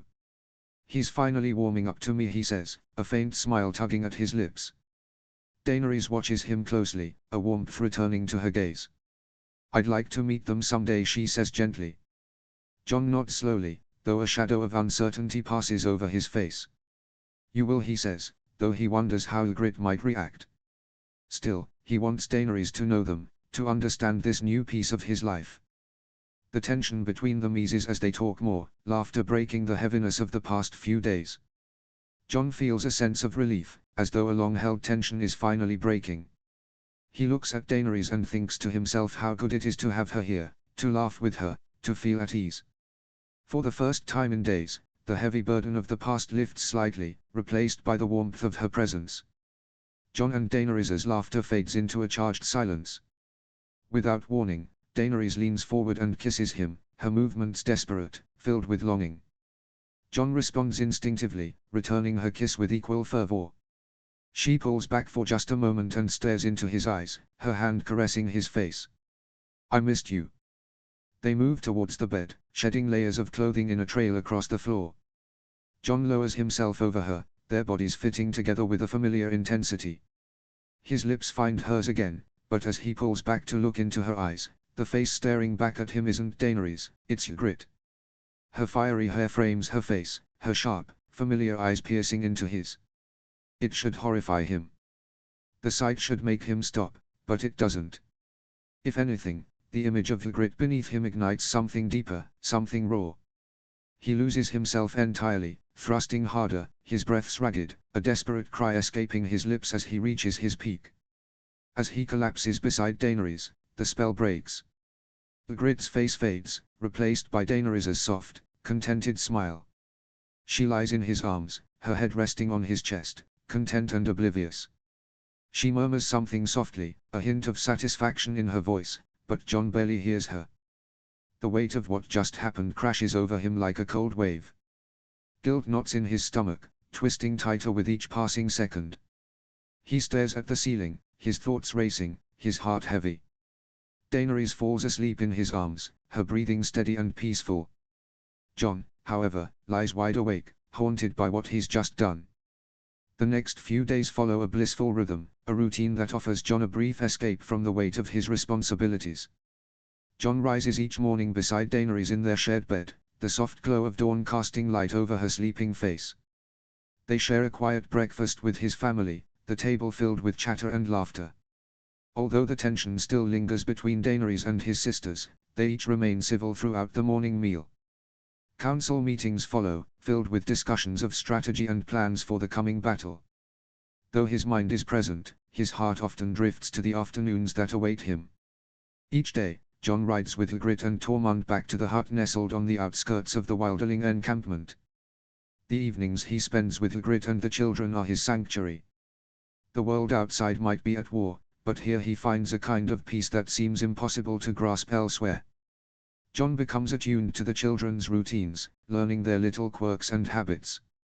He knows their likes and dislikes, the way Oisin hates vegetables but will eat them if they are mashed into his potatoes, or how Neve insists on having her food cut into precise pieces and blueberries are an integral part of every meal. He's memorized their schedule, too. Dinner is always followed by a bath, and Jon now stands ready with a towel in hand, anticipating the moment when Neve inevitably tries to make her great escape. He's learned that the children prefer a song before bed rather than a story. Ygritte sings softly to them as they settle into bed, her voice is soft and steady, carrying an old free folk lullaby Jon doesn't know but finds hauntingly beautiful. Oisin and Neve listen intently, their eyes heavy with sleep as Ygritte strokes their hair. It's a quiet intimacy that leaves Jon feeling like an outsider and yet oddly comforted at the same time. After the children are tucked in, Ygritte pours them each some ale, and they sit by the fire, exchanging quiet words or simply sitting in comfortable silence. It's become their nightly ritual, a time to reflect and connect before Jon returns to Winterfell. On one such evening, Ygritte is discussing the upcoming meeting with the chieftains in 2 days' time, and Jon suggests that the children stay the night at Winterfell.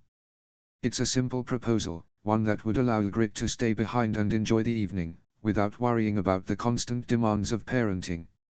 She still looks unsure. The idea of leaving them behind seems to weigh heavily on her. But Jon can see she's thinking it through, her protective instincts battling with the prospect of a little time for herself.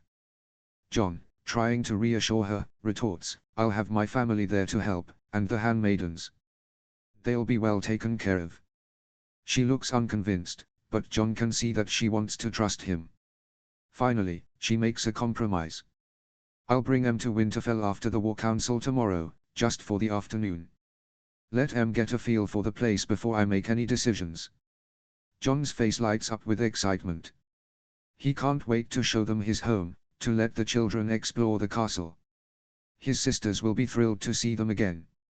It's also a good chance for them to meet Daenerys, though Jon keeps that thought to himself for now, unsure how that will play out. Still, he looks forward to the visit, to the small moment of peace it might offer. The following day, the council gathers once more in Winterfell's Great Hall, their focus on finalizing the evacuation plans. Ygritte stands alongside Sansa, Davos, and several northern lords, the gravity of their decisions reflected in the somber atmosphere. The strategy is clear. The people will be evacuated south to White Harbor and Moat Cailin, where they'll remain temporarily. Staggered departures and supply stations along the main roads are arranged to ensure the vulnerable make the journey safely. Carts and wagons from surrounding regions will assist those unable to travel on foot. The weight of their task is evident as they discuss contingencies.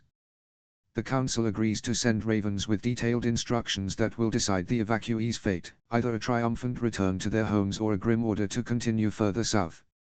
Jon continues to be in awe of Ygritte's intelligence and cunning.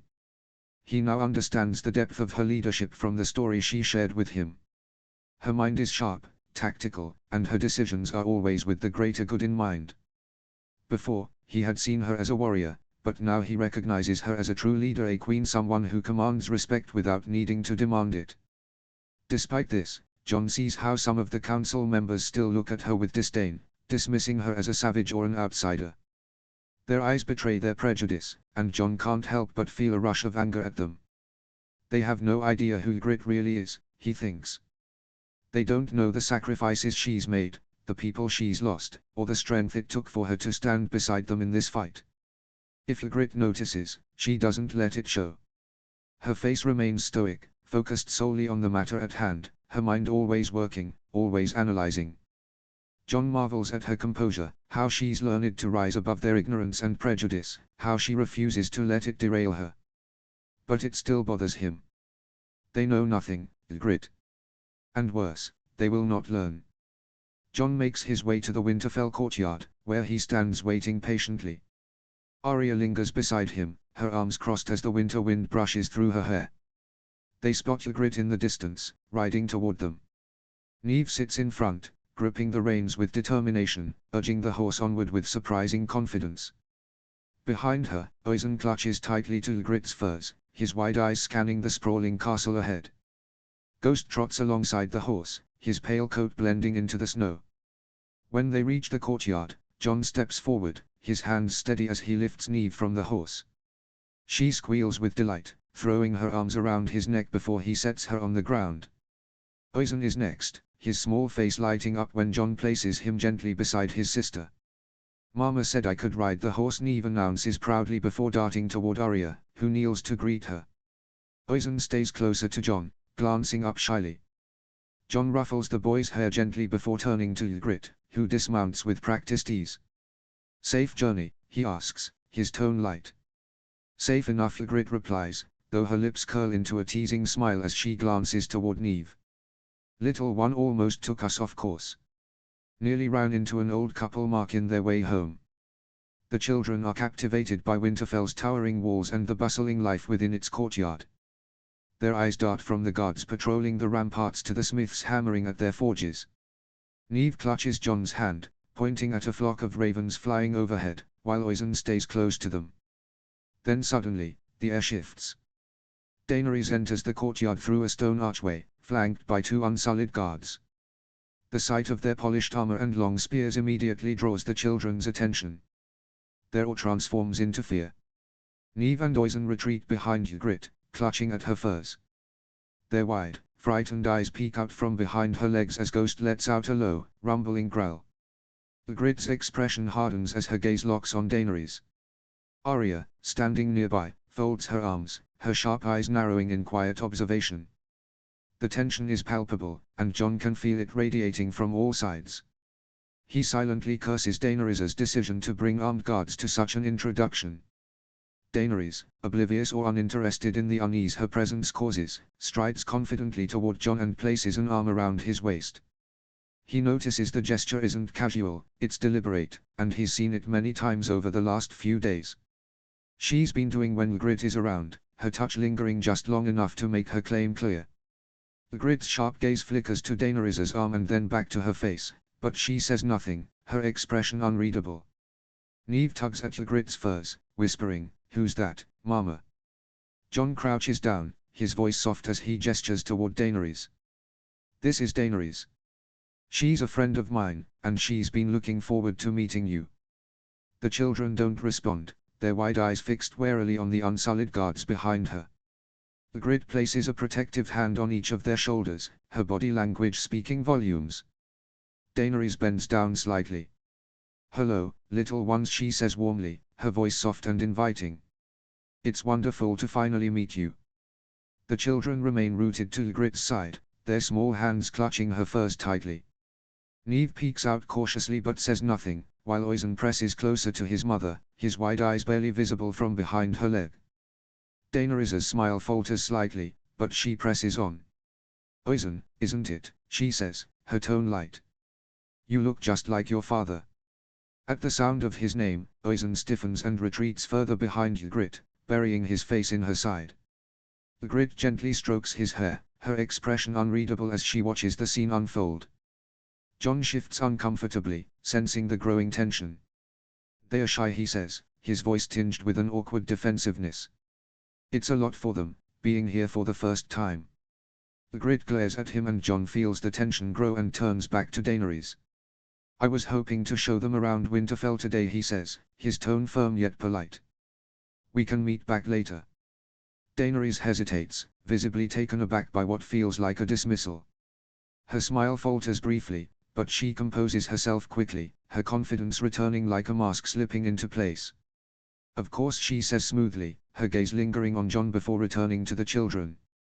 We'll have plenty of time to get to know each other. As they walk away, Jon glances back briefly to see Daenerys watching them, her expression unreadable. He sighs, hoping the tension will ease with time, though a part of him knows it won't be that simple. Jon and Arya lead the children through the training yards, where the northern soldiers are practicing their combat skills. The children watch intently, their eyes wide in wonder at the sight of the warriors sparring with swords and shields. Neve is especially fascinated, her curiosity apparent as she watches every movement closely. Next, Jon guides them to the broken tower. He tells them the story of how it was struck by lightning hundreds of years ago, and how it was never rebuilt, left to stand as a reminder of nature's power and the unpredictable forces that shaped Winterfell's history. Next, they wander into the glass gardens, the warm air inside a sharp contrast to the chill outside. Rows of thriving crops stretch before them, their vibrant colors standing out against the frost-covered land beyond. Neve's eyes sparkle as she takes in the lush greenery, and Jon notices her little hand dart out to pluck a blueberry from a nearby bush. She pops it into her mouth with a sly smile, glancing around to see if anyone has noticed. Jon stifles a laugh but says nothing, his heart warmed by her small act of mischief. As they pass by the heavy stone doors of the crypts, Ygritte slows her pace, eyeing the dark entrance. "Where does that lead to?" she asks, her voice softer than usual. Jon looks at her, his gaze following the door. "The crypts. It's where all the Starks of Winterfell are buried." Ygritte raises an eyebrow, stepping closer to Jon. "How deep do they go?" she asks, a slight tremor in her voice. Jon hesitates before responding, his voice thoughtful. "Nobody knows. No one's ever gone that far down," he says, his gaze drifting to the dark entrance. Ygritte shivers slightly and turns her eyes away from the crypts. "I've never understood the idea of burying the dead. Why would anyone want their loved ones trapped for eternity in a dungeon?" Jon senses the discomfort in her words and nods quietly, understanding her feelings, but he says nothing more. Jon leads Ygritte and the children through Winterfell's interior, the sound of Ygritte's firm voice as she tells Neve not to touch anything bringing a smile to Jon's face. Sansa joins them, and they head to the Great Hall. Oisin is fascinated by the banners that line the walls, his wide eyes taking in each one. He points to a few, and Jon explains their significance. Neve notices the high seat, pointing to it and commenting on how Ghost had been carved into the old chair. Jon explains that it isn't Ghost but a direwolf, the symbol of House Stark. The high seat having been carved long before Ghost was a pup. Afterward, Sansa shows them the library. The children are fascinated by the rows of books that stretch on for what seems like forever, and even Ygritte gazes at the shelves with interest. Jon watches in silence, making a mental promise to read to them someday, a promise he looks forward to keeping. Jon saves his favorite spot for last, bidding farewell to Arya and Sansa before heading toward the Godswood. Ygritte marvels at the sight, her eyes wide. "I've never seen anything like it," she says softly, her voice filled with wonder. Jon feels a brief pang of admiration as he watches her. Her bright red hair stands out against the snowy backdrop, and her eyes are wide, taking in every detail of the sacred space. He briefly forgets the weight of the world around them, captivated by the way she seems to belong here, in this peaceful place. They approach the ancient tree, its face carved into the bark. Oisin, curious, extends his small hand and touches the face. He stands there for a moment, silent, his eyes fixed on the markings. Finally, he looks up at Jon and says, "Frasier said the gods speak through the trees, if ye listen." Ygritte smiles gently at him, then stands beside him, placing her hand over his. She closes her eyes, letting the moment wash over her. Neve, ever the imitator, quickly follows her mother's lead, standing beside them, her small hand resting on top of both.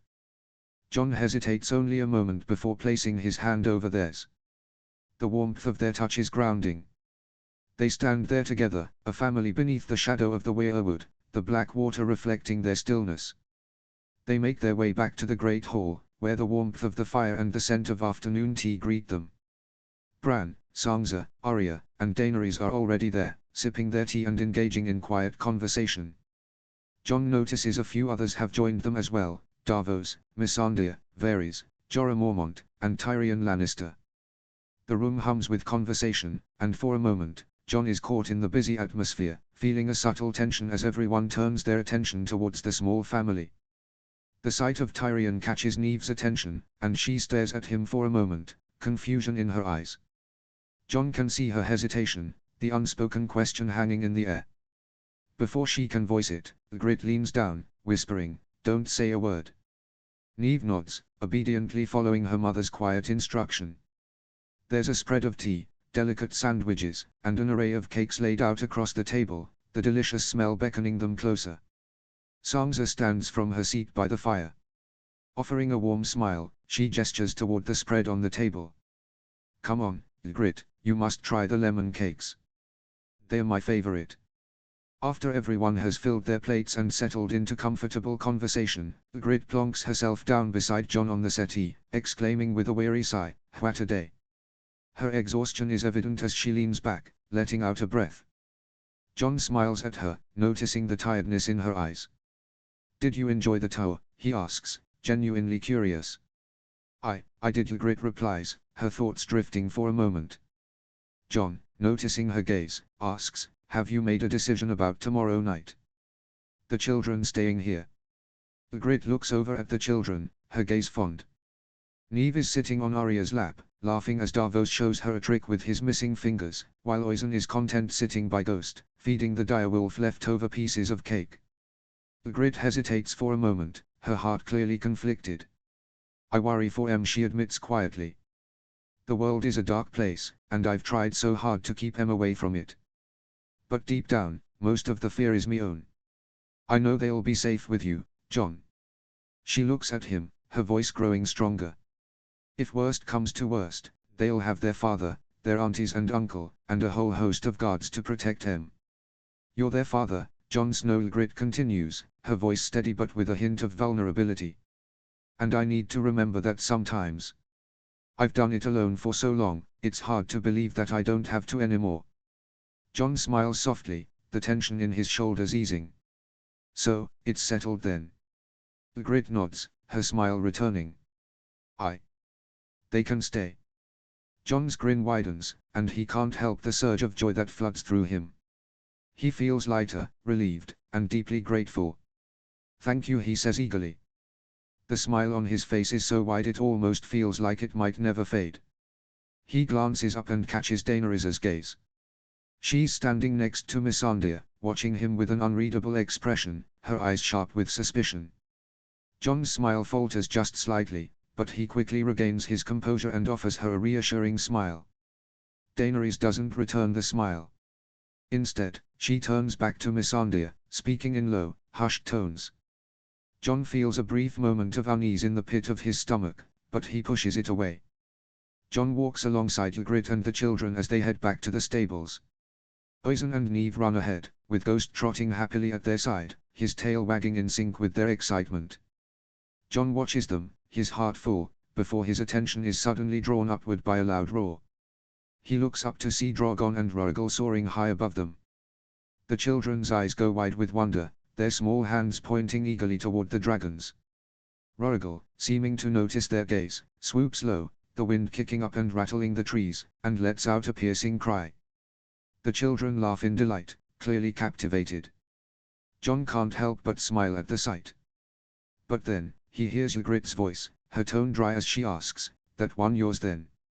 He turns towards her, noticing her hair is now a tangled mess from Rhaegal's flight. Jon has to fight back a laugh at her disheveled appearance. "How did you?" he begins, but Ygritte cuts him off with a knowing smirk. "Tormund likes to talk," she says, rolling her eyes. "And the mighty Jon Snow riding a dragon is one of his favorite stories at the moment." Jon chuckles, feeling a warmth in his chest as he looks at her. "Would you like to meet him?" Ygritte's eyes go wide, and she shakes her head vigorously. "Absolutely not." She laughs, but Jon can see the hint of unease in her expression. Jon teases her, "Are you scared?" She raises her chin, meeting his gaze defiantly. "I'm not scared," she says, but John can see through her calm demeanor. The faint hesitation in her eyes betrays her. Ygritte continues, playful now, "I know how ye are with animals, Jon Snow. If I meet this beast, he'll make himself at home in my heart like Ghost already has." At the mention of his name, Ghost looks back at them, tail wagging, and trots over to nuzzle Ygritte affectionately. She sighs, but there's a fondness in her gaze as she looks back at Jon. "See," she says, pointing at Ghost. "I have enough trouble with this one. I can't imagine adding a dragon to the mix." "You've got a point," Jon admits with a grin, the moment feeling so simple yet perfect. "But I think Rorgal would behave himself around you." Ygritte raises an eyebrow, skeptical. "I'm sure he would," she replies dryly, but there's a playful sparkle in her eyes. Ygritte looks over at Jon, as they make their way towards the stables. "Ye must mean a lot to her if she's willing to give ye one of her dragons," she says, her voice laced with a touch of disapproval. Jon stops walking for a moment, catching her tone. "You don't like her," he says, his voice calm but direct. Ygritte doesn't deny it. "You're right," she admits, her gaze drifting toward the stables where the children are playing with Ghost. "I don't like her." There's a moment of silence before she continues, softer now. "But if she's a part of your life, then she's a part of theirs as well. I may not like her, but it isn't about my choices anymore." Jon watches her for a moment, understanding the quiet battle she's fighting within herself. He doesn't respond immediately, instead letting her words hang in the air as they approach the stables. Ygritte's struggles are ones he's familiar with, the unspoken challenges that come with sharing a life, a past, and a future with so many complex people. But he doesn't press her further, he knows that these things take time. They arrive at the stable, and Jon watches as Ygritte skillfully mounts her horse, the children eagerly waiting. Jon lifts Oisin and Neve, one by one, helping them into the saddle where Ygritte settles them carefully. With a final wave, Ygritte urges the horse forward, and Jon watches as his family rides off, the sight of them carrying off a peace in his heart. He stands there for a moment, the cold air biting at his skin, but his thoughts are warm. He feels a surge of excitement at the thought of the children staying with him at Winterfell tomorrow evening. He's been waiting for this moment, and now that it's finally here, he knows in his heart that it will be a night to remember. Despite the tension, despite the uncertainties, he knows that a night spent with his children, in his home, will be perfect. It was not perfect. In fact, it was far from it. Earlier in the day, Ygritte had dropped the children off with a stern warning. "If anything happens, ye send someone to get me immediately," she'd said, her tone leaving no room for argument. He had assured her that everything would be fine. Now, hours later, he wasn't so sure. The children ran wild through the castle, their energy boundless. Jon had tried to keep them entertained, showing them various parts of Winterfell he thought might hold their interest, but he quickly learned that 3-year-olds had little patience for lengthy explanations or history lessons. Sansa, Arya, and even Tyrion Lannister had stepped in at various points, each attempting to occupy the children in their own way. Tyrion had tried storytelling, Sansa brought out her sewing kit to show Neve the patterns she worked on, and Arya even went so far as to do a few knife tricks for them. But each distraction lasted mere moments before one of them wandered off or found a new way to cause mayhem. He couldn't turn away for even a moment. Neve was constantly finding new ways to test the limits of her safety, and Oisin had a knack for wandering off, disappearing into shadowy corners or behind heavy curtains. Jon had spent most of the day chasing after them, his nerves frayed. For the first time, he truly understood how remarkable Ygritte was. She did this every single day, alone. He realized now just how much credit she deserved for raising them so well. This was one of the most exhausting days of his life, and it wasn't even over. By the time the children are settled after their bath, Jon feels like he's aged 10 years. He sits them in his old room by the fire with a few small toys to keep them busy. Neve sits patiently while Missandei braids her hair, chatting softly with her. On the floor beside her, Daenerys sits cross-legged, trying to engage with Oisin. Jon notices how hard she is trying. She reaches out, offering him a small wooden dragon and speaking softly, but her efforts only make the boy retreat further. He understands Daenerys's desire to connect with the children, but she is pushing too hard. Oisin needed time, as Ygritte had said. He'll come to you when he's ready, he'd learned the truth of those words firsthand. Daenerys hadn't seemed to grasp that yet. He watches as Daenerys leans in and whispers something to Oisin. Whatever she said makes him immediately recoil, his small body tensing. When she reaches out to touch his curls, he flinches, pulling away sharply. His hand seeks Ghost's thick fur, gripping tightly. The direwolf, ever watchful, growls low, not a threatening sound, but a warning nonetheless. Ghost seems to sense the boy's discomfort, shifting closer to Oisin protectively. Suddenly, Jon hears a sickening crack, the sound reverberating throughout the room. He turns his head towards the commotion, only to see his little girl sprawled out on the floor clutching her head. Time seems to freeze, no one moves until Neve starts to scream, her wails cutting through the air like a knife. Jon's heart drops to his stomach. Oisin bolts to his sister's side, his small face pale with panic, while Neve's cries grow louder. Daenerys is the first to reach her, trying to comfort the girl, but Neve, overwhelmed and frightened, shoves her away with surprising force. Missandei, tears brimming in her eyes, turns to Jon. "I'm so sorry. I only looked away for a moment." Jon barely hears her as he kneels beside Neve, his heart pounding in his chest. She explains that Neve had climbed one of the shelves and fallen to the floor. Jon gently tilts her head and assesses the damage. There's a small cut on her forehead, but it's bleeding heavily. Jon feels a surge of panic and yells for the guards outside to fetch the maester immediately, his hands trembling as he presses a cloth to the wound, trying to stem the flow of blood. Neve's cries intensify, and Jon tries his best to soothe her, murmuring soft reassurances, but she only sobs harder. He glances at Daenerys, who is standing close by, her expression tense as she watches Neve's distress. "We need to fetch Ygritte," Jon said urgently, his voice shaky. Daenerys shakes her head, her tone too calm for Jon's liking. "There's no need for that. She'll be fine. We can handle it," she insisted, her voice firm. Jon's chest tightens. He doesn't feel sure about that at all. His heart is telling him that Neve's distress is more than just physical, she needs comfort from the person who always makes everything feel safe. Neve, still sobbing in his arms, whimpers, "Mama," her little voice filled with such desperation that Jon feels his own resolve beginning to crack. Daenerys crouches beside them, her voice soft.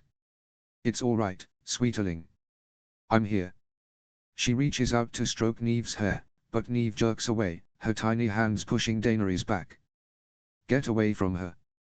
Oisin snaps, his small body trembling with anger as he steps between Daenerys and his sister. Daenerys looks taken aback, and Jon shoots his son a warning glance. "Oisin, that's enough," but before he can say more, the door bursts open, and the maester rushes in, followed closely by Sansa. Jon scoops Neve into his arms and sits on the bed, holding her tightly as the maester approaches. Oisin stands close, his watchful eyes darting between the maester's hands and Neve's tear-streaked face, ready to jump to her defense if need be. The maester works quickly, cleaning and dressing the wound, but Neve continues to wail, her little hands clutching at Jon's tunic, as she continues to call out for her mother. Neve's cries are relentless, and Jon's heart aches with each tear that falls from her wide, frightened eyes. He holds her tightly, rocking her gently, trying every trick he knows to calm her down, but nothing seems to work. The room feels like it is closing in on him, the weight of his helplessness pressing down harder with every sob. Jon looks over to Daenerys. "We need to send for Ygritte," he says firmly. Daenerys' expression hardens. "There's no need. She'll be fine, Jon. She just needs..." "She needs her mother," Jon interrupts, his voice rising. Before Daenerys can retort, Sansa steps forward, her voice calm yet commanding. "It's already done." Arya left to retrieve Ygritte as soon as the maester was called. Daenerys' jaw tightens, fury flashing in her eyes. She glances toward Jon, clearly displeased with the decision, but says nothing. Jon turns his focus back to Neve, holding her tightly as he whispers reassurances. For now, all he can do is wait for Ygritte to arrive and bring the comfort their daughter so desperately needs.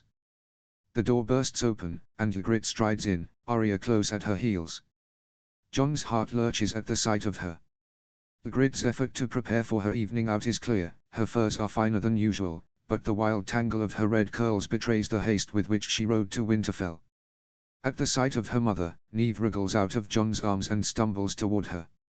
Ygritte drops to her knees just in time to catch her, pulling her close and wrapping her arms around her daughter. She doesn't say much, just murmurs soft words, her hand stroking Neve's hair, and within moments, the loud cries melt into soft whimpers. Oisin hurries over next, burying his face against her side. "Mama," he says, his voice small but full of relief. Ygritte pulls him into the embrace without missing a beat, cradling both of them like it's the easiest thing in the world. "What happened?" Ygritte asks, her voice calm but with an unmistakable edge of concern as she looks up at Jon. Before he can answer, Missandei steps forward, her face pale and her hands trembling. "It's my fault," she says, voice trembling. "I wasn't watching closely enough, and she climbed the shelf and fell. I'm so sorry." Ygritte looks at Missandei, her expression surprisingly soft. "They are quick, these two," she says, glancing at Neve, who clings tightly to her. "It's no easy task keeping them out of trouble. Believe me, I know." Her tone is firm but kind, and Missandei nods, her eyes glassy with tears of relief. Ygritte turns to the Maester, her protective instincts on full display. "Will she be all right?" The Maester nods, his voice steady. "She will, Your Grace. The cut is shallow, and though she may have a bruise in the morning, she's in no danger." Relief washes over Ygritte's face, though her arms tighten protectively around Neve. She brushes a strand of hair from her daughter's tear-streaked face. "Let's get ye back home, little one." "Stay the night," Sansa interrupts gently, stepping forward. "It's late, and they've been through enough already. There's no need for another long ride tonight." Ygritte hesitates, glancing back at Sansa and then at the children. "I've no change of clothes," she replies. Sansa doesn't miss a beat. "You can borrow some of mine," she offers, her tone warm but firm. "I'll have them sent to your room." Ygritte looks at her children. Neve clings to her neck, still sniffling, and Oisin stands beside her, holding tightly to Ghost's fur. She sighs, her shoulders relaxing slightly. "All right, then. We'll stay." Ygritte glances around, her eyes soft but determined, and with a gentle motion, she dismisses everyone from the room. The others leave, sensing their need for space. Jon lingers, leaning against the bedpost, watching as Ygritte rocks a still whimpering Neve in her arms. She hums a soft, lilting tune, one he doesn't recognize but finds comforting nonetheless. Slowly, Neve's cries taper off, and her small body grows heavy with sleep, her face nestled into Ygritte's shoulder. He watches in silence, captivated by the peacefulness in the moment. It's a sight that fills him with warmth, Ygritte's quiet strength, her steady presence, and the way she cares for their children. He can't help but marvel at how effortless she comforts Neve, her touch tender and loving. Ygritte's voice, quiet and soft, breaks through his thoughts. "You know," she begins, her gaze still on Neve, "once, when the children were babes, they were in that phase. Putting everything in their mouths. Rocks, twigs, gods, anything they could get their hands on. I turned me back for just a moment, mind, and Neve had gone quiet. Too quiet." She pauses, her lips curling into a fond, exasperated smile. "When I turned round, there she was, trying to eat a bloody slug. Caught her with it halfway in her mouth." Despite himself, Jon lets out a soft laugh, but it fades as Ygritte continues. "I didn't sleep for days after that, worrying myself sick that she'd fall ill. Fraser checked her over, told me she'd be fine, but I couldn't stop blaming myself. I kept thinking, if only I hadn't looked away." She finally looks up at him, her green eyes steady. "It's not your fault, Jon." Jon exhales heavily, his guilt bubbling to the surface. "But I should have been watching them," he says, running a hand through his hair. "I promised you I'd take care of them. I should have." "You promised to send for me if something happened," Ygritte interrupts, her tone kind but resolute. "And that's exactly what you did." Jon shakes his head. "Still, Jon Snow." Ygritte cuts him off again, her gaze unwavering. "Things happen. They're children. They run, they climb, they fall, and sometimes they even try to eat slugs. But there's no real harm done. Neve will be fine." Jon looks at her, the weight of his guilt still clinging to him. I don't want to fail you. Or them. Ygritte's face softens, and she shifts Neve slightly to reach for Jon's hand. You haven't failed anyone. You're a good father, Jon Snow. Better than you think. Don't let one little tumble convince you otherwise. Jon nods slowly, taking in her words. He steps closer, reaching out to brush a stray curl from Neve's forehead. His fingers linger for a moment before he looks back at Ygritte. Thank you, he whispers. Jon feels the tight knot of guilt in his chest loosen just slightly, but it doesn't completely dissipate.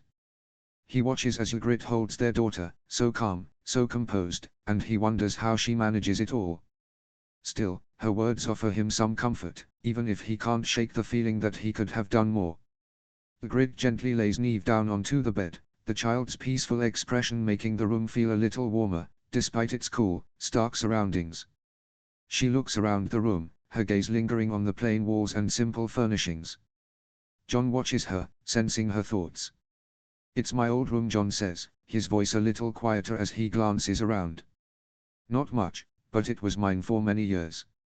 Ygritte raises an eyebrow, a playful smirk tugging at the corner of her mouth. Bit dreary, don't you think? Jon chuckles, his own smirk appearing. A room fit for a bastard, he says, a touch of humor in his voice. Ygritte shakes her head, her expression softening. Far better than the one I had growing up, she replies, her tone almost wistful. Before Jon can say anything else, a handmaiden enters, holding a neatly folded nightgown. Ygritte eyes the garment warily, clearly not sure what to make of it. What is that? She asks, her voice tinged with suspicion. It's a nightgown, Jon replies, trying to suppress a grin. Ygritte looks at him as if he's lost his mind. Nightgown. I'm going to bed. What do I need a gown for? Jon chuckles, amused by her disbelief. It's a gown to sleep in. She stares at him for a moment, clearly baffled. You wear gowns to bed. Jon chuckles, unable to suppress his grin. That's usually how it's done. Ygritte raises an eyebrow but says nothing, moving toward the partition with the gown in hand. Jon waits, trying not to chuckle at the sound of her struggling to put it on. He can hear her muttering softly, and he can't help but smile at the thought of Ygritte trying to figure out this unfamiliar piece of clothing. Need help? Jon calls, his voice teasing. I've got it, she grumbles back. Eventually, Ygritte steps out from behind the partition, and for a moment, Jon is frozen, captivated by the sight before him. He's never seen her wear anything like this before, not a dress, not anything close. The nightgown, simple as it is, seems to transform her. The soft fabric drapes over her body, skimming her curves in a way that feels intimate and perfect. Her wild red hair falls in loose waves, cascading down her back.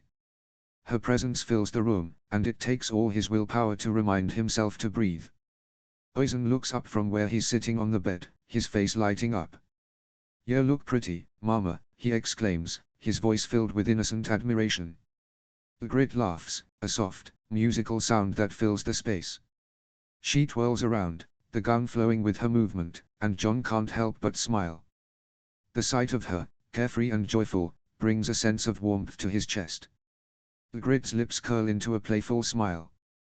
You like my pretty bed dress? She asks.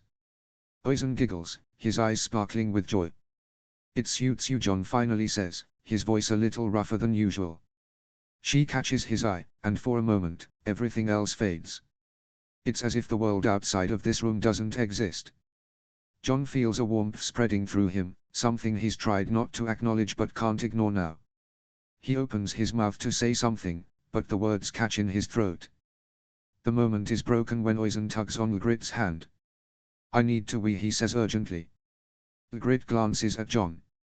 Watch Neve, will ya? I'll take him outside.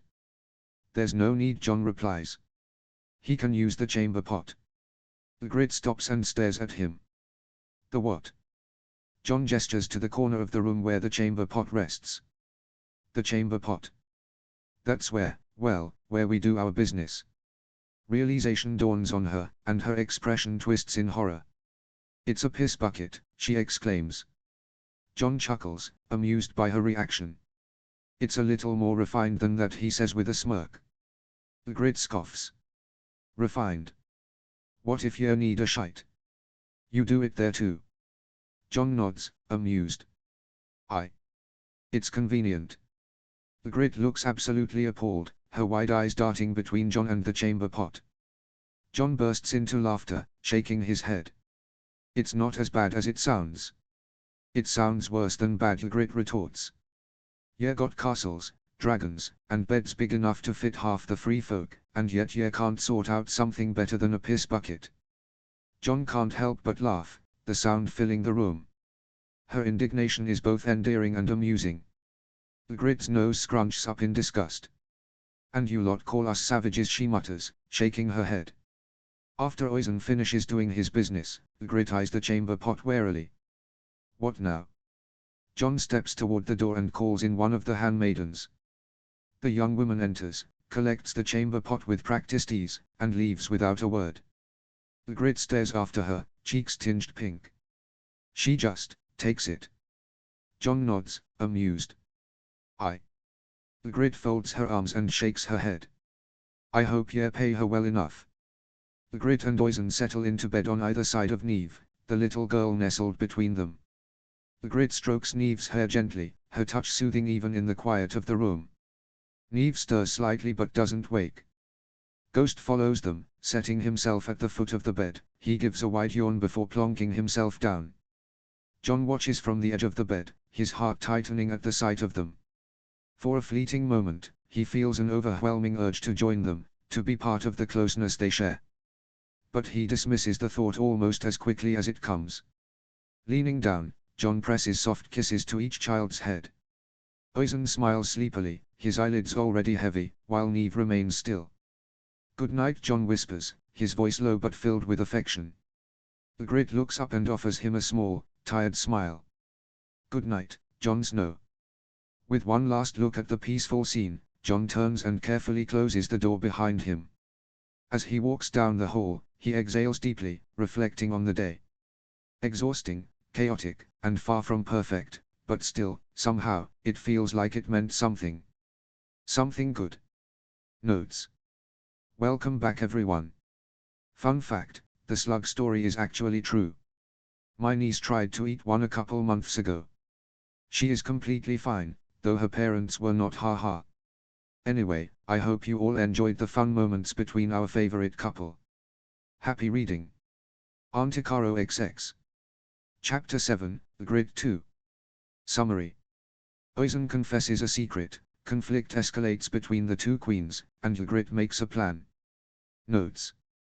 This chapter was edited as of the 3rd of June, 2025. See the end of the chapter for more notes. Chapter text. The first light of dawn creeps over the northern hills, slipping through the intricate lace of curtains of one of Winterfell's many chambers. The room glows with a golden haze, soft and warm, painting the rough-hewn walls in hues that feel almost foreign in this rugged land. Ygritte lies still, her wild red hair splayed across the pillow, the mattress beneath her a cradle of softness she never knew existed. She breathes deeply, savoring the rare contentment of warmth and quiet, her body sinking into the furs piled high. For a moment, she's adrift in the stillness, the world beyond forgotten, until a sharp elbow jabs her square in the nose. She hisses softly, reality's sting grounding her, and glances over to find Neve stirring beside her, legs kicking restlessly beneath the furs, her mumbled words tumbling like half-formed thoughts in the haze of half-sleep. Morning, wee beast, Ygritte murmurs, her voice warm with affection, a grin tugging at her lips. Neve's lashes flutter, one pale grey eye cracking open to meet Ygritte's gaze. A lopsided smile spreads across the girl's face, bright despite the grogginess, and Ygritte feels her heart twist with something fierce and protective. How's that head of yours feeling? Ygritte asks, propping herself on one elbow, her fingers brushing a stray curl from Neve's face. So Neve replies, her voice small but clear, a faint whine curling at the edges. She rubs at her temple, wincing as her fingers graze the tender spot. Let's have a proper look, then. Ygritte shifts closer, her movements careful but sure. She leans in, her fingers deftly unwrapping the linen bandage, her green eyes narrowing as she inspects the injury. The bleeding has stopped, leaving a small, clean cut at the center of a large, purplish bruise that spreads across Neve's forehead. Ygritte lets out a low whistle, her lips quirking into a fond smile. That's one impressive egg you've got there, lass. Could near hatch a dragon. Niamh giggles, the sound high and bubbling, her eyes crinkling with delight. The pain seems forgotten for a moment, chased away by Ygritte's teasing. Leaning in, she presses a gentle kiss to the bruised skin, her lips lingering just long enough to feel the warmth of the girl's forehead. There, she says softly, pulling back. All better now, No dragon will be get in here today. Niamh's smile widens, and she nestles closer, tucking herself against Ygritte's side. Ygritte feels a rustle to her right and turns to see Oisin stirring from sleep, his small frame stretching as he lets out a massive yawn. He turns to her, a broad smile lighting his face, dark curls sticking out like a bird's nest caught in a gale. The sight tugs at her heart, endearing and achingly familiar. She can't help but think how much he looks like Jon in this moment, back when his hair was an unruly mess, before the South tamed it into perfect curls. Morning, Mama, he says, his voice thick with sleep but bright with warmth. Ygritte opens her arms, and Oisin scrambles in, tucking himself into her right side, his head nestling against her shoulder. Niamh shifts, pressing closer on the left, her hands fisting the furs. She presses a kiss to each of their heads, her heart swelling as she closes her eyes, savoring the rare, quiet contentment of holding them both. The warmth of their bodies, the soft rhythm of their breathing, feels like a shield against the world's weight. A small whine breaks the moment, and Ygritte cracks one eye open to see Ghost at the bed's edge, his white fur glowing in the dawn's light, tail wagging eagerly, red eyes fixed on her with hopeful anticipation. She chuckles softly. Come on, you two, she says, patting the mattress. Ghost needs no second invitation, he bounds up, flopping his massive frame across her legs, his head settling on her belly with a contented huff. Ygritte laughs, the sound low and warm, as she sinks back into the plush bed, surrounded by her children and the direwolf, the morning's glow wrapping them in a fleeting cocoon of peace. The moment shatters as the chamber door swings open with a creak, the ornate curtains yanked back in a swift motion, flooding the room with harsh morning light. Ygritte squints, frustration bubbling as she shields her eyes, her gaze landing on the serving girl from the night before, the one who'd emptied Oisin's piss bucket with quiet efficiency. A faint flush creeps up Ygritte's neck at the memory, but she pushes it aside. Morning, Your Grace, the girl says, her voice brisk, oblivious to the cozy scene she's disrupted. She crosses to a low wooden couch by the window, her arms laden with folded garments, which she begins laying out with practiced efficiency. These were sent by Lady Sansa, she adds, smoothing a small dress with care. Ygritte, Oisin, and Niamh sit up in the plush bed, Ghost's ears twitching as he lifts his head from Ygritte's lap. The children peer at the garments with the same guarded mistrust Ygritte feels stirring in her gut. She slides off the mattress, her bare feet meeting the chilly stone floor. What's all this, then? The girl doesn't meet her gaze, busying herself with adjusting the garments. They are for you and the little ones, Your Grace. You're expected in the great hall for breakfast. Expected. Ygritte repeats, her voice low, a spark of displeasure igniting in her chest. She rises, her movements deliberate, and crosses to the couch, her bare feet silent on the cold stone floor. She inspects the garments, a little grey dress, its hem embroidered with delicate silver threads, laid beside a matching tunic and trousers, the fabric soft and finely woven. They are far grander than the patched furs and leathers they are used to. She traces the stitching, her jaw tightening. The finery feels like a bribe, a way to dress them up as pieces in Winterfell's game, and it sets her teeth on edge. Ygritte sets to work and kneels before Oisin, her fingers fumbling with the tunic's laces, her brow furrowing as she tries to make sense of the intricate buttons and ties. Oisin stands still, his wild hair a dark halo, his green eyes watching her with patient amusement, though he shifts slightly as she tugs the fabric over his shoulders. Hold still, little one, she mutters, half laughing, half frustrated, as a button slips from her grasp. Niamh, however, is a different story. The girl squirms like a trapped weasel, batting at the grey dress Ygritte tries to coax over her head. It's scratchy. I don't want it. Her small fists pushing against the fabric, and Ygritte sighs, her patience fraying thin. May I, Your Grace? The serving girl asks, stepping forward with a tentative smile. Ygritte exhales, a mix of relief and gratitude washing over her, and she steps back, gesturing to the children. have at it, she says, her tone warm but tinged with self-deprecation. I'm making a right mess of this. To her surprise, the girl moves with swift, practiced ease, her nimble fingers deftly navigating the laces and buttons. She kneels beside Oisin, weaving a silly tale about a mischievous squirrel who stole a lord's boots, drawing a bubbling laugh from him as she secures the tunic. Even Neve softens under the girl's warm demeanor, her protests fading as the dress is gently slipped over her head. In moments, both children are dressed, looking unnervingly proper in their fine garments, though Oisin tugs at his collar and Neve still eyes the dress suspiciously. Ygritte watches, genuinely impressed, her green eyes softening. "You're good with them," she says, her voice sincere, a touch of admiration creeping in as she leans against the bedpost, arms crossed. The girl straightens, brushing her hands on her apron. "I've had practice, Your Grace. Eldest 07, I am. Learned quick how to wrangle little ones. 7. Ygritte's brows shoot up, her voice laced with shock and a hint of respect. She lets out a low whistle, shaking her head. "That's a lot of mouths to feed." Maisie nods, her expression turning somber. It is. It's why I'm here, truth be told. When the Boltons took Winterfell, the old staff either ran or didn't make it." Her voice falters briefly, a shadow crossing her hazel eyes, but she presses on. "My family needed coin, so I took the work. Been here ever since." Ygritte feels a pang of sympathy, her gaze lingering on Maisie. The girl can't be older than 16, her dull brown hair neatly braided, her hazel eyes carrying a quiet resilience that reminds Ygritte of her older sister, too young to bear such burdens, yet doing so without complaint. She's not much older than a child herself, yet here she is, working to keep a family afloat. "Thank you," Ygritte says, her voice soft but earnest, holding the girl's gaze. "Truly. My pleasure, Your Grace," the girl replies, dipping her head. Ygritte shifts, the title grating like snow in her boots. "No need for that grace nonsense," she says, her tone gentle but firm. She extends a hand, her calloused palm open. "I'm Ygritte." The girl hesitates, then takes her hand, her grip surprisingly strong. "Maisie," she says, a small smile breaking through, her hazel eyes warming as the formality between them dissolves. A sharp knock at the door cuts through the moment, and Jon strides in, his face lit with a broad grin.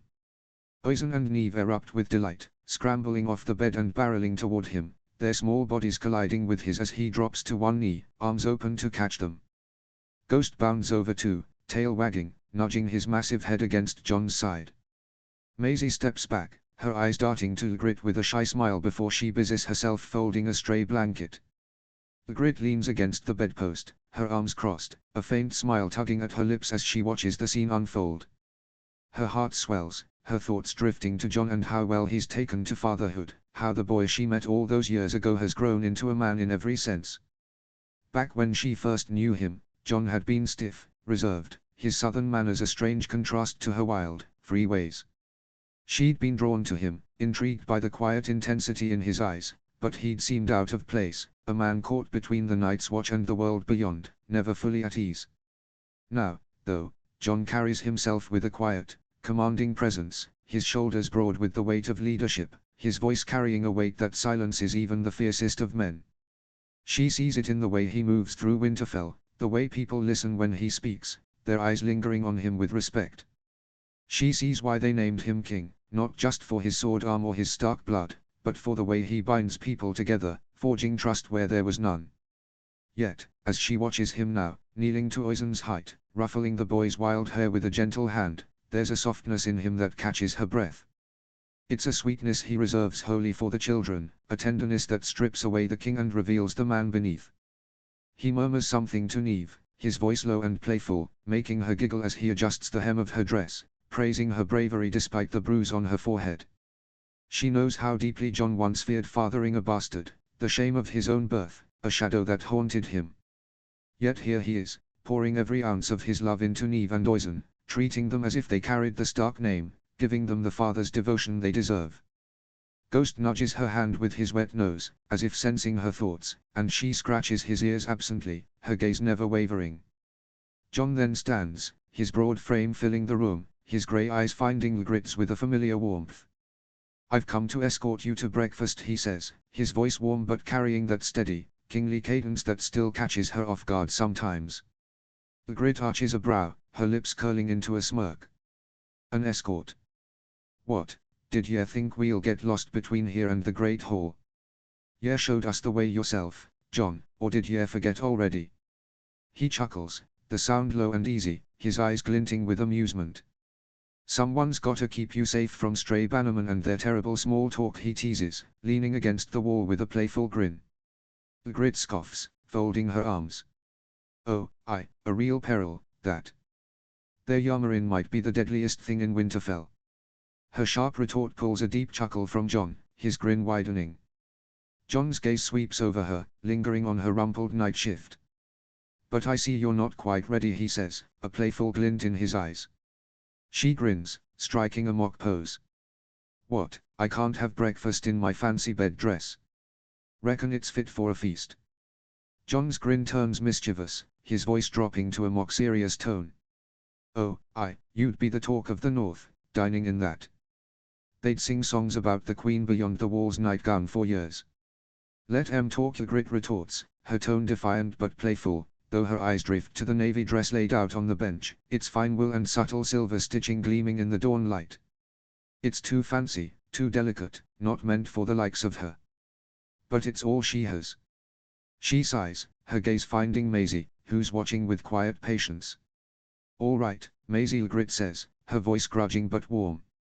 Help me with this southern nonsense, will ye? Maisie guides Ygritte into a small, dimly lit chamber of the main room, the door creaking shut behind them, leaving Jon to entertain Oisin and Neve, their laughter filtering faintly through the walls. The girl sets to work with practiced efficiency, her fingers deftly navigating the navy gown's laces and buttons.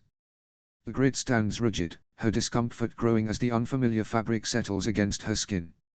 She shifts restlessly, her brow furrowing at the absurdity of the process, layer after layer, each tie and clasp a puzzle she's never had to solve in her life of leathers and furs.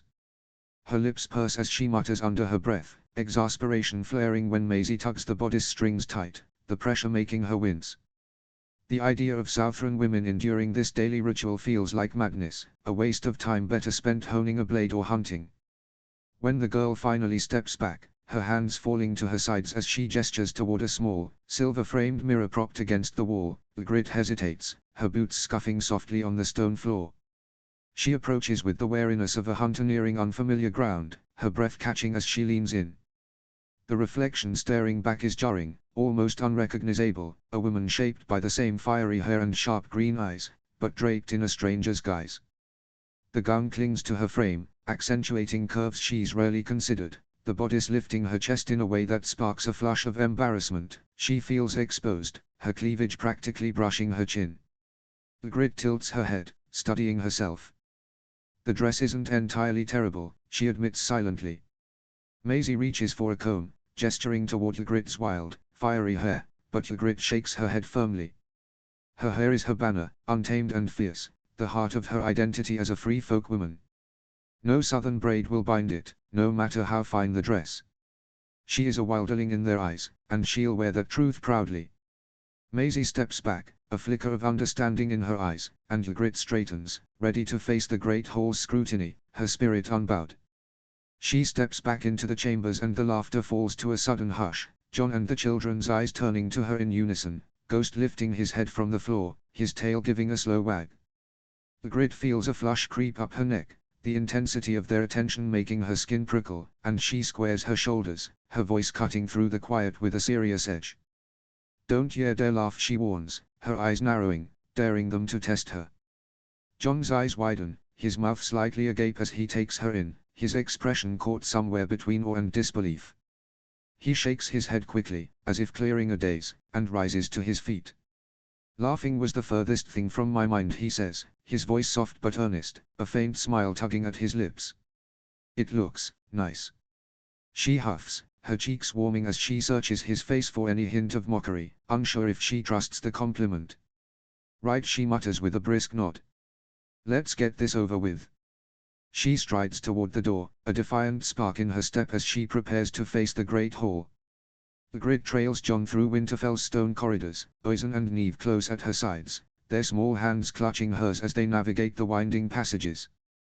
The weight of countless eyes follow them, soldiers pausing mid-step, servants lingering in doorways, and passing lords craning their necks for a glimpse. It's the same as yesterday's tour, when every corner turned revealed another Gurkha eager to see the once king in the north and his wilderling women with their bastard children. Her jaw tightens, fists itching to silence the murmurs with a well-aimed punch or a sharper retort, but she holds herself in check, her children's presence anchoring her temper. They reach the towering wooden doors of the great hall, and Ygritte feels a familiar knot of nerves coil in her gut. No matter how many times she's faced these southern lords and ladies, their polished manners and hidden agendas always set her on edge, like stepping into the den of an ice bear dressed as prey. Jon nudges her shoulder with his own, his grey eyes catching hers. "Ready?" he asks, his voice low, steady, the hint of a smile softening his rugged features. She draws a deep breath, her eyes meeting his, and gives a curt nod. Her hands find Oisin's and Neve's, their small fingers curling trustingly into hers, grounding her. "I," she murmurs, more to herself than him. The heavy doors groan as they swing wide, and a guard's voice thunders, proclaiming their entrance with stiff ceremony. The formality sets Ygritte's teeth on edge, a southern spectacle so contrived she's sure she'll never warm to it. The hall falls into a sudden, oppressive hush, every gaze swiveling toward them, high-born lords in embroidered cloaks, ladies with guarded smiles, knights and attendants, their eyes a mix of fascination and thinly veiled contempt. The silence stretches, thick and unyielding. At the head of the long table, Daenerys rises, her silver hair gleaming in the morning light, her violet eyes sharp and commanding. She moves with deliberate poise, her flowing gown whispering across the stone floor, every step radiating authority. Without hesitation, she approaches Jon and, in a calculated display, cups his face and draws him into a deep, lingering kiss. It's no tender gesture but a bold claim, a queen asserting dominance before her court, her lips pressed to his long enough to ensure every eye in the hall takes note. Jon stiffens, caught off guard, his hands hovering awkwardly at his sides. A small voice pipes up beside Ygritte, clear and unimpressed. "Yucky."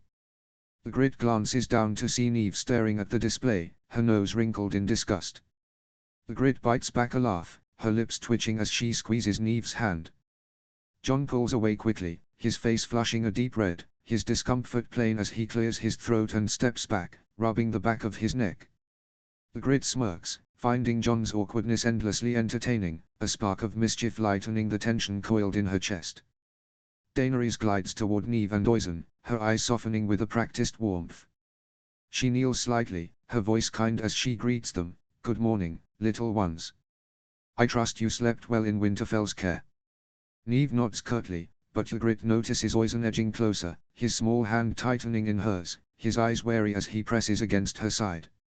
Ygritte feels the subtle shift, her heart aching at his unease, but her attention sharpens on Daenerys, who doesn't so much as glance her way. The queen's focus is entirely on the children, her smile contrived, her words a performance for the hall's watching eyes. Ygritte stands tall, her eyes narrowing, feeling all but invisible in the exchange. The Dragon Queen rises with a sweet smile, then turns, her gown whispering as she returns to her seat at the head of the table. Ygritte's gaze follows, her jaw tight, as she takes in the table's looming expanse. The seating is starkly divided, a silent map of power. On one side, Daenerys' council, her advisors, clad in silks and leathers, flank the queen's high-backed chair. On the opposite side, Sansa and Bran sit with the northern lords, their fur-trimmed cloaks and stern expressions. In the middle, a scattered mix of minor houses and envoys sit, their positions a careful neutral ground, bridging the two powers. Ygritte's eyes narrow as she takes it in. The South is a game of chess, she's learned, every seat a declaration of status, every placement a silent decree. She's seen it in council meetings, where she and Tormund are always shunted to the table's far end, far from the lords and ladies who wield true influence. It's no accident, this relegation, a calculated reminder that they're outsiders, tolerated but never equal. Her gaze lands on a spot near the center of the table, two empty chairs next to Davos Seaworth and, across from them, some seats beside Arya Stark. Davos offers a reassuring smile, raising a hand in welcome, while Arya gives a quick nod in greeting. Their familiar faces ease the knot in Ygritte's chest, a small comfort amid the sea of Southron strangers. She guides the children toward them, Neve darting under the table with a giggle to claim the chair beside her aunt, already chattering excitedly. Ygritte senses Oizen's reluctance to stray far, his small hand clinging to hers, his green eyes wide as he takes in the crowded hall. The press of unfamiliar faces must be daunting for him, and she keeps him close, settling him in the chair beside her own. She ruffles his wild hair gently, offering a quiet smile to ease his nerves. Neve's lively chatter trails off abruptly, and Ygritte looks up, noticing her daughter's gaze fixed on something just behind her, her small face curious. Turning, she notices Jon still rooted near the entrance, his broad frame tense, his grey eyes flickering from Neve's expectant face to the empty seat beside Daenerys at the table's head. As if he's torn between the pull of his daughter and the unspoken expectation of the Dragon Queen. Ygritte's gaze shifts to Daenerys, her eyes fixed on Jon with a calm intensity, waiting to see where his loyalty lands. Neve's voice cuts through, clear and insistent. "Sit, Papa," she says, patting the chair beside her with a small, commanding hand. Jon's expression softens, a flicker of relief and resolve crossing his face. He glances back at Daenerys, his expression apologetic, before striding to the seat next to his daughter. He leans down, his voice gentle. "Hungry, little one?" he asks, tussling her hair as she nods eagerly. Ygritte steals a glance at Daenerys from the corner of her eye. The Dragon Queen's face is a mask of composure, but Ygritte catches the subtle tightening of her jaw, the faint crease at her brow, a flicker of anger expertly veiled. A strange satisfaction curls in Ygritte's chest, sharp and unbidden, at the sight of Daenerys's displeasure.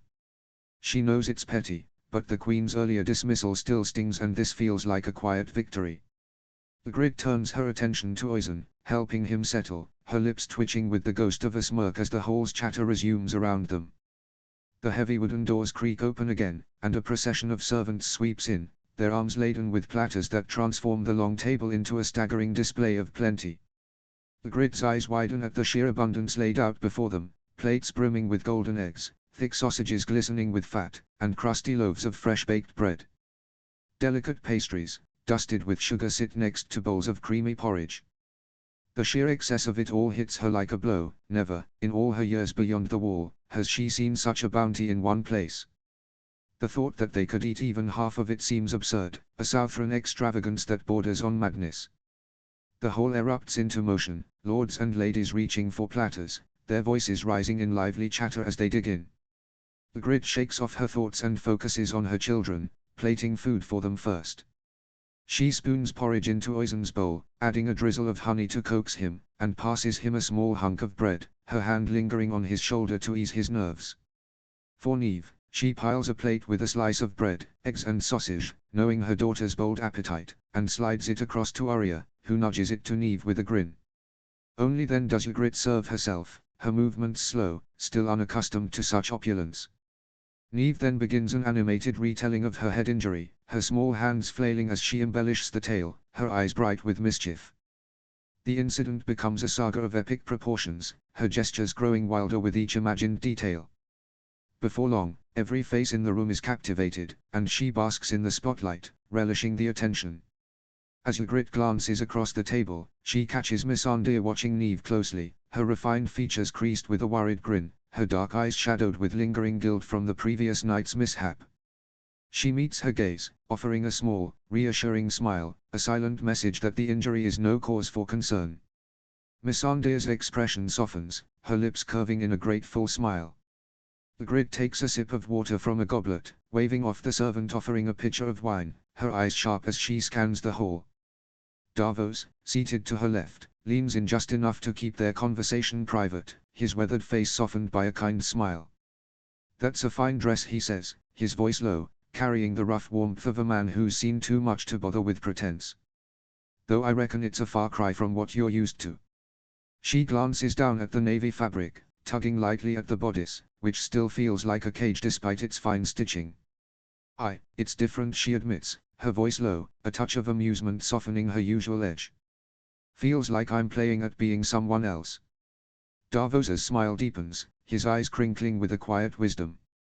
"It's not easy, fitting in with the highborn of Westeros," he says, his voice steady, confiding. "Their customs, their rules, it's a different world entirely, one that doesn't bend easy for people like us."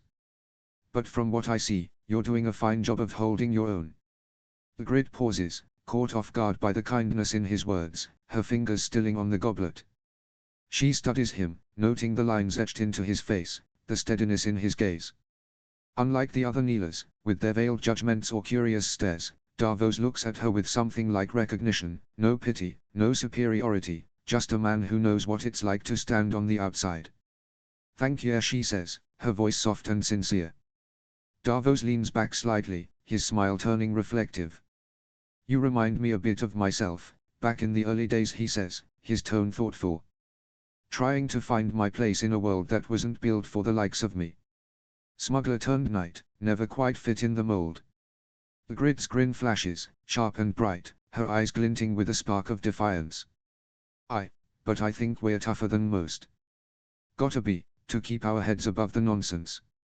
Davos lets out a hearty laugh, the sound rough but genuine, and raises his cup in a small salute.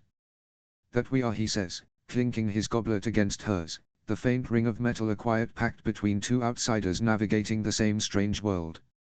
The meal winds down, and the great hall begins to empty, the clink of cutlery and rustle of fine cloaks fading as lords and ladies depart. Oisin and Neve, squirming with pent-up energy, abandon their seats and scamper to the hearth, where Jon and Arya keep them entertained. Ghost lounges nearby, red eyes tracking the children with lazy interest. But Ygritte's attention is elsewhere, her eyes raking over the long table, gaze fixed on the sprawl of uneaten food left behind. As servants slip in to clear the table, Ygritte catches the arm of a young lad hefting a tray of uneaten bread. Where's all this food going? She asks, her voice sharp but curious. The boy startles, his eyes widening at being addressed by her, a wilderling woman in a fine gown, no doubt. He stammers, it's thrown out, Your Grace. Most of it, anyhow. He ducks his head and hurries off, tray wobbling slightly. Shock ripples through her, followed by a slow-burning anger. Ygritte's gaze sweeps the tables again, the staggering waste hitting her like a physical blow. Not even half the food was eaten, platters piled high, barely touched, and this was just the morning meal.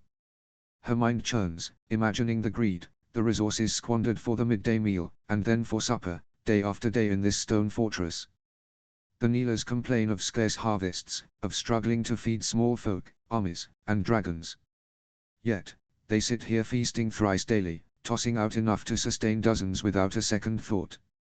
The hypocrisy, the blindness, makes her stomach churn, her hands clenching into fists beneath the table. A chair scrapes beside her, and Ygritte turns to see Sansa Stark settling into the seat, her auburn hair gleaming, her blue eyes calm but unreadable. A flicker of unease stirs in Ygritte's chest. Their few encounters have left her with the sense that Sansa regards her coolly, a polite distance in her eyes that hints at disapproval, or perhaps mistrust, of the woman once tied to her brother. Still, Ygritte can't dismiss the aid Sansa provided the night before, the swift hospitality that saw them settled in Winterfell's chambers. Sansa offers a small, measured smile.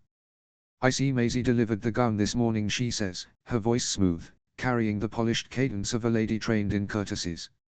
Ygritte returns the smile, forcing warmth past her unease, and nods. Thank you again for sending for me so quick last night. And for the dress, it's lovely, truly.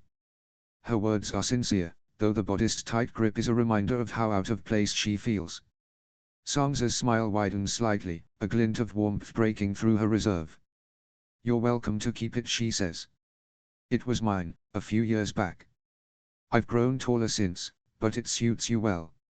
Her gaze dips briefly to the bodice, where the fabric strains across Ygritte's chest, and she adds, with a delicate tilt of her head, though the seamstress might need to alter the front a touch. Ygritte lets out a bark of laughter, the tension in her shoulders easing. Blame the babes for that, she says, a spark of her wild spirit shining through. They change here in more ways than one. Sansa laughs politely, a soft, controlled sound, her composure unshaken but her eyes warming just a fraction. Her eyes flick to Sansa, then sweep once more over the littered tables. A plan sharpens in her mind, its edges honed by necessity and cunning. Jon may bear the title of Lord of Winterfell, but it's no secret that Sansa holds the reins, her quick mind and steady hand weaving the intricate threads of the castle's daily workings, from provisions to politics. I might have an idea to ease your food troubles, Ygritte says, her voice quiet but resolute. Sangza's head tilts, eyes narrowing slightly, a mix of intrigue and wariness in her refined features. What do you have in mind? Ygritte points to the table, her gesture sharp, almost accusing. Look at this. Really look at it. Sangza's brow furrows, confusion flickering across her face. I'm not sure I follow. Ygritte leans forward, her voice cutting. This food, enough for 50, maybe more, sits here, barely touched, and you'll toss it out. Perfectly good fare, wasted, while your small folk beg for crumbs and your soldiers make do with watered-down gruel. Sangza's lips part, but she hesitates, her composure briefly shaken.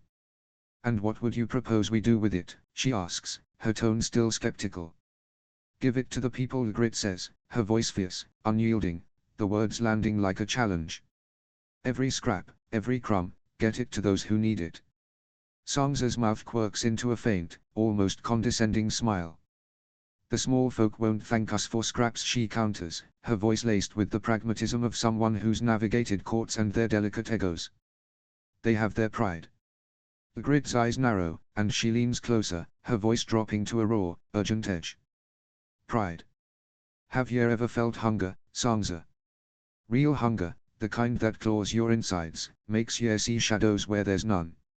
She lets the words linger, her past flooding back, sleepless nights with an empty stomach, scraping moss from rocks, chewing bitter bark to dull the pain, swallowing snow when nothing else remained. I have. I know what it does. Pride melts fast when your kin are starving. When you crawl through mud, beg, or worse, just to put food in their mouths.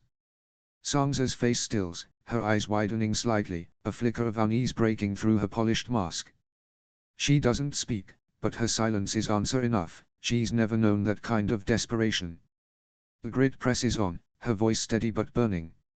You claim Winterfell's running dry, that there's not enough for the people, the armies, or bloody dragons. But look, here's a spread that could feed a small village, and you're letting it go to waste. Sangza's jaw tightens, but she leans forward, her voice low, probing. What do you suggest, then? Ygritte gestures to the table, her words deliberate. Start by slicing down what's dished out here. If the small folk are starving, the highborn can tighten their belts too. This, she jerks her chin at the laden platters, ain't sustainin' your guests. It's greed, plain and simple. She pauses, then continues, after that, every bit left in the kitchens, bones, bread, peelings, all of it, gets sent to Wintertown, the camps, the hungry. Not a crumb goes to waste. She draws a steadying breath. I know it's a lot to take on, she says, her voice earnest. Winterfell stretched thin, what with the battle looming and all. But I've a way to make it work. Let me put together a team of free folk to work with the kitchens. We'll collect any food left over, every scrap, every bone, and we'll serve it ourselves. My people can bring game from our hunts, stretch it into stews or roasts. We know how to make a little go a long way. Sangza's eyes narrow slightly, her fingers resting lightly on the table as she considers.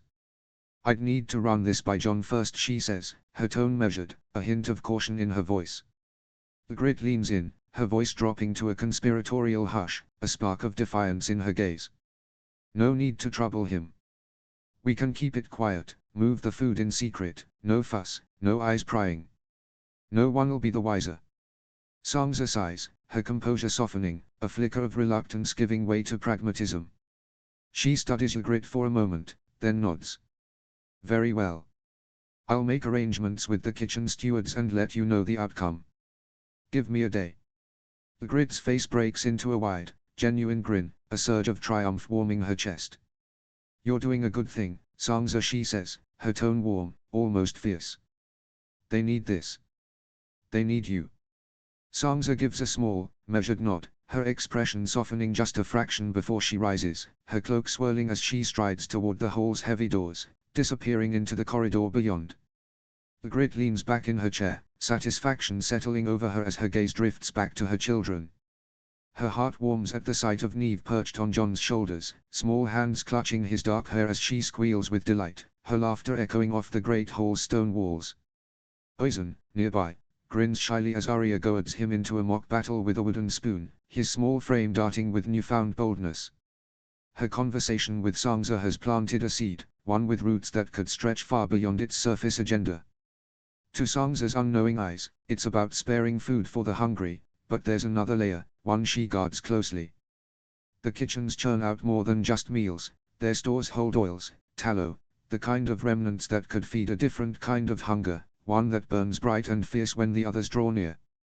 The kitchens will be her foothold, a place to siphon what the Neelas overlook, to arm her kin with the means to turn the tide, all under the guise of feeding the hungry.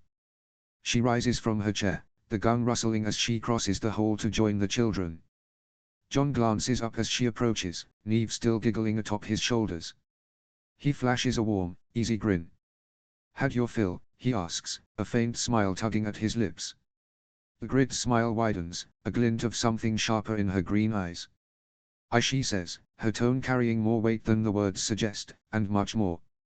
This might just work, she thinks, her mind already mapping the next steps, food for the starving, a stronger place for her people, and a hidden blade to wield when the time comes. She reaches out, steadying Neve with a gentle hand while brushing Oizen's wild hair, her touch soft but her will steady, poised to tend the quiet spark she's set in motion. The morning unfolds in a whirlwind of activity, each moment slipping into the next. They begin with a walk through the Godswood, the ancient weirwoods looming with their blood-red leaves, the children darting between the trees, their laughter echoing as John trails behind, Ghost padding silently at his side.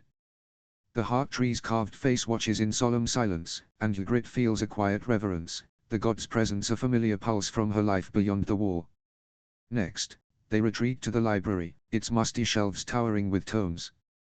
Neve sprawls on a rug, flipping through a book of tales with exaggerated pictures, while John reads quietly nearby. Oizen huddles close to Ygritte, his small fingers tracing the edges of a map, green eyes scanning the north's borders. By late morning, Ygritte finds herself in the training yard with Arya, the clatter of wooden swords and the twang of bowstrings filling the air. The yard is a churn of dust and sweat, soldiers sparring under the watchful eyes of Winterfell's master-at-arms. Ygritte takes to coaching Arya with her bow, her sharp eyes catching every nuance of the younger woman's stance.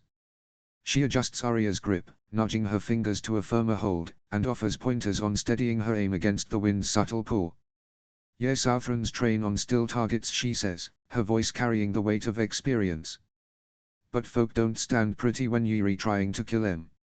Learn to track what moves."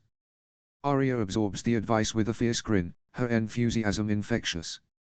In the short time they share, Ygritte sees marked improvement, Arya's arrows fly truer, her adjustments quicker, her focus sharper.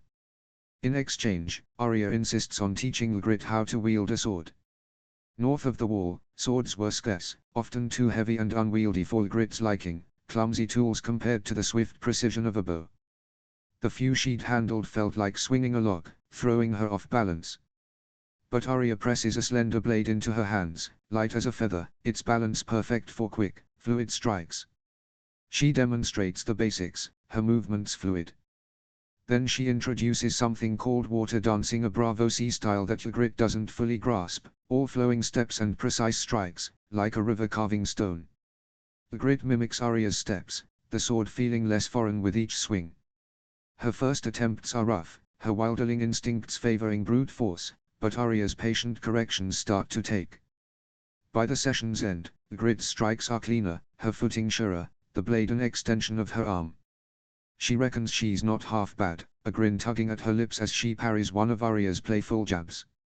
Just after the midday meal, the heavy doors of Winterfell's council chamber creak open, and Ygritte steps inside, the navy gown swishing softly against her legs.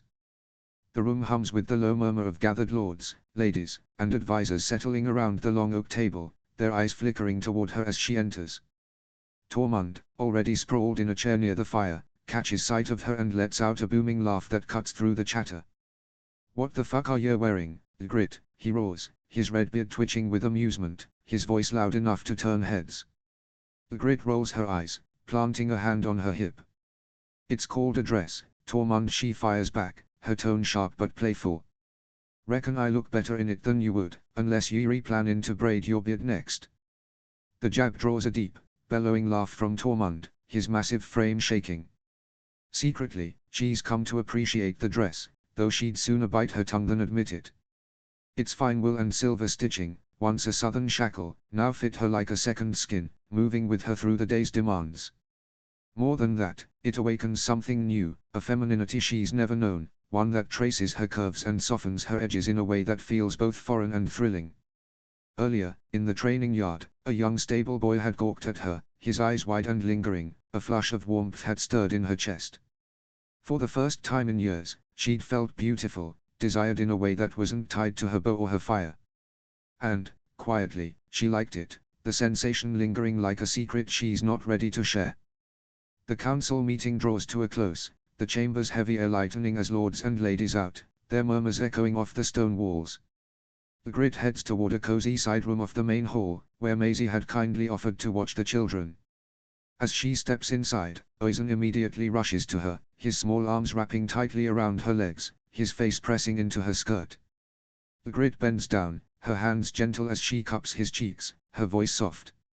"I wasn't gone long, love. What's got ye so wound up?" Oisin looks up, his green eyes sweet but shadowed, his voice small. "Just missed ye, mama." Her heart softens, and she pulls him into a warm embrace, his small frame nestling against her. He clings tightly, then tilts his head up, his gaze searching.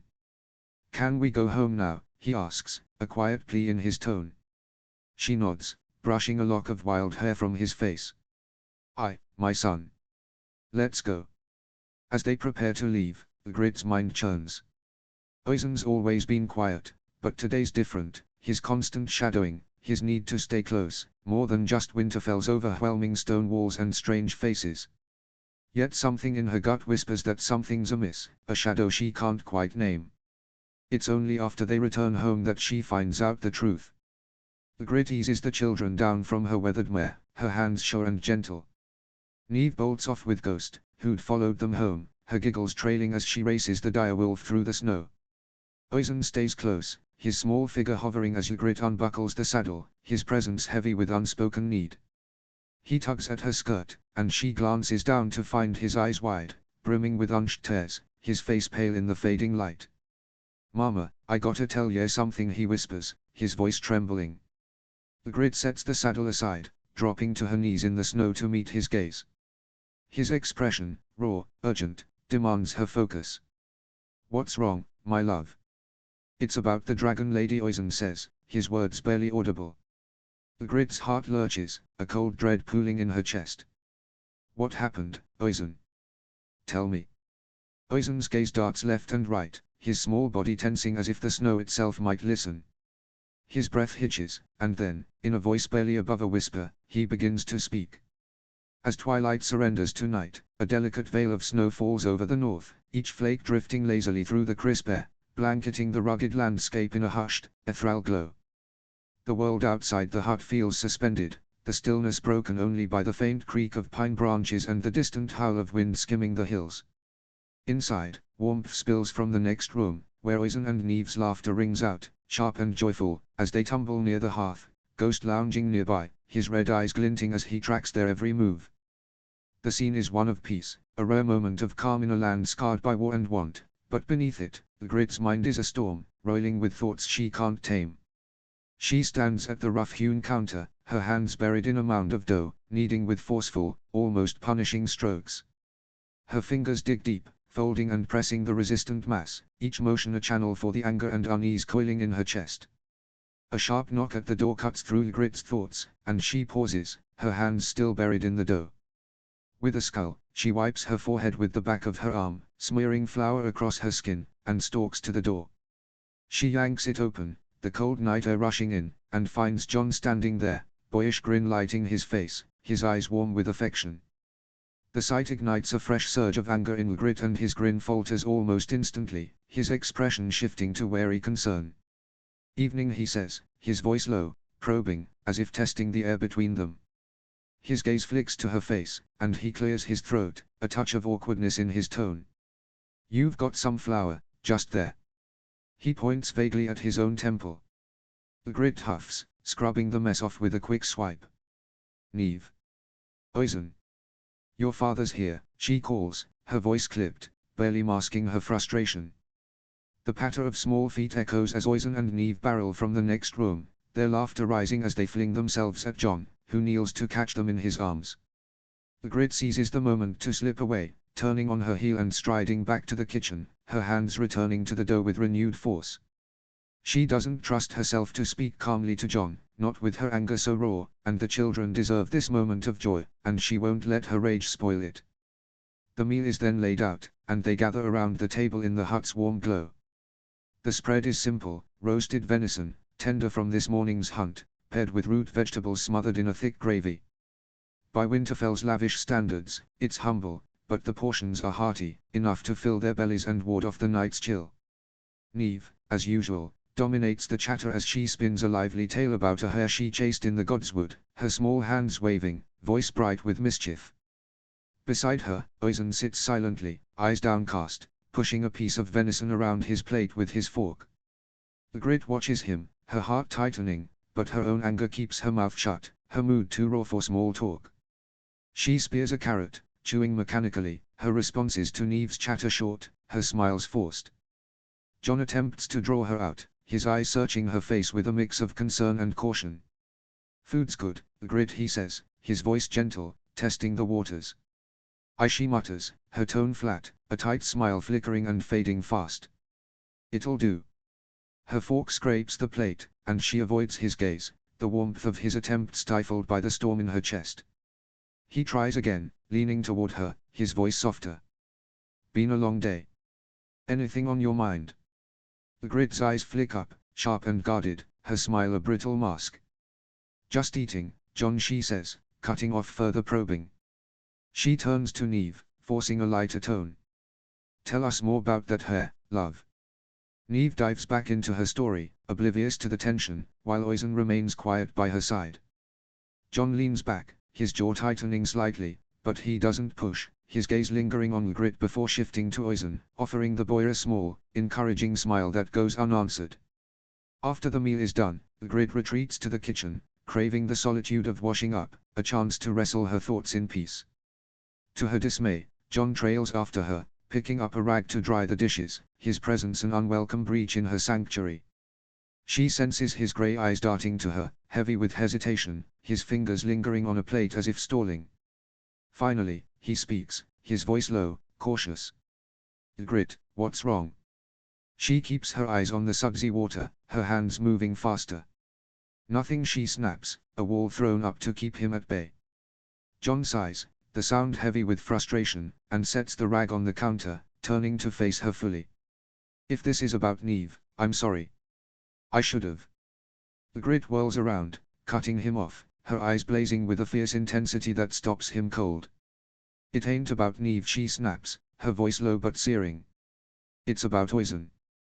John's brow furrows, confusion etching his face, his eyes searching hers. "Oisin? Why? What happened?" She holds his gaze, her jaw tight, anger and protectiveness coiling in her chest. "Best you hear it straight from him," she says, her tone hard. She raises her voice, calling into the next room, "Oisin, come here a moment." Oisin creeps into the kitchen, his steps tentative, his small frame dwarfed by the flickering shadows cast by the hearth's glow. His eyes dart nervously, flitting between Ygritte and John, uncertainty etched in his pinched expression. Ygritte drops to one knee, her hand settling softly on his shoulder, a grounding touch to ease his trembling. "It's all right, lad, you're not in trouble," she says, her voice a warm tether, steady despite the storm in her chest. "Just tell your papa what ye told me, 'bout what the dragon lady said to ye last night." His eyes dart to John, his small hands twisting together, fingers fidgeting as if grasping for courage. "She said, when the war's over, me and Neve," he pauses, brow furrowing, as if piecing together the memory. "She said she'd take us to a big castle, with her and papa. Said we could be a family." Ygritte's gaze locks onto John, her eyes sharp, probing, searching for any sign he knew, planned it even. Her heart hammers, distrust flaring, had he been complicit, weaving a future behind her back? But John's face is a mask of shock, offering no answers, only stunned silence that does little to ease her suspicion. Oisin's voice drops lower, almost inaudible, as he continues, his eyes fixed on the floor. "She said I could call her mother, if I wanted." Ygritte's fists clench at her sides, her knuckles whitening as she fights to cage the raw fury surging inside her. The thought of Daenerys planting such ideas in her son's head, claiming a place that's hers alone, feels like a theft, a violation she can barely stomach. Yet, she forces herself to stay still, to keep her anger from spilling over in front of her son. Oizen's gaze locks onto Jon, his green eyes wide and pleading, brimming with unshed tears. "I don't wanna leave Mama," he says, his voice soft, trembling with fear, the words spilling out as if they've been tracked too long.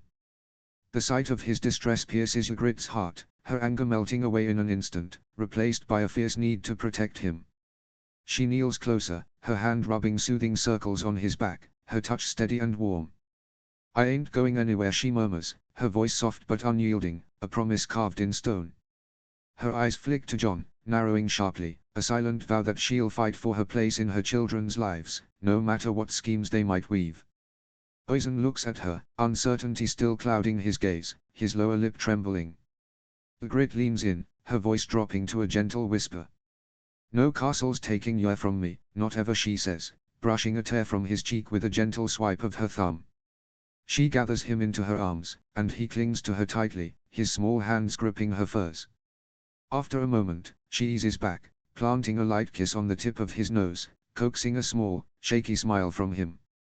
"Go on, now," she says, nodding toward the next room. "Play with your sister." Oizen hesitates, his eyes flicking back to her, as if afraid she might vanish the moment he turns away. Then, with a reluctant nod, he shuffles off, casting one last glance over his shoulder before disappearing to join his sister by the hearth. She waits a moment, until she can hear Neve's giggles drifting through the wall, before turning to Jon. Then, with a swift, forceful grip, she seizes his arm, yanking him through the kitchen and into a small room further back, pulling the door shut behind them, ensuring the children won't overhear. Ygritte whirls to face him, her eyes blazing, her voice low and icy. "Seems your new woman's trying to replace me," she says, the words cutting like a blade, cool and deliberate. Jon stares, silent, his dark eyes unreadable, which only fuels her anger. "Was this your plan all along, Jon? To steal my children from me?" Jon's eyes widen, shock breaking through his stoic mask. "No, Ygritte, I'd never," he starts, his voice urgent, but she cuts him off. "Did you know about this?" she demands, stepping closer, her voice low, dangerous. "Did you know what she was planning?" Jon shakes his head, his brow furrowing. "No," he says firmly, his tone earnest but strained. "I don't think Dany would say something like that." Ygritte's eyes narrow, her jaw tightening. "So you're calling my son a liar, then?" Her voice is dangerously quiet, daring him to cross the line. Jon's head shakes vehemently, his hands gesturing to calm the storm. "Absolutely not," he says, his voice steady. He exhales, rubbing a hand over his face as if to ground himself. "I think Oizen might have misheard, or misunderstood what she meant." Ygritte's anger flares, a hot surge that makes her fists clench.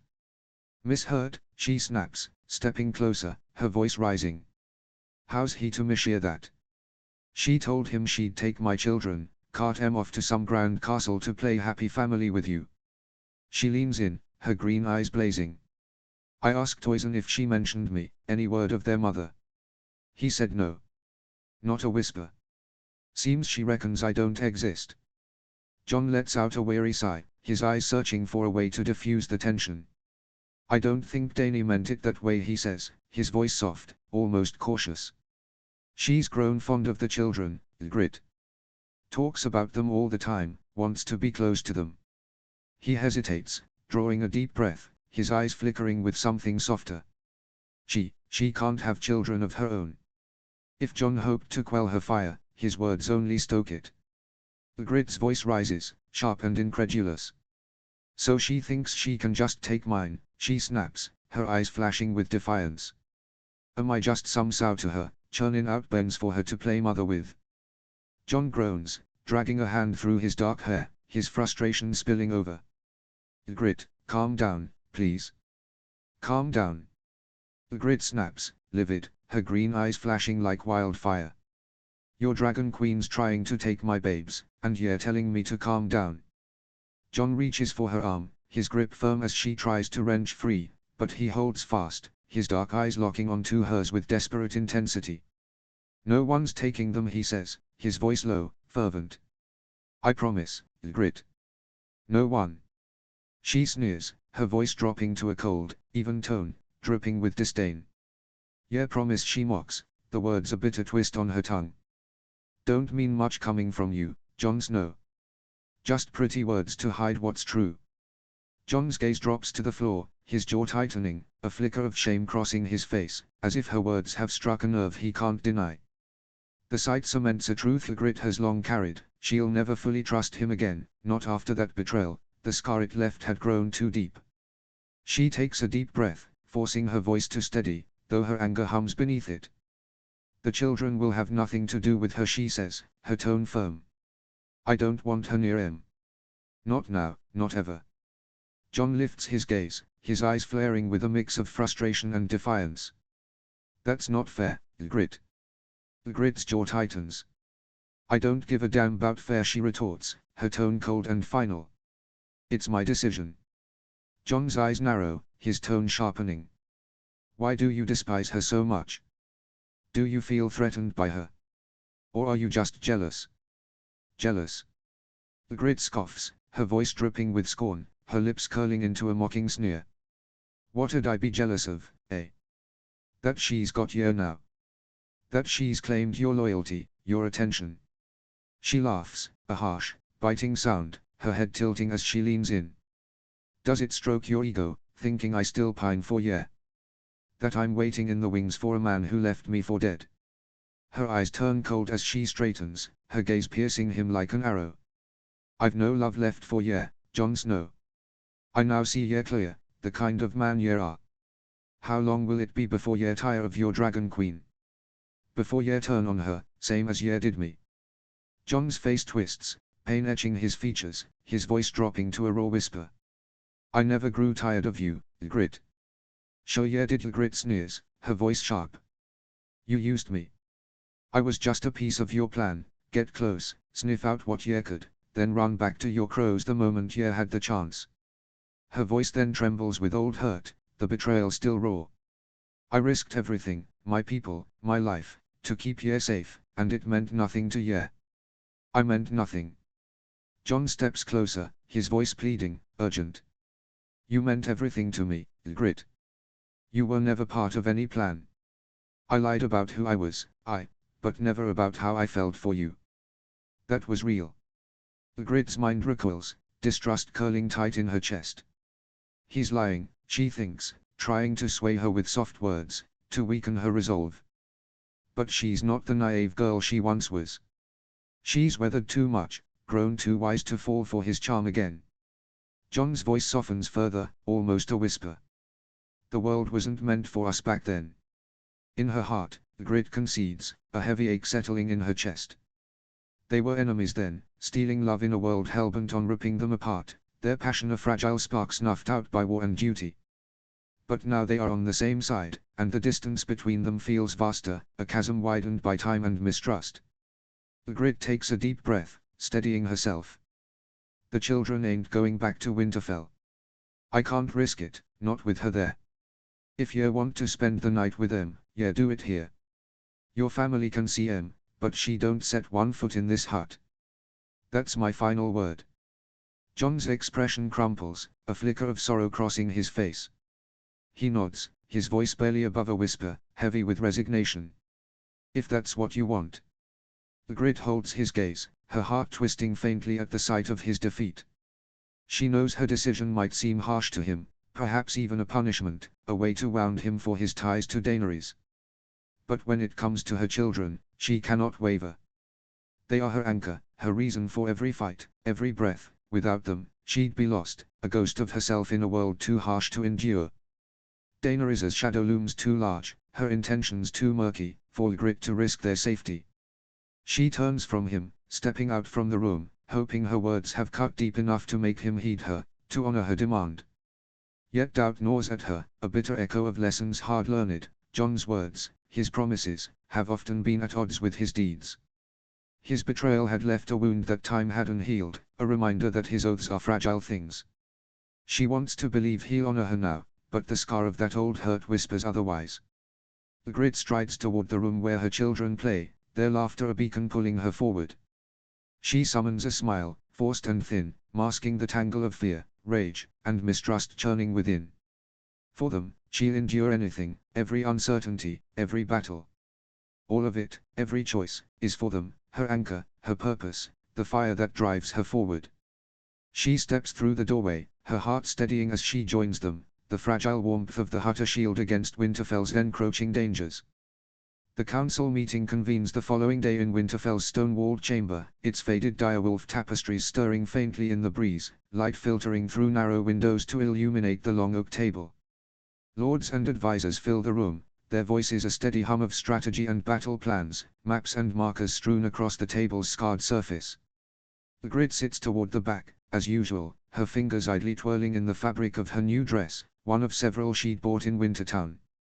Unlike the elaborate, stifling gown Sansa had gifted her, this one is understated, soft, durable wool cut in a straightforward style, made her own with Ciri's deft needlework. Her friend had woven strips of rabbit fur into the cuffs and neckline, stitching in subtle patterns that whispered of the true north, a small touch of home. Beside her, Tormund slouches, his bulk barely contained by the chair. They keep to themselves, trading hushed barbs in the old tongue, their whispers a quiet rebellion against the pomp of the kneelers around them. Ygritte mutters a jab about a lord's over-polished armor, and Tormund snorts, adding a quip about another's droning voice. Her eyes flick briefly to Missandei, seated nearer the front, her poised figure attentive. Ygritte hopes the girl doesn't speak the old tongue, else they'd likely be tossed out for their cheek, barred from ever returning. At times, Ygritte questions why she bothers attending. The Southrons rarely value her input, their eyes glazing over when she speaks, or worse, curling into sneers at her bluntness. Her rare contributions are met with veiled jabs or outright dismissal, as if her years surviving beyond the wall mean nothing. Yet she remains, her ears sharp, sifting through the flood of words for useful fragments, gaps in provisions, fraying alliances, vulnerabilities in their plans. Each insight is a tool, one she'll carry to the free folk chieftains to strengthen their position, to weave her people tighter into the war's fabric. Ygritte's gaze sweeps over the council, her unease growing as she takes in the faces around the table, so different from her own people.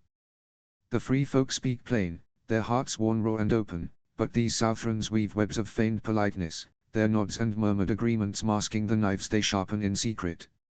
Each glance, each carefully chosen word, feels like a step in a dance of betrayal, one she's never had the stomach to learn.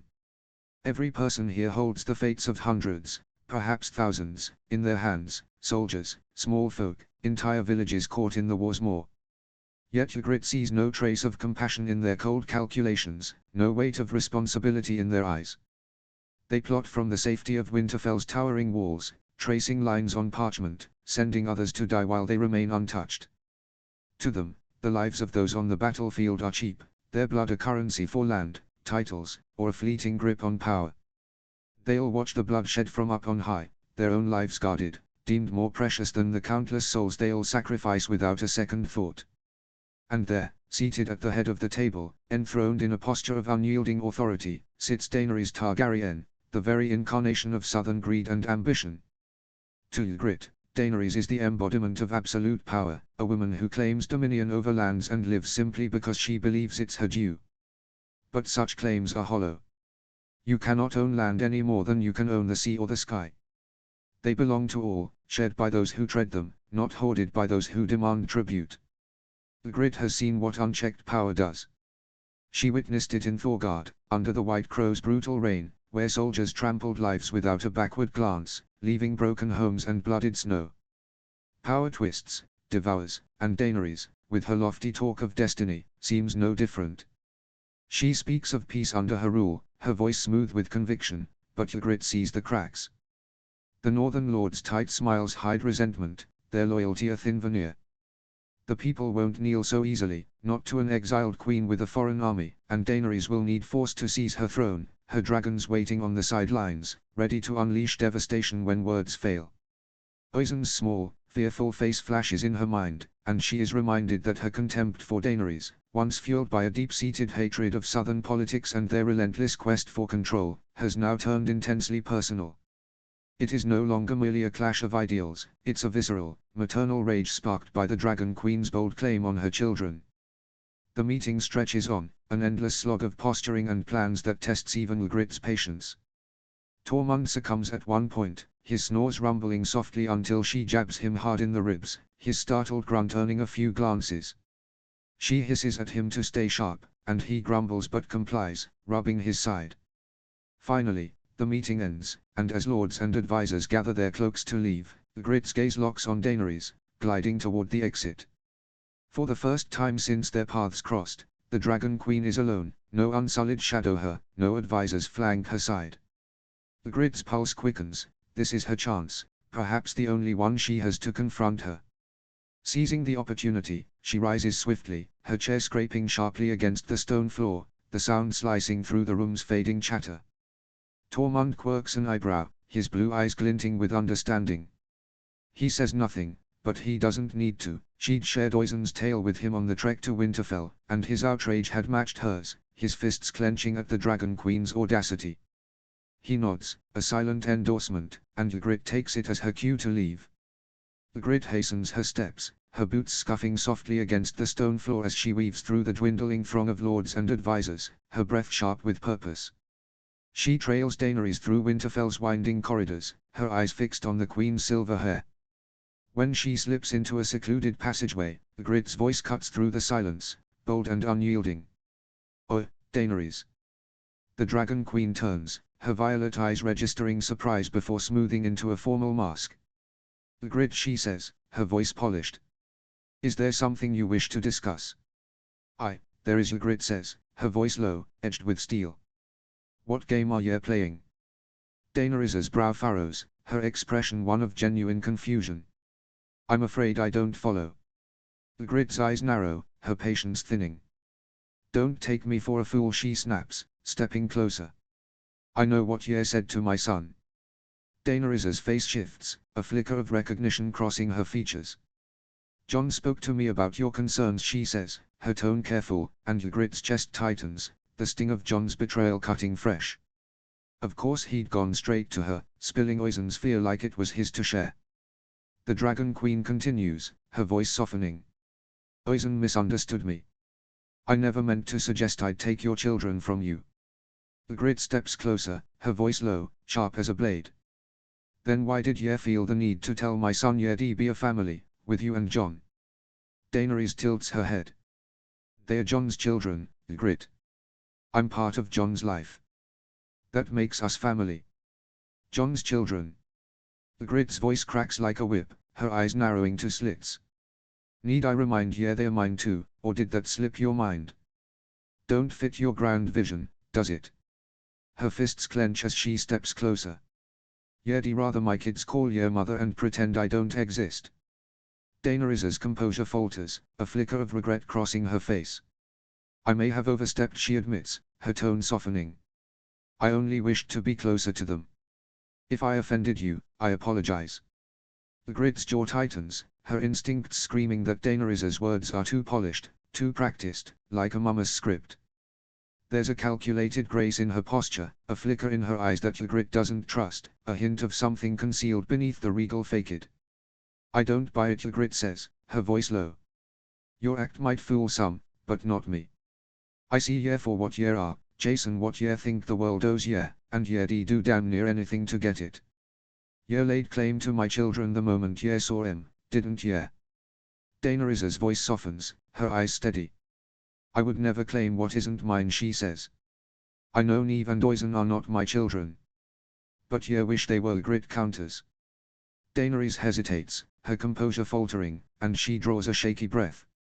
"I've wanted a family more than anything," she admits, eyes dropping. "I had a son once. Rhaego. He was born still, taken before I could hold him. I never got to see him grow, never saw him smile." Her eyes glisten, locking onto Ygritte's with a pained intensity. "I know the agony of losing a child. I would never inflict that on any mother." Ygritte's anger wavers, struck by an unexpected pang of empathy she hadn't thought possible. The thought of losing Oizen or Nynaeve is a void too vast to fathom, her entire world would collapse, leaving her nothing but a shell. She's known loss, her kin slaughtered years ago, their absence a scar that would never fully heal, but her children. Their loss would end her. I'm sorry, Ygritte says, her voice low, genuine. I didn't know. Daenerys offers a sad smile, her eyes glistening. It's not something I speak of often, she says. I hope you believe me, Ygritte, I'd never harm your children, or try to take them from you. Ygritte wants to trust her, to let Daenerys's raw confession quiet the storm in her heart. But doubt lingers, a stubborn whisper in the back of her mind, too loud to ignore. It warns her that it's a ruse, a polished performance to disarm her. She's seen power's masks before, the way it cloaks ambition in soft words, and Daenerys fits that mold too well. Daenerys's tone gentles, a flicker of hope weaving into her voice. I hope you might reconsider, she says, her eyes searching Ygritte's. I'd like to see Oisin and Neve, to be part of their lives. Ygritte lets out a short, sharp laugh, humorless and cold. Give me a reason to trust ye, Daenerys. Till then, my answer is no. A flicker of anger crosses Daenerys's face, so brief it's nearly hidden beneath her polished mask, but Ygritte catches it, a crack in the queen's composure, likely the first time someone has dared deny her. Satisfied, Ygritte turns to leave, but Daenerys's voice cuts through the corridor. Jon is their father, she says, her tone pointed, stopping Ygritte in her tracks. She turns, brows knitting with irritation and confusion. I'm well aware. Daenerys steps closer, her gaze steady, almost challenging. As their father, Jon has a voice in their upbringing, she says. If he chooses to have me in their lives, that is his right. His right. Ygritte's voice rises, appalled, her hands clenching at her sides. Daenerys tilts her head, her expression probing. When you revealed the truth to him, did you not think he'd want a say in how his children are raised? The question hits like a gust of winter wind, and Ygritte falters. She hadn't truly considered it, not like this. For years, Oisin and Neve had been hers alone to nurture, to protect, to keep breathing through the merciless north. Every decision, every sacrifice, had been hers to bear, with no one else to share the load. Even Freya, who had been with them since birth, had offered only counsel, never stepping into the role of parent. Ygritte had brought Jon into their lives to give them a father's bond, the kind she'd treasured with her own, a fierce tether of love and strength. She'd told Jon they'd stay with her, rooted among the free folk, and thought he'd respect her as their sole guardian. The notion that he might assert his own rights, that Daenerys could leverage that to creep closer to her children, hadn't struck her until now. Daenerys's voice cuts sharp, her eyes glinting with judgment. No, you didn't think of him, she says. How he might have felt, how hurt he was. You were selfish, keeping the children secret for years, denying him his chance to be a father.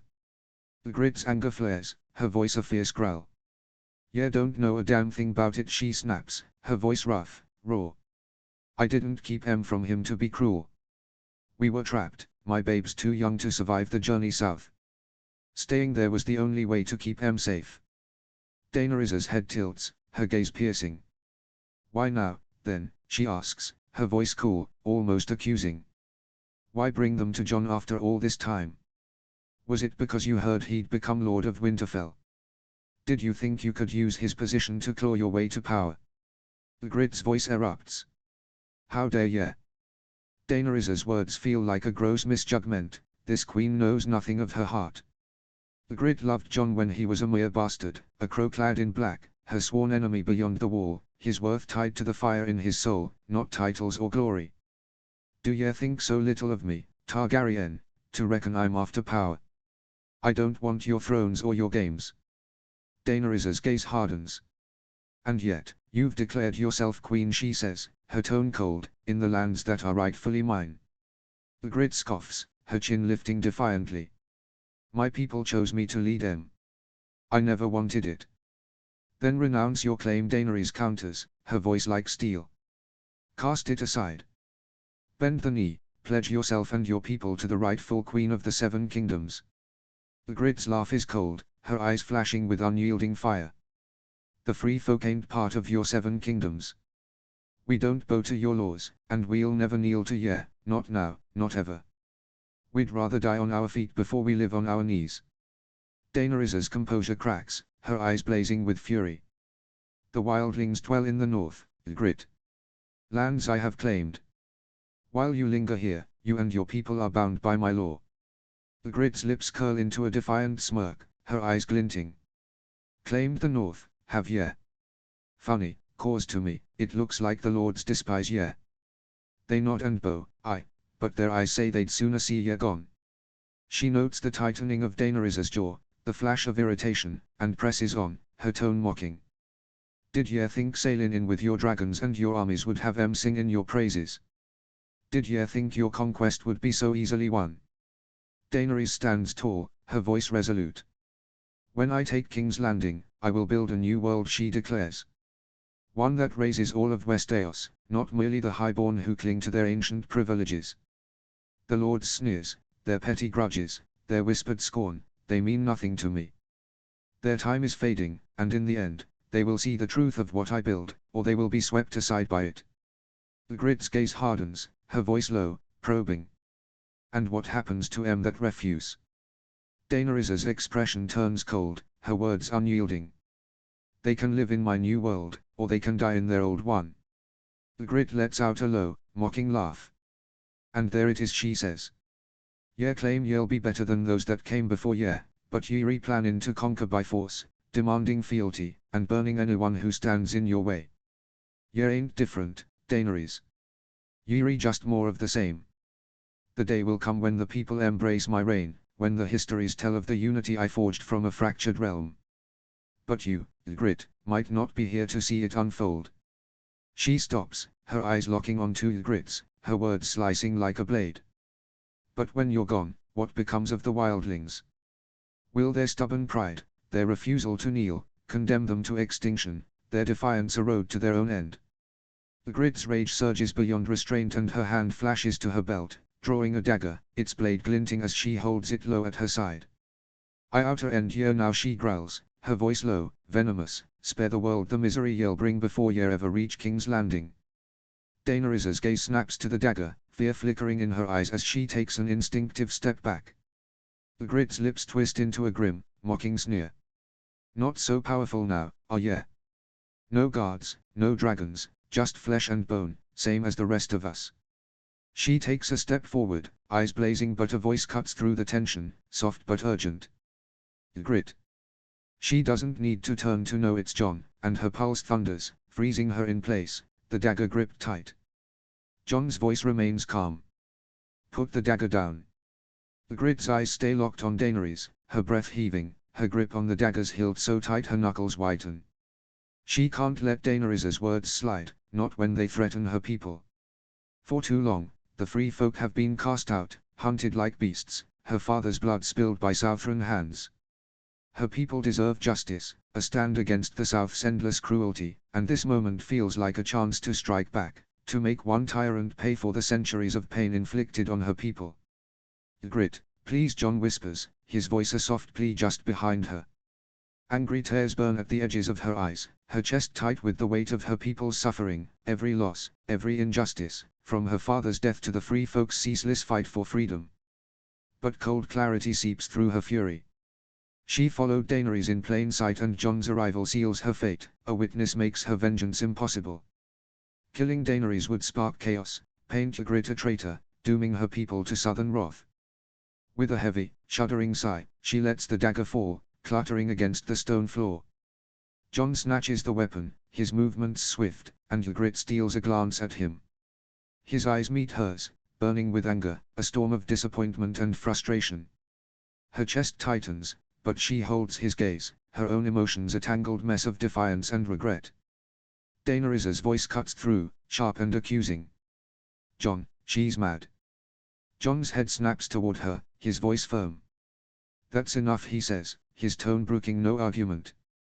Daenerys's eyes widen, shock flashing across her face at his rebuke, but she falls silent, her lips pressing into a thin line.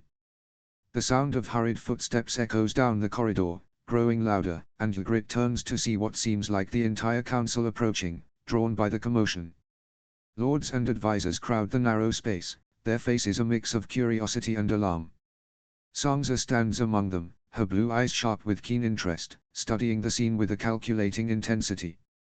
Daenerys's allies close ranks around her, Missandei reaching her first, her gentle hands inspecting Daenerys for harm, her expression soft but concerned. Grey Worm steps in front, spear leveled, his glare locked on Ygritte with lethal intent. She tenses, her heart still pounding, but Tormund moves swiftly, positioning himself in front of Ygritte, his massive frame a shield as he guides her behind him with a gentle hand.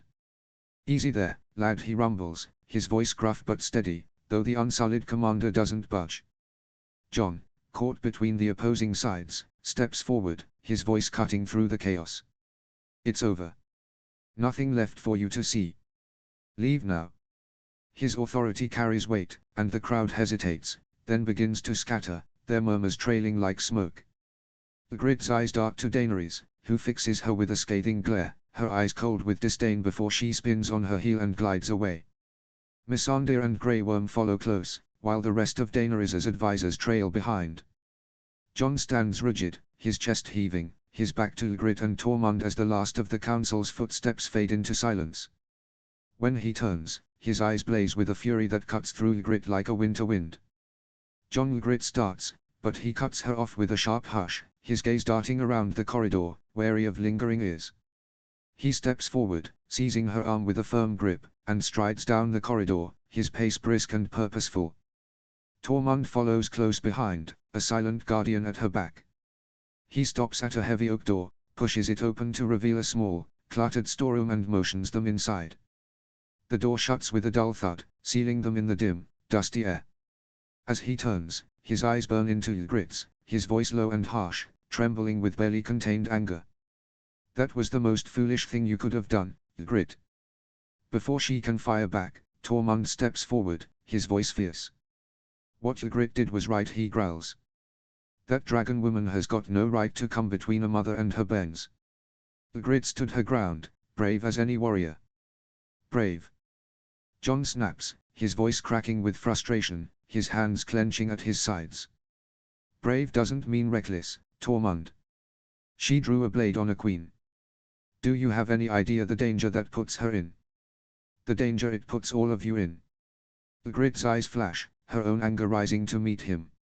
"You weren't there," she growls, stepping around Tormund. "You didn't hear what she said. If you had." "I heard enough." Jon's voice rises, raw and jagged, his frustration spilling over. Ygritte doesn't back down, her voice matching. "Then you must have heard her when she threatened my people," she shouts, her chest heaving.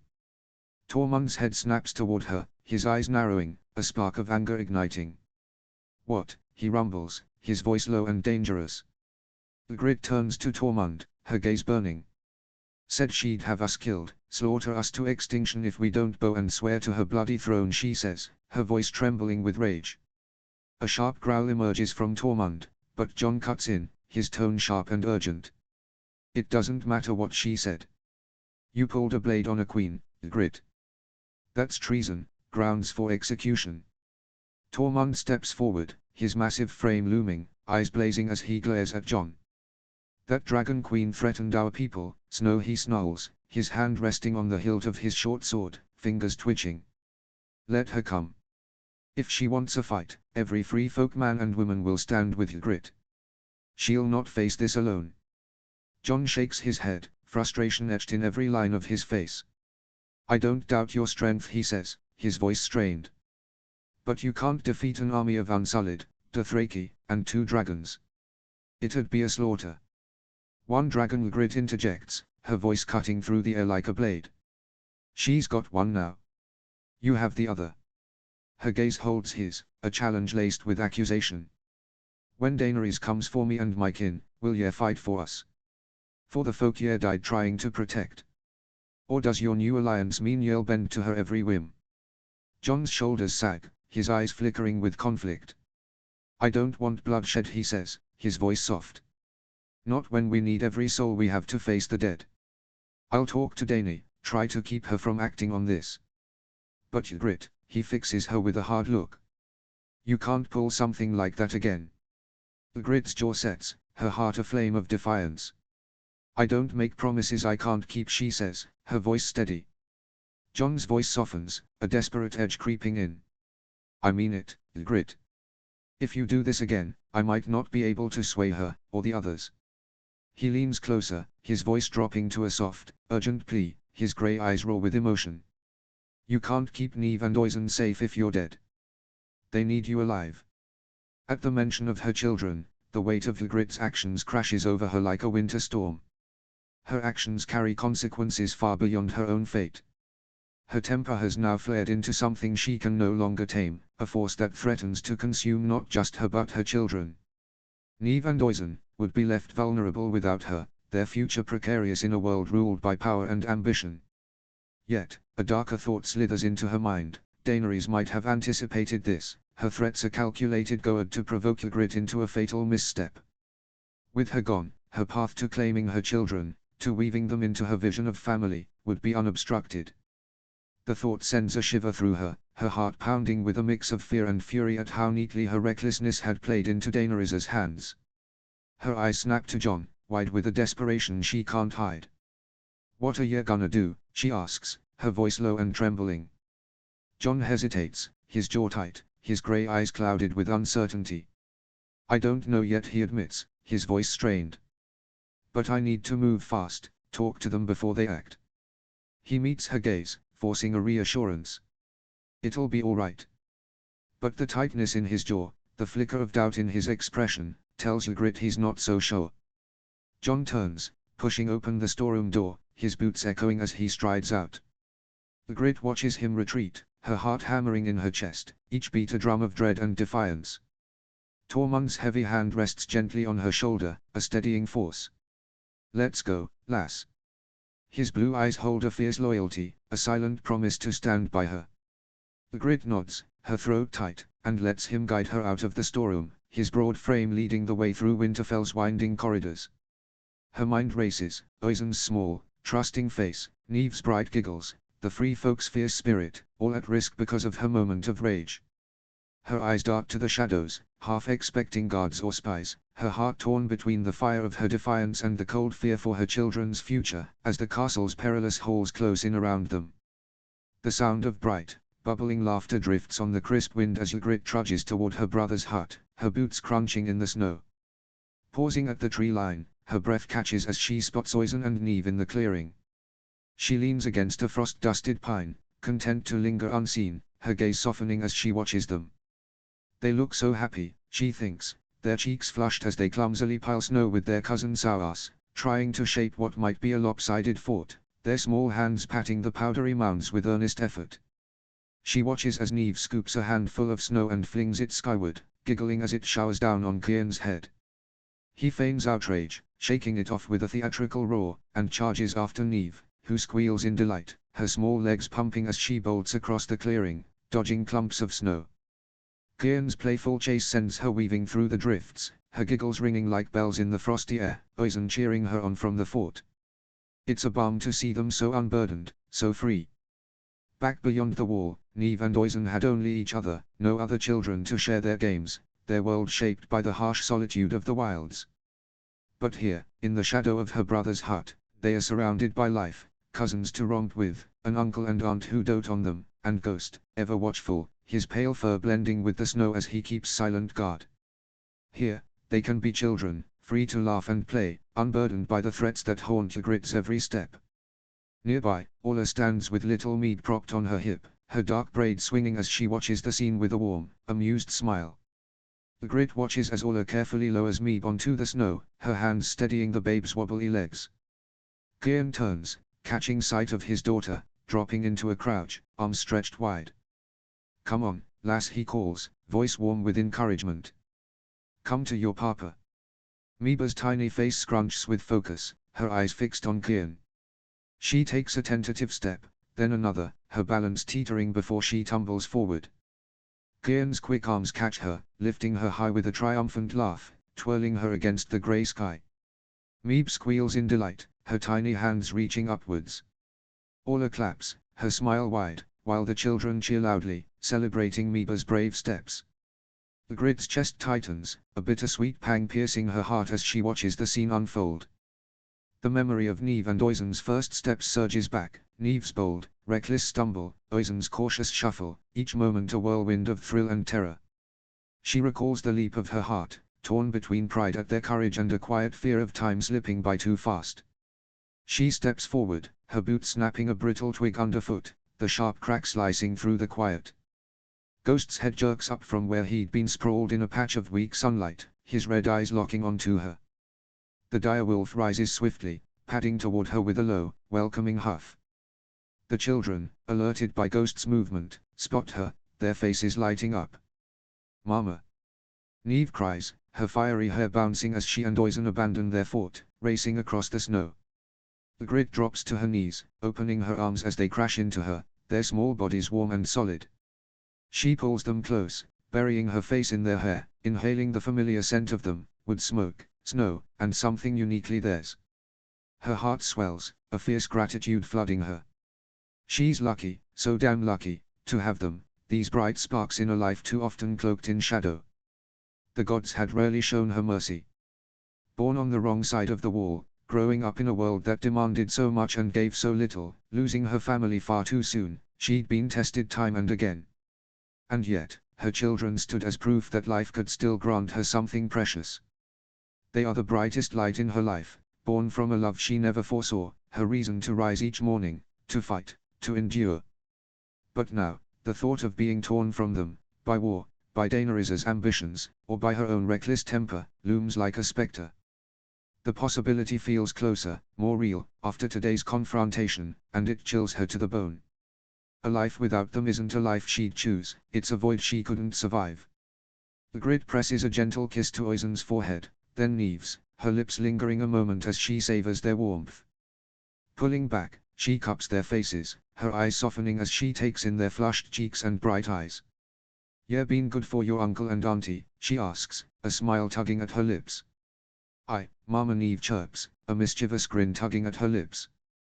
Before Ygritte can respond, Cleon approaches, little Mead nestled in his arms, her tiny hands clutching his dark beard. "You're late," he says, his voice gruff but laced with a familiar warmth. "Got held up," Ygritte replies, rising to her feet and brushing snow from her knees. Cleon's gaze sharpens, his eyes narrowing as they search her face. "The crow not with ye today?" Ygritte shakes her head, meeting his gaze. "Just me." Cleon holds her gaze a beat longer, his expression unreadable but for a faint flicker of suspicion. Then he shrugs, bouncing Mead gently. "Good," he says, the word clipped but final. The snow falls gently, blanketing the clearing in quiet as Ygritte and Cleon sit side by side, their breaths visible in the crisp air. The children work together, stacking snow into a shape that, if you squint just right, could almost be mistaken for Ghost. The direwolf watches the scene intently, his nose twitching as he sniffs the snow suspiciously, as if he's trying to figure out whether these children have done justice to his form. His nudge carves a gaping hole in the snow pile, warping their masterpiece, and the children erupt in delighted laughter, their giggles sparking brighter as the sculpture collapses into a shapeless heap. Ygritte turns to Cleon, catching the wide grin splitting his face, his green eyes crinkling with warmth as he watches the scene. Her voice cuts through the quiet. "The evacuations have started. Some of the free folk are already heading south." Cleon doesn't respond at once, his gaze lingering on the children, his eyes distant. When he finally speaks, his voice is quiet, almost hesitant. "So it's really happening," then he says, the words heavy with unspoken weight. Her eyes follow his, noting how they flicker to his daughters, playing alongside their cousins, their small hands shaping snow with carefree abandon. She knows her brother too well not to see the turmoil etched in his face, the tight jaw, the subtle crease in his brow. He's torn, anchored to his family, unwilling to leave them behind. It's a strange sight, this softer Cleon. Her brother, once a whirlwind of reckless courage, who'd charge into danger with a grin and a curse. But now, there's a stillness to him, a depth Ygritte hadn't seen before, a man tempered by devotion, by the fierce need to protect his growing family. He's still her reckless, stubborn brother, but he's also something more, molded by a love that's made him both stronger and more vulnerable. Cleon's gaze returns to Ygritte, his eyes heavy with sorrow. "We'll have to leave soon enough," he murmurs, his voice barely above a whisper. "We've started packing, but I'm stalling. I just want to cling to this a bit longer, you know. Soak up every second with my girls before they're gone." Ygritte's throat tightens, his words echoing her own heart's ache. She's been doing the same, treasuring every fleeting moment with her own babes, their laughter a fragile shield against the looming dread. But desperate times demand impossible choices, and they'll have to part from their children soon, or at least she will. What if you don't have to leave em? She asks, her voice steady despite the ache in her chest. Kian's brow furrows, his eyes searching hers. Ygritte has wrestled with this thought for days, turning it over in the quiet hours, but now, with the threat of Daenerys and the others pressing closer, it's no longer just a thought, it's a necessity. What if you go with them? Kian stares, his expression caught between shock and disbelief. And leave you here? Ygritte, I can't do that. I swore I'd fight beside you, like we did at Blackteed. This ain't Blackteed, she counters, her tone firm. We ain't those reckless kids no more. We're parents now, Kian. Leaving with them matters more to me than staying here to fight. His eyes narrow, confusion hardening into skepticism. How's me skulking off to White Harbor or Moat Cailin more important than fightin' by your side? Ygritte takes a deep breath and leans closer, her voice low. You won't be skulkin'. You'll be taking em further south. Kian's frown deepens. South? To where? Why not stay with our people? Ygritte hesitates, her breath catching as she glances at the children still laughing in the snow. Then, in a low, urgent voice, she spills everything to Kian, the confrontation with Daenerys, the Queen's chilling threat against the Free Folk, Ygritte's own reckless moment with the dagger, and Jon's intervention that stopped it from spiraling further. Her words spill out, laced with fear, each one a reminder of how close she came to losing everything. Fuck, Ygritte. What were you thinking? Kian says, his eyes wide with disbelief. I wasn't, she admits, shoulders sagging. Jon was right, I was foolish. I let my temper take the reins. But it's done now. I just hope he can talk em down, keep em from acting on it. She pauses, her gaze dropping to the snow, her fingers twisting the edge of her cloak. Even if they don't come for me today, who's to say they won't tomorrow, or after the war ends, if it ever ends? I can't risk it, Kian. Not when it could hurt my babes. Kian leans in, his voice wary. You truly think the Dragon Queen is after em? Ygritte says, I got no proof, but something in my gut screams it. I can feel it, and I don't know why. Her eyes lock onto his, fierce and pleading. That's why I need you to take em south. Far from the dead, and further still from her. Kian's brow furrows, his voice uncertain. Where'd we even go? Dawn, Ygritte says, her voice steady. As far south as south goes. Settle there till word comes from the battle. If we're overrun, sail east to the free cities, the dead won't cross the sea. And if by some miracle we win, I'll find ye. Daenerys will be busy conquering the north before she turns south. That'll give me time to catch up. Kian's voice drops, his eyes narrowing with concern. How do we pull this off without eyes catching on? Ygritte leans in, her voice a hushed command. Go with the group heading to Moat Cailin. Once you're there, leave in the dead of night. No one sees ye go. Not a word to anyone. Take only those ye trust, Ciri's got to come. Her babe's due in a few moons, and she'll need your help. But keep it small, Kian. The fewer who know, the safer ye'll be. She seizes Kian's hands, her grip fierce, her eyes pleading. Kian, ye have to keep em safe. You're the only one I trust with this. My children, her voice cracks, and she clenches her fists, fighting the tears that sting her eyes. They're my whole world. If something happens to em, she can't finish, her heart twisting at the thought. I need your help. Kian's jaw tightens, his voice rough with emotion. I only just got ye back after all these years. Now you're sending me away, leaving ye to fight alone. I won't be alone, she says. I've got RYK, Inga and Tormund watching my back. Kian snorts, his tone dripping with sarcasm.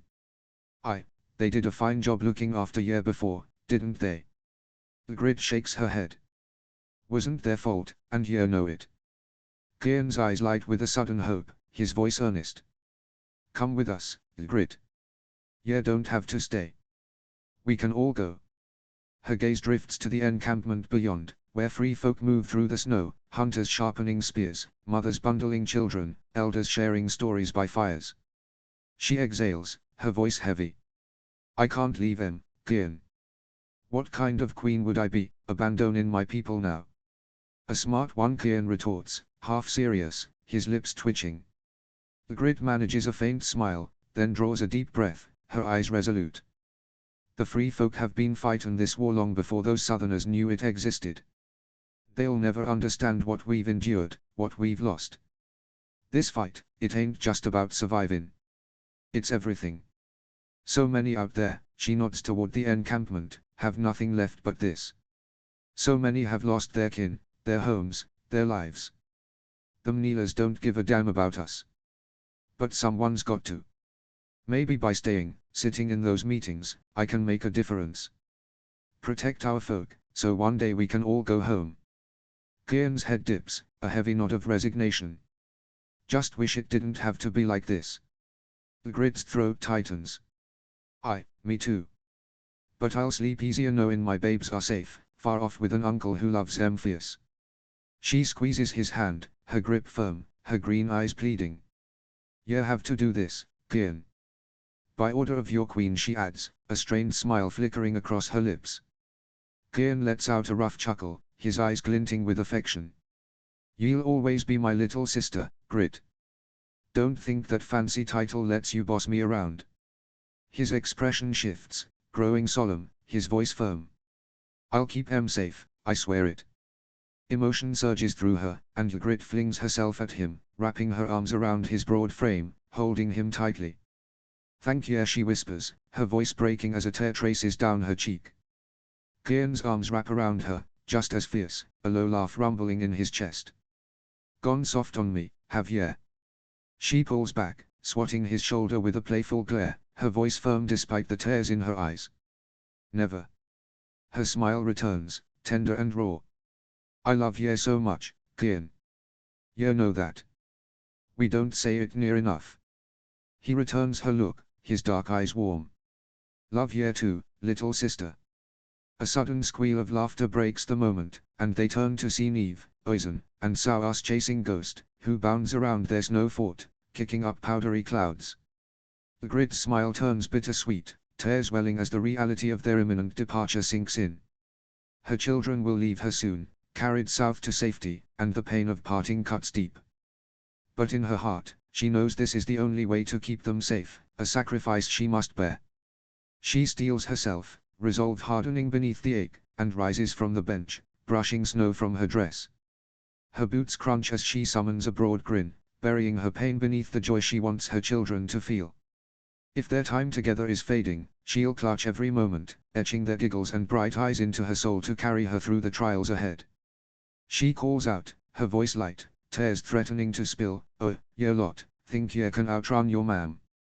The children's heads whip toward her, their faces glowing with delight, and they charge toward her, shrieking with excitement. The Grid laughs bright and unrestrained, a defiant beacon as she clings to the fleeting moment of her children's happiness, their carefree play a precious light piercing the gloom of Winterfell's uncertainties.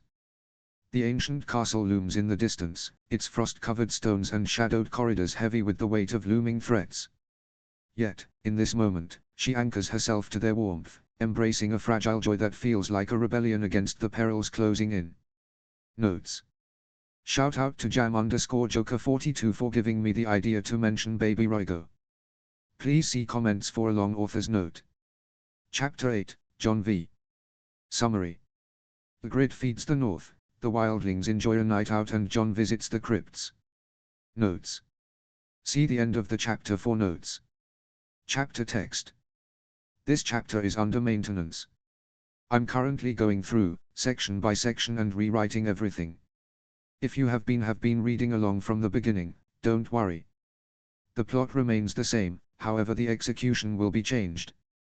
If this is your first time reading, I apologize. You might see a difference in the writing style and the chapter may seem a little janky. At this point, only the feast scene is unedited. Thank you for your patience. The streets of Wintertown hum with restless energy, a chaotic swirl of life under the late morning sun. People jostle through the narrow lanes, their voices a tangled chorus of urgency and barter as they haggle with merchants over dwindling sacks of grain and dried meat. Others hurry past with bundles clutched to their chests, arms laden with blankets, firewood, and whatever supplies they can carry. The evacuations have begun, and though the small folk move with a grim determination, the air is thick with their fear and uncertainty. John weaves through the crowd, his cloak brushing against the press of bodies, his eyes scanning for where he can lend a hand. He hefts a heavy crate onto a cart for a weary farmer, earning a muttered thanks, then kneels beside a mother clutching her child, speaking softly to calm her tears. Everywhere he looks, there are needs too great for one man to meet. Still, he does what he can. When word of the evacuations spread, John had braced himself for protest, for shouts and anger, but most have yielded without quarrel, piling their lives into carts and joining the exodus south. Perhaps they sensed the shadow creeping closer, the whispers of what's to come too dire to ignore. Still, not all choose to leave. A handful cling to their homes, unwilling to abandon the only lives they've known despite the warnings. John does not fault them for it, yet the weight of their choice presses hard against him, as if each refusal is another stone added to the burden already on his shoulders. In the coming days, Wintertown's vibrant pulse will still, its once lively streets left barren, hearths cold, and its streets cloaked in silence. As John moves along, a sudden aroma curls through the crisp air, rich and inviting. His stomach gives a low growl, and he finds himself following the scent deeper into the heart of Wintertown. He is not alone. Others seem pulled by the same allure, their steps quickening as they move in the same direction. As he reaches the town center, John pauses, struck by a scene of unexpected warmth amidst the chaos of the narrowed streets. Makeshift tables and chairs spill across the square, where clusters of townsfolk huddle together, sharing meals and murmuring in hushed tones. At the far end, a patient line of people forms before a row of tables laden with food, freshly baked loaves, wheels of pale cheese, and baskets brimming with a variety of fruits and vegetables. At the line's end, 2 large iron pots simmer over glowing coals, their contents bubbling, sending up plumes of steam and the mouth-watering scent of a hearty stew. Behind the tables, John spots familiar faces among the free folk, their hands busy with purpose. RYK slices bread with a steady hand, Inga passes out wedges of cheese, and Siri distributes apples with a quick smile. Knowing she can't be far, his gaze sweeps the square until it lands on Ygritte over by the iron pots, ladling steaming stew into wooden bowls with practiced ease. Oisin stands at her side, carefully passing her bowls, his small face focused, while Neve, under her mother's watchful eye, hands out wooden spoons and napkins to the small folk. John lingers at the edge of the square, watching as Ygritte hands a bowl to an older man waiting at the front of the line. The man hesitates, shoulders stiff, eyes darting as though unsure whether to accept it. John doesn't need to wonder why. The man has likely never stood before a wilderling, much less been served a meal by one. Ygritte leans in, a sly smile tugging at her lips, and says something John can't make out above the noise of the crowded square. The man blinks, then lets out a bark of laughter. His fingers close around the bowl, the stiffness melting from him, and by the time he turns away, there's the ghost of a smile tugging at his lips. That's the thing about Ygritte. On the surface, she's all fire and steel, her sharp tongue and fierce glare enough to make even the boldest hesitate. But beneath that hard exterior burns a warmth that catches you unaware, a compassion that disarms in its quiet sincerity. With a single word, a gentle touch, or a quick-witted quip, she can unravel tension, turning strangers into allies, coaxing smiles from even the most guarded hearts. John's mind slips back to his first few days in the Frostfangs, where he moved through a world of ice and suspicion, knowing one misstep could cost him everything. Alone in the wild, surrounded by foes, he'd played a role, every step a careful dance to earn their trust while guarding his secrets like a shield. Fear had gripped him constantly, and more than once he had buried himself in silence. But Ygritte had changed that. She'd seen through his guarded walls, teasing the stiffness from his frame with her sharp tongue, coaxing laughter from him when he thought joy was beyond his reach. With her, it came so easily, as if her presence alone let him breathe again, and before he could stop it, he found himself pulled toward her in ways he never imagined. John suddenly feels the weight of a stare and lifts his eyes, catching Siri watching him.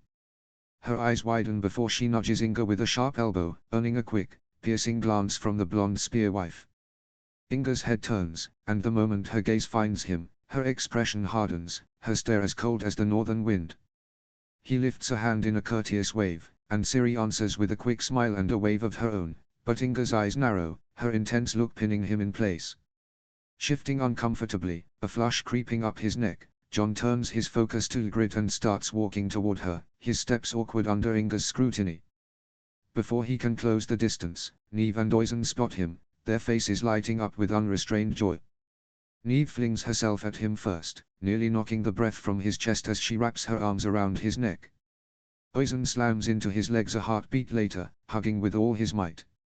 Neve pulls back, her eyes sparkling with excitement, and declares in a voice loud enough to carry across the square, "Papa, we're feedin' the poor people." A sharp clang of metal cuts through the chatter, and Jon turns to see Ygritte fumble the ladle, a splash of stew arcing upward to speckle her face. She recovers quickly, swiping the mess away with her apron, her cheeks flushed a deep crimson as her eyes flick nervously to the middle-aged woman she'd been serving. "Neve," she says, her voice gentle but firm, "we don't say things like that, love." Neve's brow furrows. "But mama," Ye said. Ygritte cuts her off with a loud, forced laugh, her face now burning like the embers of a setting sun. She turns to the woman, her smile strained and awkward. "Children, eh? Say the wildest things sometimes." But the woman doesn't share her amusement. Her lips purse into a tight, disapproving frown, and she snatches the bowl from Ygritte's hands with a sharp motion, turning on her heel and stalking off without a word. Ygritte watches her go, her smile faltering, a shadow of weariness crossing her face as she exhales a quiet sigh. Her eyes meet Jon's, and he can't help but let out a bark of laughter. She shakes her head, a wry grin tugging at her lips. "I swear, that girl's gonna land me in real trouble one day," she mutters, as she brushes a stray lock of hair from her face and turns back to the waiting line. Jon glances around the square, taking in the tables, the food, the laughter that hums beneath the surface of it all. "How did you manage all of this?" he asks, voice low but sincere. "This is impressive." Ygritte shrugs, a smile tugging at her lips. "Your sister's the one who made it happen," she says, accepting another bowl from Oisin. "Most of it came from Winterfell's kitchens, scraps and bits not fit for the highborn lords and ladies, but plenty good for the likes of us." She nods toward the bubbling pots. "The meat in the stew's rabbit, from my hunt. Set traps last night, checked 'em at dawn, and they were full to bursting." Jon raises an eyebrow, impressed. "Must have been quite the haul." "Aye," she says with a grin. "Easy enough round here. Don't have to go far to find something to eat. Not like back home. Up there, I'd be lucky to catch anything at all." Her smile softens, a shadow of wistfulness passing over her face. "Sometimes it almost feels too easy. Makes it boring, in a way." She catches herself, shaking her head quickly. "Don't get me wrong, I'm glad for it. Glad the little ones don't ever go hungry. But sometimes I miss the thrill. The challenge." She ladles out a few more bowls of stew to a small family huddled at the table's edge. The little girl in the group flashes a shy smile at Oisin as she passes, her eyes bright with curiosity. The boy's cheeks flush a deep pink, his gaze dropping to the ground as he fumbles with another wooden bowl, prompting a warm chuckle from his mother. Ygritte shifts her gaze back to Jon, her eyes scanning the crowd before she leans in and lowers her voice. "No one's come crashing through my door looking for me yet," she says, wiping her hands on her apron. "Guess your talk with, you know who did the trick, then." Jon nods. "It wasn't easy," he admits. She's not thrilled, but she's letting it go, for now. "Good," Ygritte says simply, her tone clipped but relieved. Jon opens his mouth, a gentle warning on his lips. "Just, don't pull a stunt like that again, Ygritte." "I can't. I'll be on my best behavior, Jon Snow," she says, her voice dripping with mock sincerity, her eyes glinting with the promise of trouble she's unlikely to keep. Before Jon can respond, Davos strides over, a stack of freshly washed wooden bowls cradled in his arms. He sets them down in front of Oisin, ruffling the boy's hair with a fond grin. "Keep up the good work, lad," he says warmly. "Davos?" Jon says, surprised. "What are you doing here?" Ygritte smirks, crossing her arms. "Despite what you might think, Jon, I'm capable of making friends with Kneelers. Even ones with fancy titles. Davos chuckles, his eyes crinkling at the corners. Heard what Ygritte was putting together here, he says, gesturing to the bustling square. Couldn't sit by and do nothing. She's doing a good thing, helping folks in need. Ygritte ducks her head, a faint blush coloring her cheeks, clearly unaccustomed to the praise. We need all the help we can get, she mumbles, her voice softer now, almost shy. Then her gaze snaps back to Jon, a playful glint sparking in her eyes. Speaking of which, since you're here, might as well make yourself useful. She thrusts a wooden tray into his hands, her smirk widening. We're short on folks to gather the dirty dishes. Jon raises a brow, a small laugh escaping him as he adjusts the tray in his grip. Guess I don't have much choice, do I? Not at all, Ygritte teases, her grin widening as she turns back to the steaming pots. As Jon weaves through the makeshift tables, gathering empty plates and bowls, a subtle shift catches his eye. It's not just the small folk savoring the meal, scattered among them are various members of the free folk. At first, they blend in almost seamlessly. Like Ygritte, they've made efforts to adapt, clad in northern tunics and cloaks that mirror the townsfolk's garb, their wild edges softened to fit this unfamiliar world. But as Jon looks closer, he notices the faint details that give them away. A woman in a plain northern dress wears a bone pendant that glints at her throat, while a man's cloak slips, exposing the rough, telltale scars of a Than warrior crisscrossing his scalp. Jon stifles a chuckle when he notices one man ambling through the crowd, his breeches worn backward, the loose ties swinging awkwardly behind him. The free folk are trying, Jon realizes, his chest tightening with a mix of pride and wonder. They are carving out a place in a world that once branded them enemies, sitting shoulder to shoulder with the small folk, eating the same stew, sharing the same warmth. It's a sight Jon never thought he'd witness. A fragile, hard-won harmony, unfolding in the heart of Wintertown's bustling square. With the tray stacked high with empty bowls and cups, Jon threads his way back through the busy square toward the washing station set off to the side. Ciri stands ready, sleeves rolled, and takes the tray with a warm smile. "How are you doing, Jon?" she asks, her voice genuine. "I'm well, Ciri," he replies. She had always been kind to him, one of the rare souls who made his time with the free folk feel less heavy. His gaze dips, catching the slight curve of a bump beneath her dress. "Should you be here, helping with all this?" Ciri chuckles, her hand resting fondly on her belly. I'm well enough," she assures him. "I'll rest up later, save my strength for the feast tonight." Feast.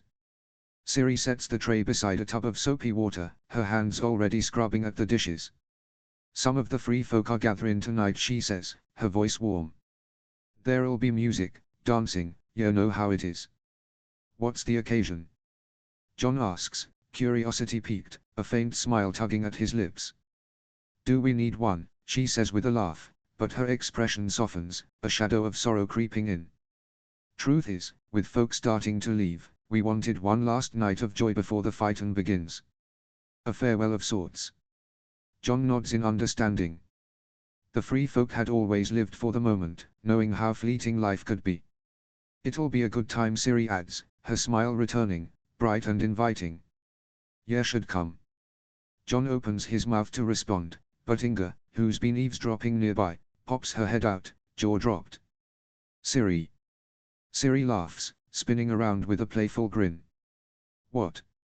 Inga's eyes widen further, disbelief written across her face. "You're inviting him?" she asks, as if the notion were preposterous. Ciri shrugs, a mischievous grin spreading across her face. Why not? Someone's gotta keep an eye on the little one so Ygritte can have a few pints. Gods know she hasn't cut loose in ages." Inga's expression shifts in an instant, her eyes narrowing as she catches Ciri's meaning. "Oh, I see," she says, a sly smile curling her lips. "Well, if that's the way of it, I suppose the crow's gotta come along, then." Jon raises an eyebrow, glancing between them. "The children are coming too." Ygritte steps into view, lugging an empty pot and setting it down with a thud beside the washtub. "Course they are coming," she says, her smile bright. "I spent plenty of nights in taverns as a wee thing myself, some of my best memories, those." Jon hesitates, the thought of suggesting the children stay with him at Winterfell flickering briefly in his mind. But it fades as quickly as it comes, snuffed out by the look in Ygritte's eyes. She's watching him, her gaze steady and knowing, reading his unspoken thoughts. The silence stretches for a heartbeat before Ygritte's voice cuts through, confirming what he already knows. "We had an agreement, Jon Snow," she says, her eyes holding his with unwavering resolve. Jon nods, the truth settling over him. He'd given his word, and he has no ground to challenge it, not when trust is still a tender thread between them. For now, he lets it be, understanding that some things must heal in their own time, on their own terms. Ygritte watches Jon closely, her eyes searching his face before she speaks again. "You could stay the night." Jon catches the quick glance exchanged between Inger and Ciri, their silence loud, but they keep their thoughts to themselves. "Got a spare room at the hut," Ygritte says, brushing a stray curl from her face. "Was meant for one of the twins to claim, give them their own space, but those two always end up curled up together anyway. It's sitting empty if you want it." Jon pauses, turning the offer over in his mind.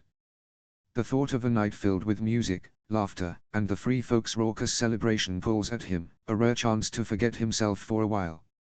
Yet what draws him even more is the promise of another evening with the children, seeing them carefree and full of joy, tucking them in at night, and waking to their bright faces with the dawn. His mind drifts to Daenerys, and a familiar unease settles in his chest.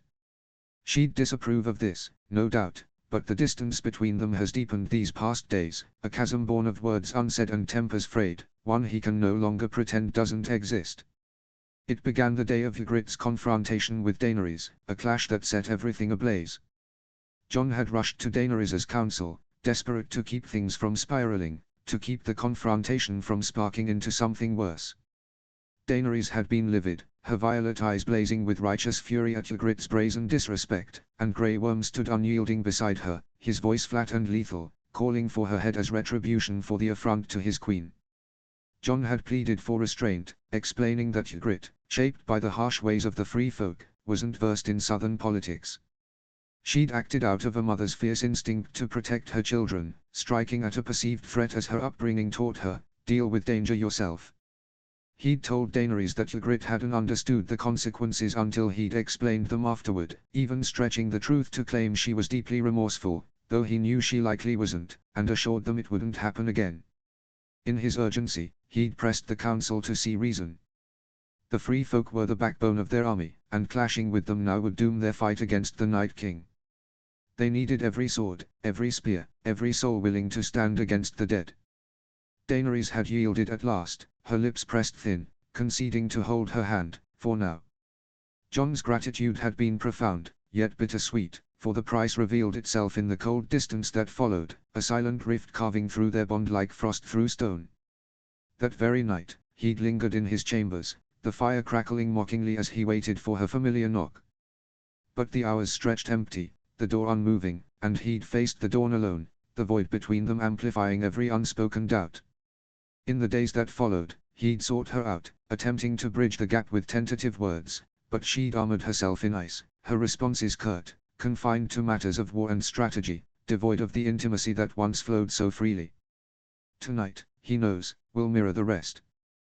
Daenerys won't slip into his rooms under cover of darkness, won't seek solace in his arms.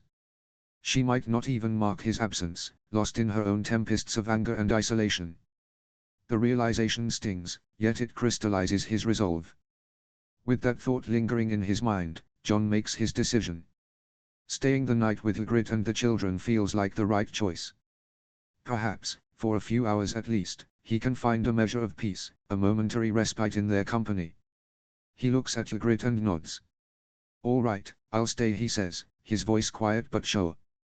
Ygritte gives a firm nod. It's settled then. She takes a quick survey of the group, her eyes narrowing.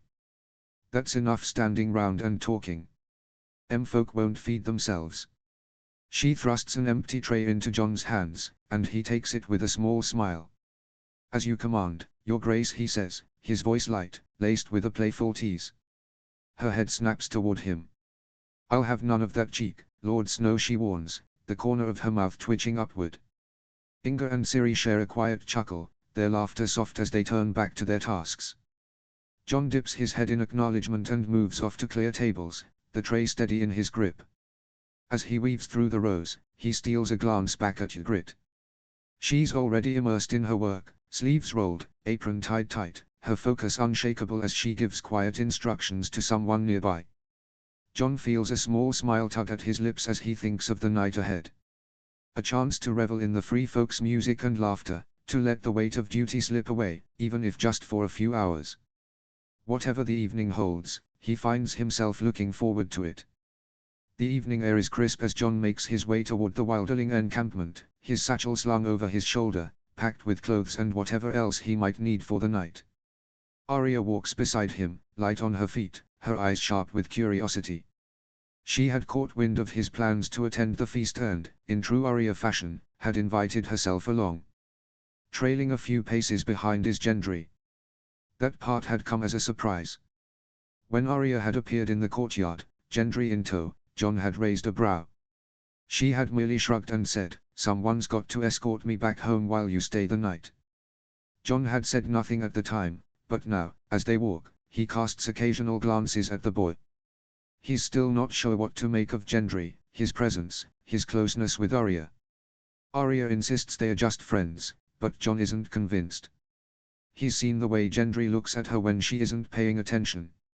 It sets something uneasy in his chest. The music reaches them long before they arrive, a wild, pulsing rhythm that carries through the cold night air. The beat of drums, the high, reedy notes of pipes, and the energetic scrape of fiddles weave together in a sound both untamed and infectious. As they approach, a huge tent comes into view, towering over the encampment like a fortress of fabric. People are gathered outside in clusters, their breath visible in the crisp air as they talk and laugh. Small bonfires are scattered around, their flickering light casting warm glows on fur-lined cloaks and rough-spun tunics. Some people are already dancing, their movements quick and unrestrained, feet kicking up snow as they twirl and stomp in time with the music. In the distance, children run and play under the watchful eyes of their parents. Their laughter rings out, mixing with the sound of merriment from the gathering. It's a rare sight, this many people unburdened, if only for a night. John glances back at his companions. Arya's eyes are bright with excitement, taking everything in with barely concealed enthusiasm. Gendry, on the other hand, looks uneasy, his broad shoulders tense. John isn't sure if it's the crowd, the unfamiliar setting, or the fact that he's the only blacksmith among a sea of wildlings. John smirks slightly and claps him on the shoulder. "Come on, lad. It's just a feast, not a battlefield." Gendry mutters something under his breath but follows as John pulls back the heavy flap of the tent and ushers them inside. The moment they step inside, John halts, taken aback. He hadn't expected the space to hold so many people. It's packed from end to end, filled with warmth and movement, a stark contrast to the cold outside. To the side, a long table overflows with food, stews thick with meat and root vegetables, roasted game, fresh loaves of bread, and wheels of cheese. Next to it, wildlings are filling pitchers with ale, passing them around freely. There's no sense of rationing, no hesitation, tonight, at least, there is plenty for all. Further in, seating areas are scattered about, rough wooden benches and tables where people sit, eating and drinking, their voices rising in loud conversation. A raised wooden platform serves as a stage where a band is in full swing, playing lively, foot-stomping music. And sure enough, a large group of wildlings is dancing, spinning, leaping, stamping their feet in time with the music. The movement is unpolished but full of raw energy, bodies colliding, laughter ringing out. John exhales, taking it all in. This is the free folk, wild, alive, and utterly unshackled. John scans the crowd, searching for familiar faces, though it's near impossible in the sheer mass of people. The tent is overflowing with movement and noise, a whirlwind of laughter, music, and drink. He spots Blind Doss at a table, throwing back ale with a group of men, his head tilted as if listening to some bawdy tale. Nearby, Harmer Dodgeard is locked in an arm wrestling match with a massive Thun, their muscles straining as onlookers cheer them on. Val stands at the edge of the gathering, talking to a young man who looks utterly besotted with her, though if her crossed arms and sharp expression are anything to go by, she is far from interested. But none of them is the face he's looking for. Then he sees it, a flash of red among the shifting bodies on the dance floor. The dancers part just enough for him to catch a glimpse of her, and for a moment, he forgets to breathe. Grit. She moves effortless with the music, her body swaying in time with the beat. Her wild red curls are half braided, the top woven intricately while the rest cascades freely down her back. Loose strands frame her face, damp with heat from the dance. She wears a deep red dress, darker than her hair, the fabric clinging to her in a way that makes John's breath hitch. The slit running up her thigh is impossible to ignore, revealing glimpses of pale skin as she moves. John swallows hard, suddenly feeling warm despite the chill in the air. He stands there, rooted to the spot, watching Ygritte spin in the arms of a man John doesn't recognize. He's tall, with broad shoulders and dark brown hair that's a little too perfect, slicked back to show off his sharp jawline. Her laughter rings out, light and carefree, and for a moment, he just watches. She looks happier than he's seen in a long time. The man's hands rest comfortably on Ygritte's waist, a little too comfortably for John's liking. But when his hands lower slightly, John feels a surge of rage. It's not jealousy, he tells himself, but the way the man's hands move, just a touch too familiar, stirs something possessive inside him. He shouldn't be touching her like that. A voice beside him startles him. That's Killian, Inga says, nodding toward the man. He and Ygritte used to fuck. John turns sharply to look at her, but Inga just shrugs, sipping from her drink. Don't worry, she adds casually, I never much liked him either. Then, as if she hadn't just dropped that information like a rock in John's gut, she wanders off to fetch another drink. He watches them, his gaze narrowing as Killian leans in, whispering something in Ygritte's ear. She laughs again, throwing her head back in a way that makes John's stomach twist. The song ends, and Ygritte finally spots him. Her face lights up, and she waves, starting to make her way toward them, but before she can take more than a step, another song starts, and a drunk old man suddenly grabs her hand, spinning her into another dance. Ygritte glances at John apologetically, mouthing a quick sorry before turning back to the man with an amused smile. John's attention is momentarily diverted as Arya taps him on the shoulder, pulling him back to the present. While you were busy gawking at Ygritte, she says with a teasing grin, I spotted where your children are. John looks over in the direction she's pointed to, his heart warming as he sees his kids surrounded by friends and family. Ciri is beside her husband Jogan with Oisin perched happily on her lap. They are talking with Ola, who has Mabe on her knee. The baby is donning fur wrapped around her tiny ears to protect her from the loud music. But the little one still wiggles her little body in time with the beat. Oisin, clearly enjoying the moment, dances along with her, his energy infectious. Neve sits on Ryk's lap, looking completely at ease. Munda, beside them, bounces to the rhythm with a wide grin, and Sauas, perched on Kian's lap, sways along, her tiny hands waving in the air. The children's laughter fills the air, a mix of giggles and happy shrieks, as they all dance in their seats, caught up in the joy of the music. Inga makes her way back to the table, drinks in hand, and passes them around. She sits down beside a petite woman with black hair, cut just below her ears. John raises an eyebrow as he watches them settle in. He later learns that her name is Astrid, and she's Inga's newest lover. Arya leans over and tells John that she and Gendry are going to grab some drinks and will meet him back at the table. John nods, watching as they weave through the crowd. Realizing Ygritte might be a while, he heads over to the table where the others are gathered. As he approaches, he's greeted warmly by the group. The children are the first to run up, and he kneels down, scooping them into his arms. Neve, looking particularly proud, twirls around in her red dress, which John realizes matches Ygritte's. She beams up at him, clearly pleased with her choice of outfit. John chuckles, reaching down to ruffle her hair affectionately before settling in at the table. As Arya and Gendry return, John gives them a grateful smile. Arya hands him a drink, and Gendry sets a plate of food in front of him, a small gesture that John appreciates. Just as he's settling in, Oisin climbs onto his lap with a grin, settling in comfortably. John wraps an arm around him, holding him close, as he introduces his sister to the table. Neve wiggles her way back into Ryk's lap and continues her animated conversation with her cousin. John watches Oisin, content in his lap, quietly absorbing the conversation around him. The boy's smile is soft, his gaze flitting from one adult to the next, listening intently. John feels a tug at his chest, a deep sense of connection to his son in that moment. It's easy to see so much of himself in Oisin, the quietness, The way he lets the world move around him while still being present, just enjoying the moment. John catches Oizin's gaze as he looks towards his mother as she twirls amongst the dancers, his small face filled with a quiet longing. There's a small, knowing smile on John's face as he watches his son, thinking to himself that he knows exactly what's going through Oizin's mind. The same thing that's been on his own for the past while, eager anticipation for Ygritte's return.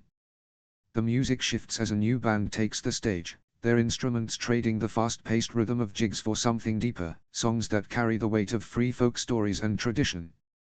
The crowd adjusts, some settling into their seats, drinks in hand, while others remain standing, swaying gently to the rhythm. Ygritte returns, pitchers of ale balanced expertly in her arms. She moves through the table, passing them out, her cheeks flushed from dancing. When she reaches John, she meets his eyes and smiles before handing him a drink. Then she slides into the empty seat beside him, her presence warm and familiar. Oizen wriggles in John's lap, restless, and without a word, he climbs into Ygritte's. She welcomes him with a soft laugh, wrapping her arms around him and pressing a kiss to his curls. He settles against her like it's the most natural thing in the world. John takes a sip of his drink and leans toward her. "Are you enjoying yourself?" Ygritte turns to him, eyes bright, a rare and genuine joy lighting up her face. "I haven't had this much fun in a long time." The songs being played seem to be well known among the free folk. As soon as the first few notes fill the air, voices rise in unison. Laughter and the occasional cheer echo through the tent as people join in, the lyrics second nature to them. Even the children chime in, their small voices mixing with the deeper tones of their elders. Ciri leans over to Ygritte, laughing. The little ones know all the words. Ygritte grins, glancing at her children proudly. "I taught em well." John watches as Oizen and Ygritte sing to each other, the boy's face full of delight, his mother's smile warm and full of pride. The sight stirs something deep inside.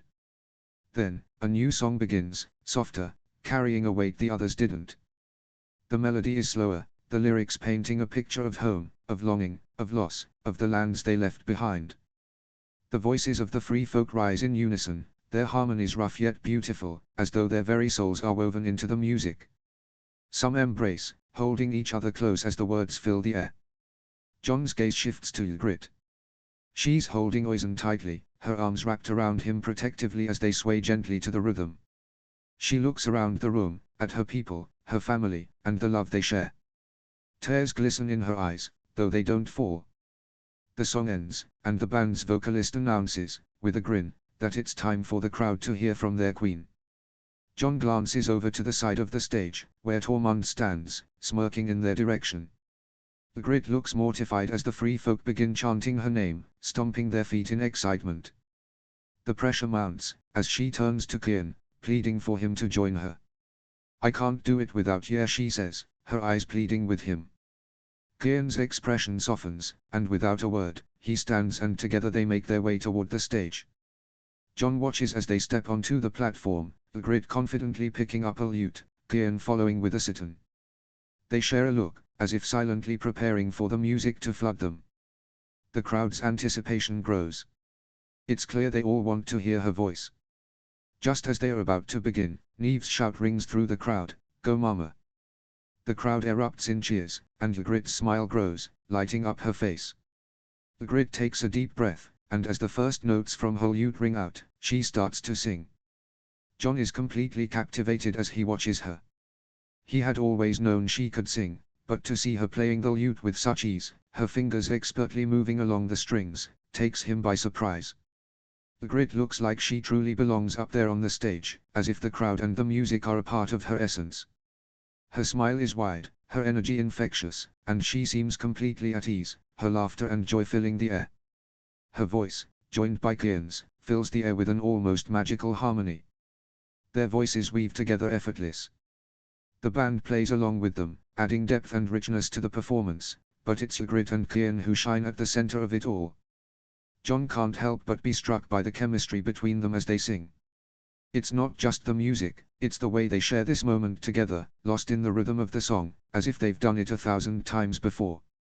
John's eyes are glued to her, admiring how she commands the crowd without effort, how every note she plays seems to flow from her as naturally as breathing. The crowd, the free folk, all seem to feel the same way. They sing along, their voices rising with grits, and many are dancing, moving in rhythm with the music. The energy in the air is electric, the connection between the people and the music palpable. John feels the joy and warmth of the moment deep in his chest, and as he looks around, he sees Oisin clapping his hands in time with the music, Neve smiling up at RYK, and the others singing along. It's as if the whole room has come alive, united by the sound of Ygritte's voice, the magic of her song. John is overwhelmed by the sight of it, his gaze never leaving her. Tormund sits himself down beside John, his eyes fixed on the stage, a smile on his face as he watches Ygritte play. After a moment, he turns to John, his voice carrying a quiet reverence. They used to play music together back in Blackteed, Tormund says, his voice carrying a quiet fondness. The whole family. Their father, my brother, he taught them all when they were wee babes. Tormund chuckles softly, shaking his head. It was the heart of their home. Music everywhere you went. It's what kept them together through everything. Tormund's expression is a mix of pride and loss, and John feels the weight of that unspoken history. John listens quietly, picturing the lively household filled with music and laughter, imagining what it might have been like to experience such warmth and connection. Tormund looks back up at the stage, his eyes glistening as he watches his niece and nephew. But when the girls would sing, it was like the whole world stopped for a moment. Ye couldn't breathe, not till the last note. There was nothing like it. John can see the sadness that creeps into Tormund's expression, the weight of a memory that seems to linger in his heart. His eyes are focused on the stage, but it's clear his mind is far away. John glances back at Ygritte, so full of life now, but there's a sadness in his heart, a sense of loss for a sound he'll never hear. He wishes, just for a moment, that he could have known that part of her, could have heard the music that had filled her life before. The song ends and the energy in the tent shifts as Ygritte swaps her lute for a fiddle. The band starts up a lively jig, the familiar rhythm echoing through the crowd. Before long, RYK stands grabbing Munda by the hand, exclaiming that it's time to dance. John watches as the others follow suit, the energy of the crowd infectious. His gaze turns to Neve, who tugs at his arm with a wide grin. "Papa, dance with me," she says, her eyes sparkling with excitement. John hesitates. He's never been a dancer. His limbs never seem to know what to do with themselves, and he's always been more comfortable standing back, watching others. But one look into Neve's pleading eyes, and he knows there's no way he can deny her. With a soft sigh, John takes her hand and offers his other to Oisin. The three of them step into the crowd, joining the swirl of people on the dance floor. John dances with Neve and her laughter fills the air, pure and unrestrained. He glances down next to him and sees Tormund and Oisin jumping along to the beat, their energy contagious. He spins Neve, the music filling his ears, the beat thumping in his chest. From the corner of his eye, he catches sight of Ygritte, watching them from the stage. Her face lights up with a smile, and John feels a rush of warmth. Kian and Ygritte play their final notes, the music ringing through the tent as the crowd erupts into loud cheers. A standing ovation follows, people clapping and stomping their feet in approval. Ygritte and Kian take a bow, grinning at each other before stepping down from the stage. Before Ygritte can take another step, Neve darts toward her, throwing her arms around her waist. "You did good, Mama," she beams, looking up at her with admiration. Ygritte laughs, brushing a hand over Neve's red curls. "I haven't done that in years," she admits, shaking her head as if she can't quite believe it herself. Kian is quickly pulled into the dance by Sauas, while the rest continue to twirl and jump to the lingering music. Ygritte turns to John, a tired but happy smile on her lips. "I need to sit down." John doesn't hesitate. "I'll join you." They weave through the crowd until they reach their table, where Ygritte sinks onto the bench with a sigh of relief. John takes the seat beside her, close enough that their shoulders brush. She tilts her head toward him, a small smirk on her lips. "Didn't think you'd dance." John huffs a quiet laugh. "Didn't think I would either." He glances out at the dance floor, where Oisin and Neve are still caught up in the excitement. Neve insisted. Ygritte hums, watching their children with a soft expression. Hard to say no to her. John and Ygritte sit in comfortable silence, watching the room around them. The music plays on, the laughter and chatter of the free folk filling the air. He takes a sip of his drink before turning to her. "I didn't know you could play," he says. Ygritte smirks, tilting her head toward him. "I'm a woman of many talents, Jon Snow." Jon huffs a quiet laugh, shaking his head. "Apparently so." She leans back slightly, eyes drifting across the room. "We used to play at the old tavern in our village," she says. "Didn't get much coin for it, but we didn't care. We did it because we loved it." A wistful smile crosses her face before her expression falters. "I haven't played since," she exhales sharply and shakes her head. Jon doesn't need to ask what she means.